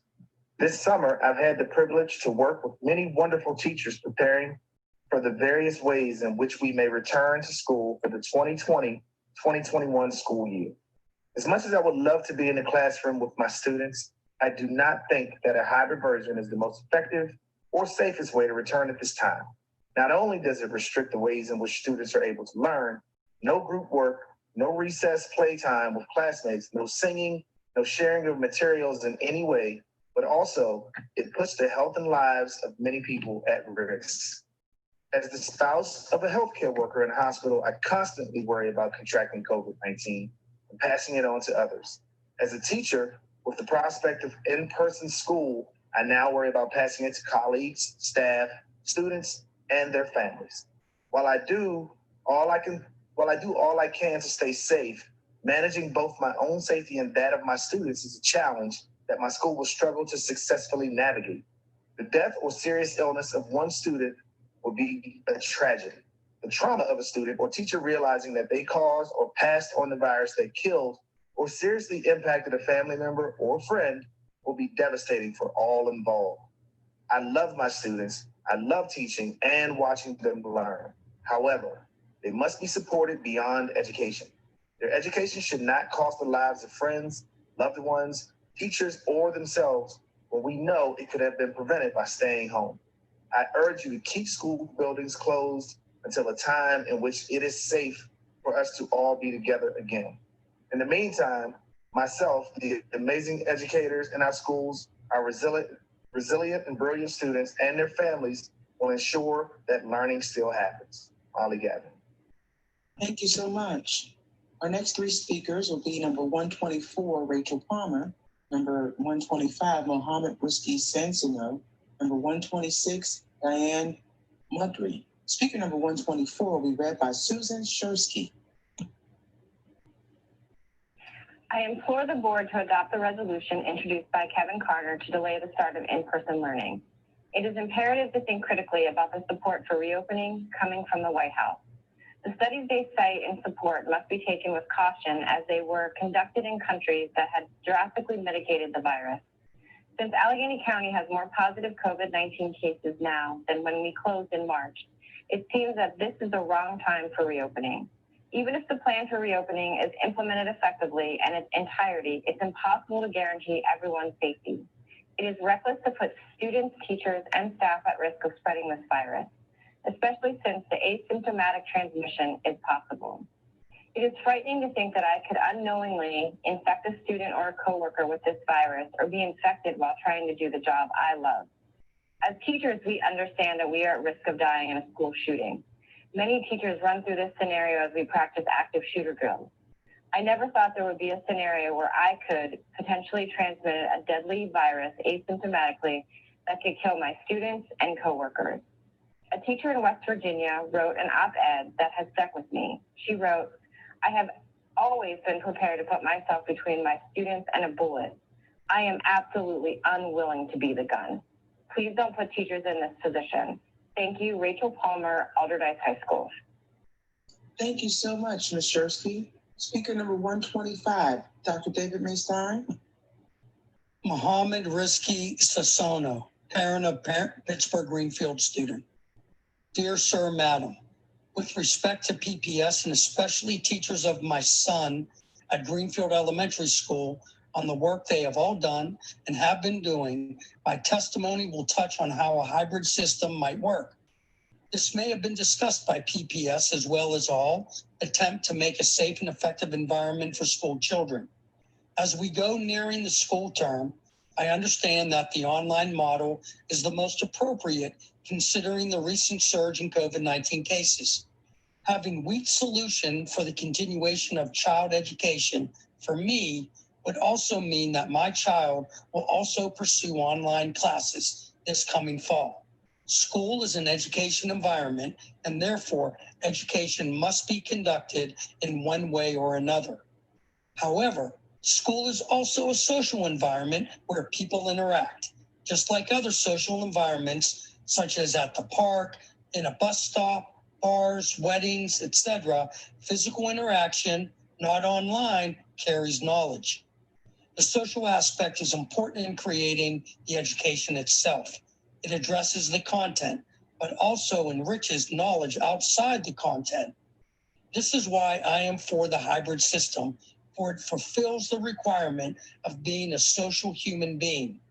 For this, I turn to the University of Pittsburgh, where I study and teach in the music department.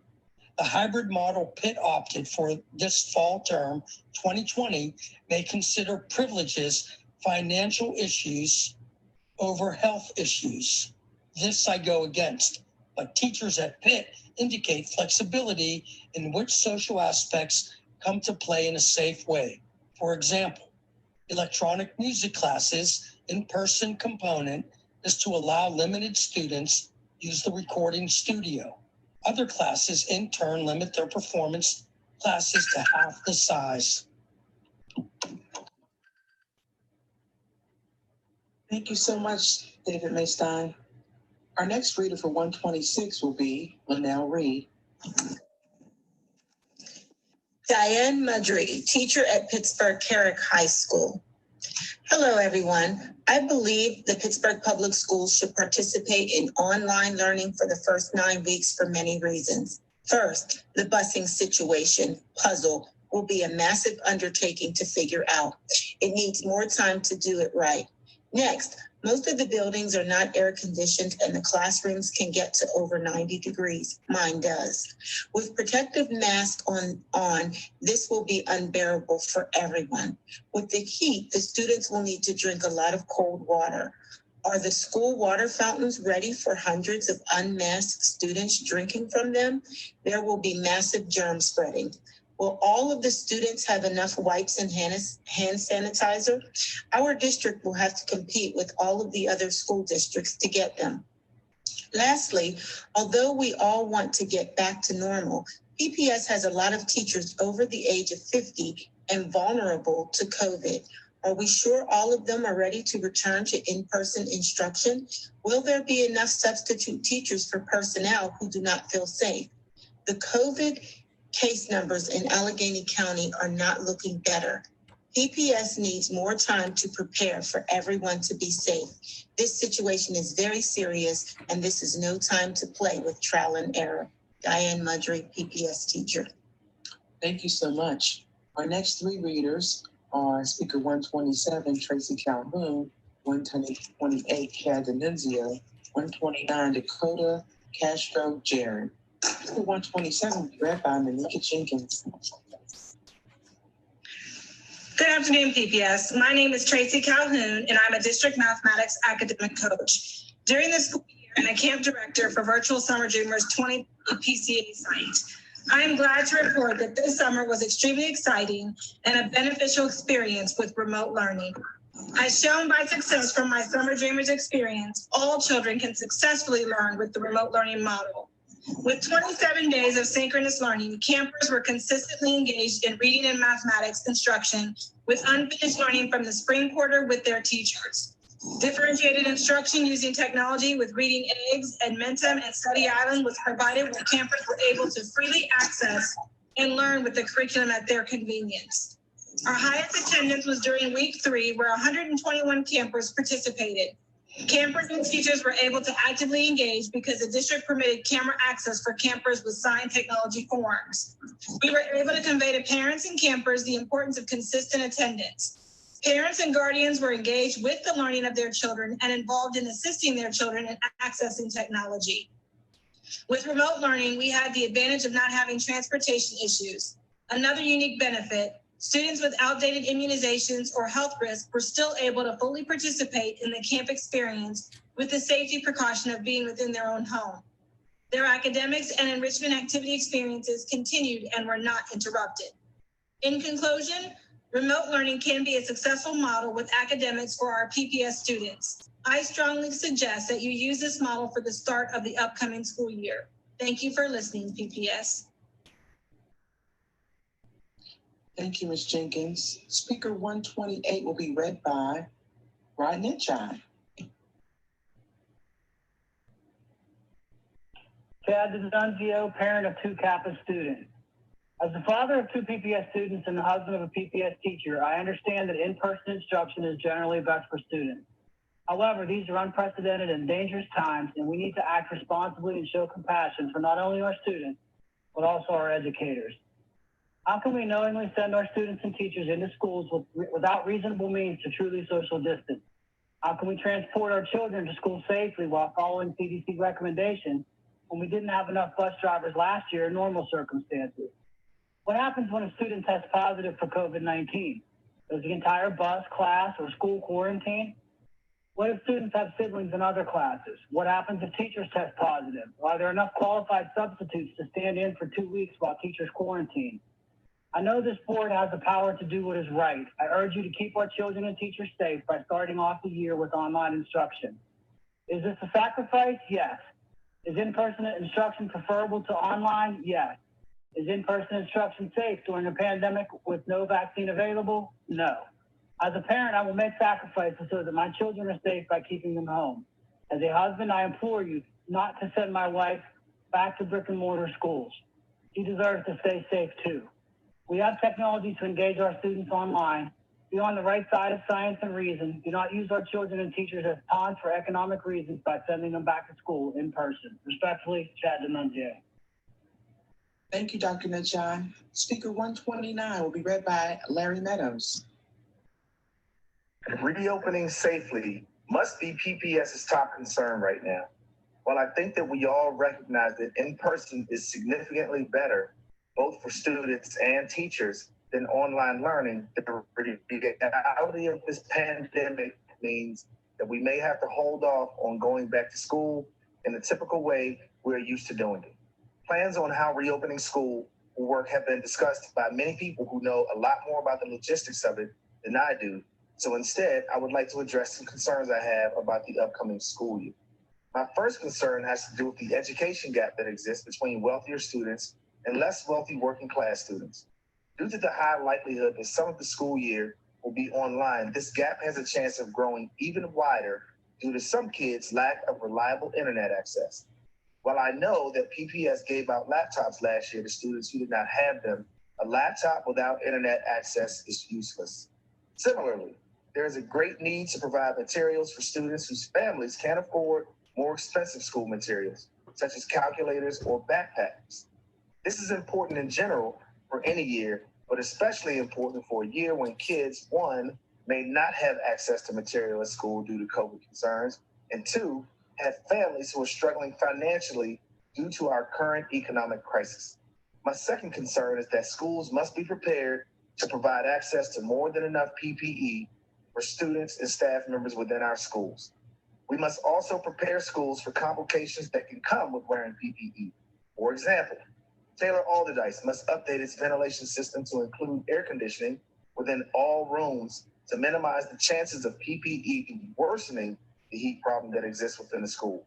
Both of these concerns can only truly be addressed by providing greater funding to the PPS district, and the best way to accomplish that is to call upon Bill Peduto to tax UPMC, recognize it as a major corporation it is, and reallocate much of this money gained from this taxation towards PPS. Thank you. Dakota Castro-Jarrett. Thank you so much, Mr. Meadows. Our next three speakers are Speaker 130, Alicia Salvido, number 131, Rona Chang, number 132, Heidi Simpson. Speaker 130 will be read by Dr. Monica Lamar. Alicia Salvadeo, teacher at City Charter High and community member. We face three severe and related crises: a pandemic, major economic recessions, and social unrest rooted in systemic racism, playing in the disparities across our schools. Teachers like myself, students, and parents want the following assurances from the district and city. We want a mass hiring of teachers to fill in for those who are sick, who have health risks, and must work remotely, to make sure students are kept to small socially distanced cohorts, and that students with IEPs still receive attention. All teachers, including new hires, must be kept on staff after the pandemic to ensure small class sizes and better learning environments going forward. We want a mass hiring of custodial staff, nurses, and mental health professionals who will be even more crucial to serving at-risk youth struggling with mounting poverty and social isolation. All staff and students must be provided with mandatory PPE, sanitizer, and regular COVID tests to ensure early quarantine prior to viral spread by non-symptomatic cases. With rising cases, there are reports of testing shortages and longer turnaround for results in the country. The district must be able to ensure all have equal access to immediate testing beyond referrals. We insist on no cuts to staff or pay. The budget shortfall, as after the 2008 recession, put schools at risk for closures and privatization. We and the district must demand a tax on wealthy corporations now, including the multi-billion-dollar UPMC system, to fully fund a safe reopening and a better future for PPS. We reject that there's not enough money to fund the safe schools we deserve. If the district won't make all these assurances now, we can't afford to pay the consequences with our families' lives or livelihoods. We can't physically return to unsafe or understaffed buildings and must fight for the funding we need. Thank you. Thank you, Dr. Lamar. Speaker number 131 will be read by Pam Capretta. Rona Chung, parent of Pittsburgh Dilworth pre-K student, teacher's choice. As a parent, we are given the choice to have our kids go virtual or blended this fall. We have not heard if our teachers and everyone who works in the school building will be given this choice. We hope this is a choice that teachers and staff are able to make.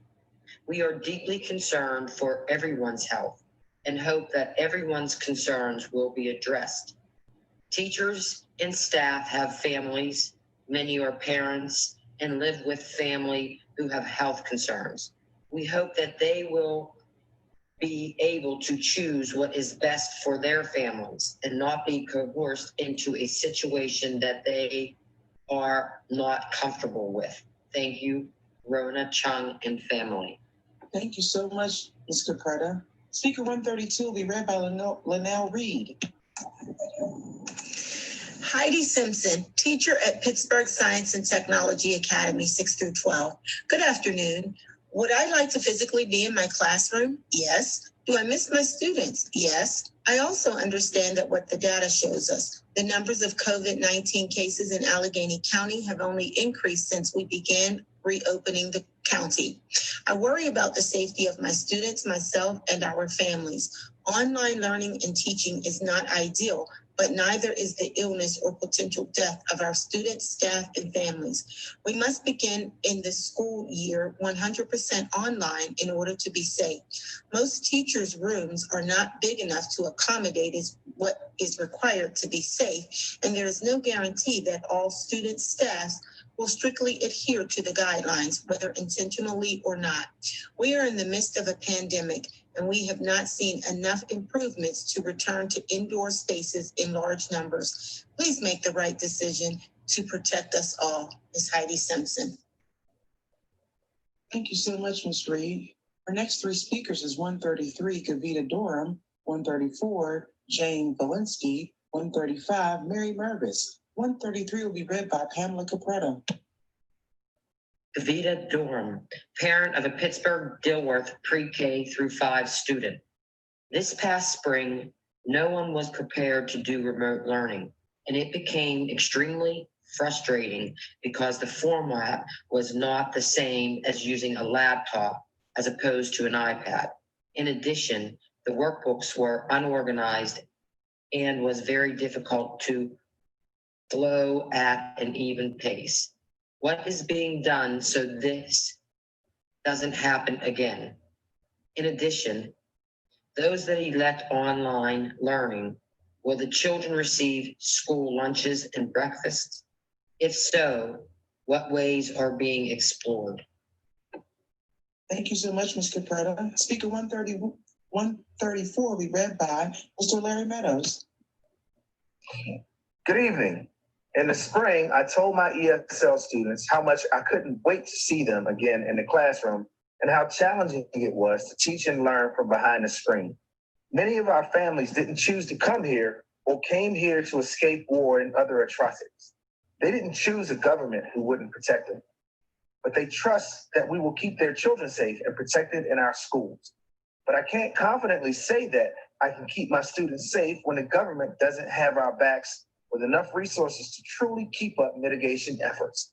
I will do my best as a loving and calm teacher while trying to hide my fear behind my mask, and at the same time focusing on keeping my class as clean as possible.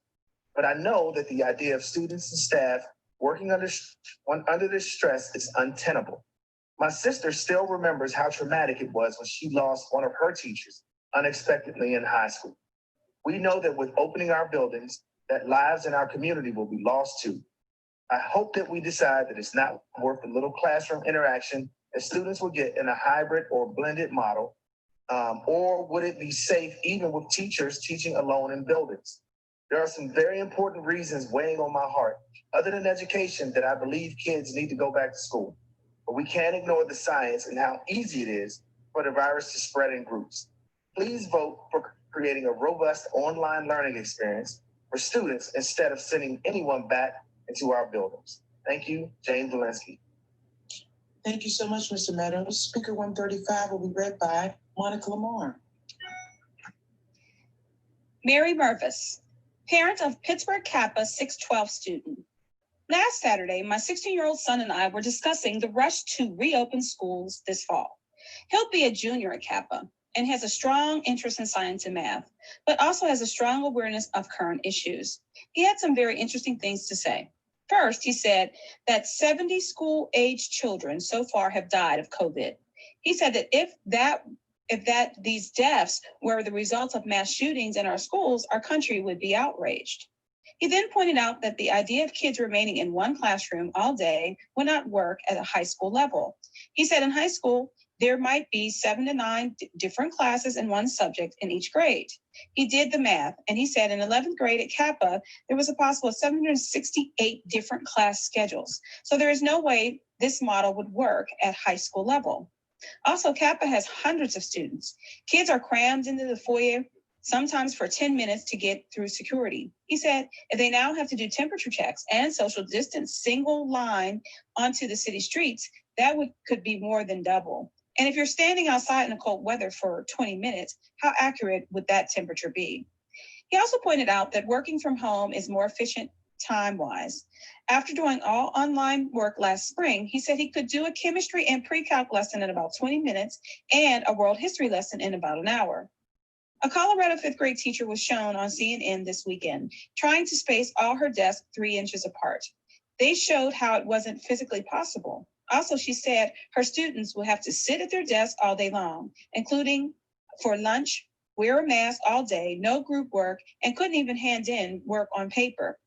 And finally, Dr. Jorge Rodriguez said last week on CNN that if he had school-age children, he would not be sending them back in the classroom for the rest of this year. He said, we now know that children between the ages of 10 through 19 transmit COVID just like adults. In addition, 150 medical professionals recently submitted an open letter to lawmakers stating that we must shut down again and not reopen too soon. And with our spiking numbers for the month of July in Allegheny County, this sounds like good advice. I respectfully submit that Pittsburgh Public Schools postpone reopening all schools for at least 9 weeks. Our children, our teachers, and our families' health should be our top priority right now. Thank you very much. Mary Mervis. Thank you, Dr. Lamar. The next 3 speakers are 136, Robin Dunn, 137, Latasha Holland, 138, Melissa Ott. 136 does not have any testimony, so we'll go to 137, which is going to be read by Allison Hughley. Letitia Holland, teacher at Pittsburgh Miller Pre-K-5, to whom it may concern. My name is Letitia Holland, and I am a teacher at Pittsburgh Miller and a member of the Pittsburgh Federation of Teachers. I'm writing you today regarding the reopening of schools and the resolution to remote learning. For remote learning, the world is facing a pandemic such as has not occurred on record since the Spanish flu.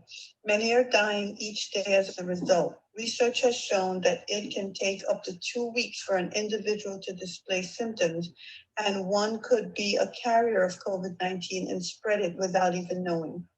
Please consider also that many teachers and students have pre-existing conditions which make them more susceptible to contracting and succumbing to, in death, this virus. Therefore, it is my belief that the safest way to reopen schools, at least for the first 9 weeks, is online only. Out of the respect for human life, I would not feel comfortable walking into a school environment and unwittingly spreading the virus to others and possibly causing their death. Neither do I want to contract and die from this death-dealing disease myself. Human life is more important than personal comfort. I respectfully ask that you prioritize human life and not personal comforts by adopting the resolution to postpone in-class instruction for the first 9 weeks and direct remote learning for all. May your decisions show your respect for human life. Life and health to all hearers. Letitia Holland, thank you. Thank you. Our next speaker, 138, is going to be read by Dr. Rodney Mitchell. Melissa Ott, teacher at Phillips K-5. I held the position as a bus monitor during the 2019-2020 school year. A bus monitor was required on the bus due to children not following the rules that would keep them safe, such as staying seated, keeping their hands to themselves, and keeping all items inside the windows. As a teacher at a school that has 10 or more buses and vans, I was the only bus monitor. All students are not going to willingly keep masks on or remain in seats distance away from their friends, even if they are told these are the rules to keep them safe. Are monitors going to be placed on each bus to enforce these guidelines? The buses are dated and the air circulation on them with the windows up is poor at best. How and when are they going to be cleaned, and where are the cleaning supplies going to be stored on the bus? As a teacher in an elementary school, I know it is difficult enough to enforce rules while the students are sitting in front of us. I'm largely concerned about what is going to happen to the students when there is not a monitor in these unstructured settings. Thank you so much, Dr. Nuchan. Our next three speakers are 139, William Heilman, number 140, Rachel Gerhardt Steiner, 141, Becky Bolt. Speaker 139 will be read by David Nee Stein. William Heilman, Pittsburgh Federation of Teachers. The district's health and safety plan is not ready. The need for a hybrid model is because COVID community transmission is occurring.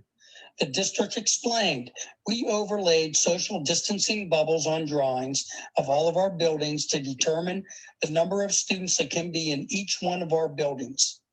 These presumably 6 to 8 feet bubbles are static and ignore two important things. 1, children move.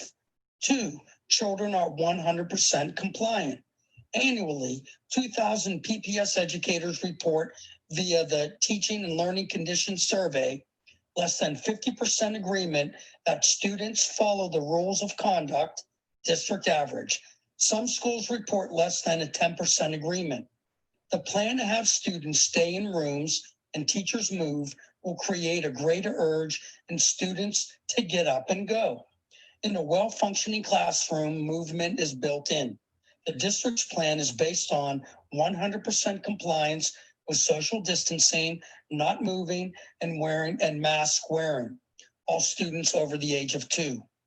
The bubbles are too small and PPS students do not uniform policies well. Tell us how a bus driver is going to respond to a student moving on the bus or removing masks while she is driving. Regarding the quarantine room, the district wrote, have someone designated specifically for the quarantine room with proper PPE face mask, shield, gloves, gown to monitor. This is not a lunch duty. It cannot be treated as such. All I can say is post the position. The safety plan is not ready. Pass the Carter resolution. Thank you. Thank you so much. Speaker 140 will be read by Monica Jenkins. Rachel Gerhardt Sterner, teacher at Pittsburgh Allderdice High School. Dear PPS Board, as a parent of a senior at Pittsburgh Kappa and a teacher at Allderdice, I fully support the change to remote learning for the first 9 weeks of school for all students. As a teacher of students with special needs, I am concerned how those students will feel when others go back and they cannot due to underlying health concerns. I understand the hardship this places on many of our students and their families. I'm also concerned for those of our students that ride public transportation from many of those communities, including my own daughter. My senior is heartbroken that she cannot return to her friends in musical theater fun, but knows that it is also not safe to be exposed every day while riding an hour or more, depending on which buses are running on a modified schedule on public transportation to get to and from school. We need to advocate for the safety of all of our students, no matter what is posted on social media. Our hope is that by taking precautions now and making sure an actual plan is in place when we do go back, we may have some type of graduation come spring and everyone will live to see it. Thank you. Thank you so much. We have one last speaker that was able to submit their testimony. Speaker number 59. Can you read the name? I'm looking for my list. Dr. Lamar, Elizabeth It's Elizabeth Chris. Thank you. Dear Laura, this is my testimony. I'm a parent of a rising first grader and pre-K 3-year-old. We find ourselves in a situation where every choice is fraught with negative consequences. That said, while cases are rising, I cannot in good conscience send my kids to school to risk our family's health and the health of teachers and staff.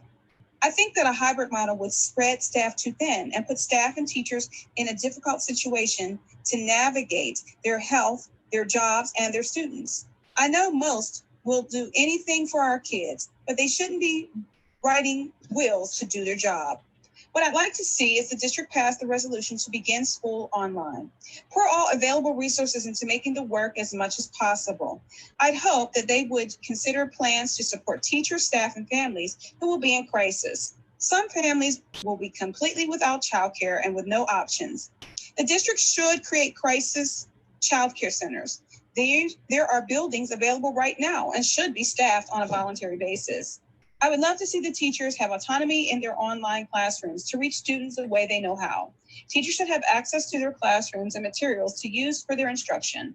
Students should have better access to their specials, and the magnets should actually be able to teach their magnet missions.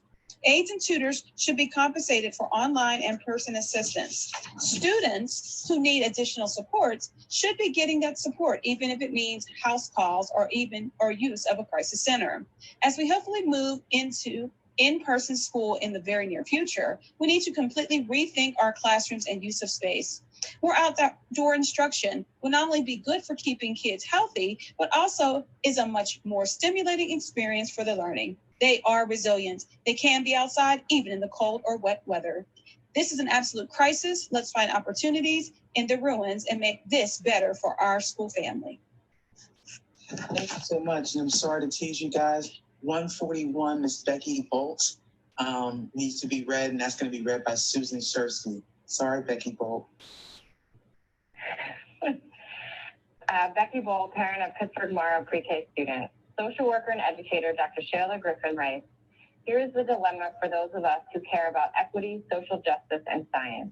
There are at least two competing justice issues on the table.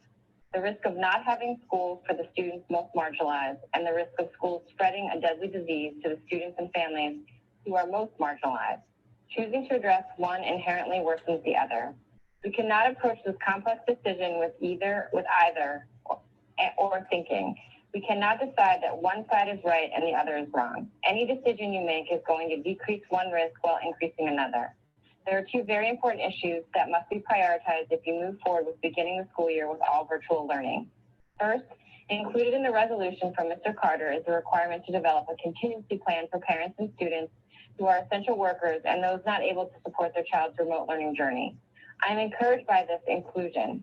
It is critical that it be implemented well with excellence and safety. Distance learning in the spring was stressful and difficult for many, but nearly impossible for others. Given in-person support to students who will otherwise not be able to engage in remote learning is critical. Second, I hope that our teachers are given every opportunity to teach with excellence. We have time to make sure every teacher is equipped to provide excellent virtual learning. I ask that the decision makers in the MOU for teachers and the online hybrid learning, namely administration and union leadership, approach it as if their own child was a student. Let's set the bar high. Our children deserve it. Thank you for your time and effort. Thank you, everyone. Ms. Wilson, this concludes tonight's testimony. Okay, thank you, Mrs. Jones. I appreciate all that you've done this evening. I want to thank all those who submitted their testimonies for the board members and all the people, the staff at the school district that were able to hear. And then, of course, I want to thank all of you that also contributed to this evening by reading all this testimonies so that we could hear all of those. And so I just appreciate it all. Lots for us to think about. This is now coming to the end of our special public hearing. Everyone remain safe and good night.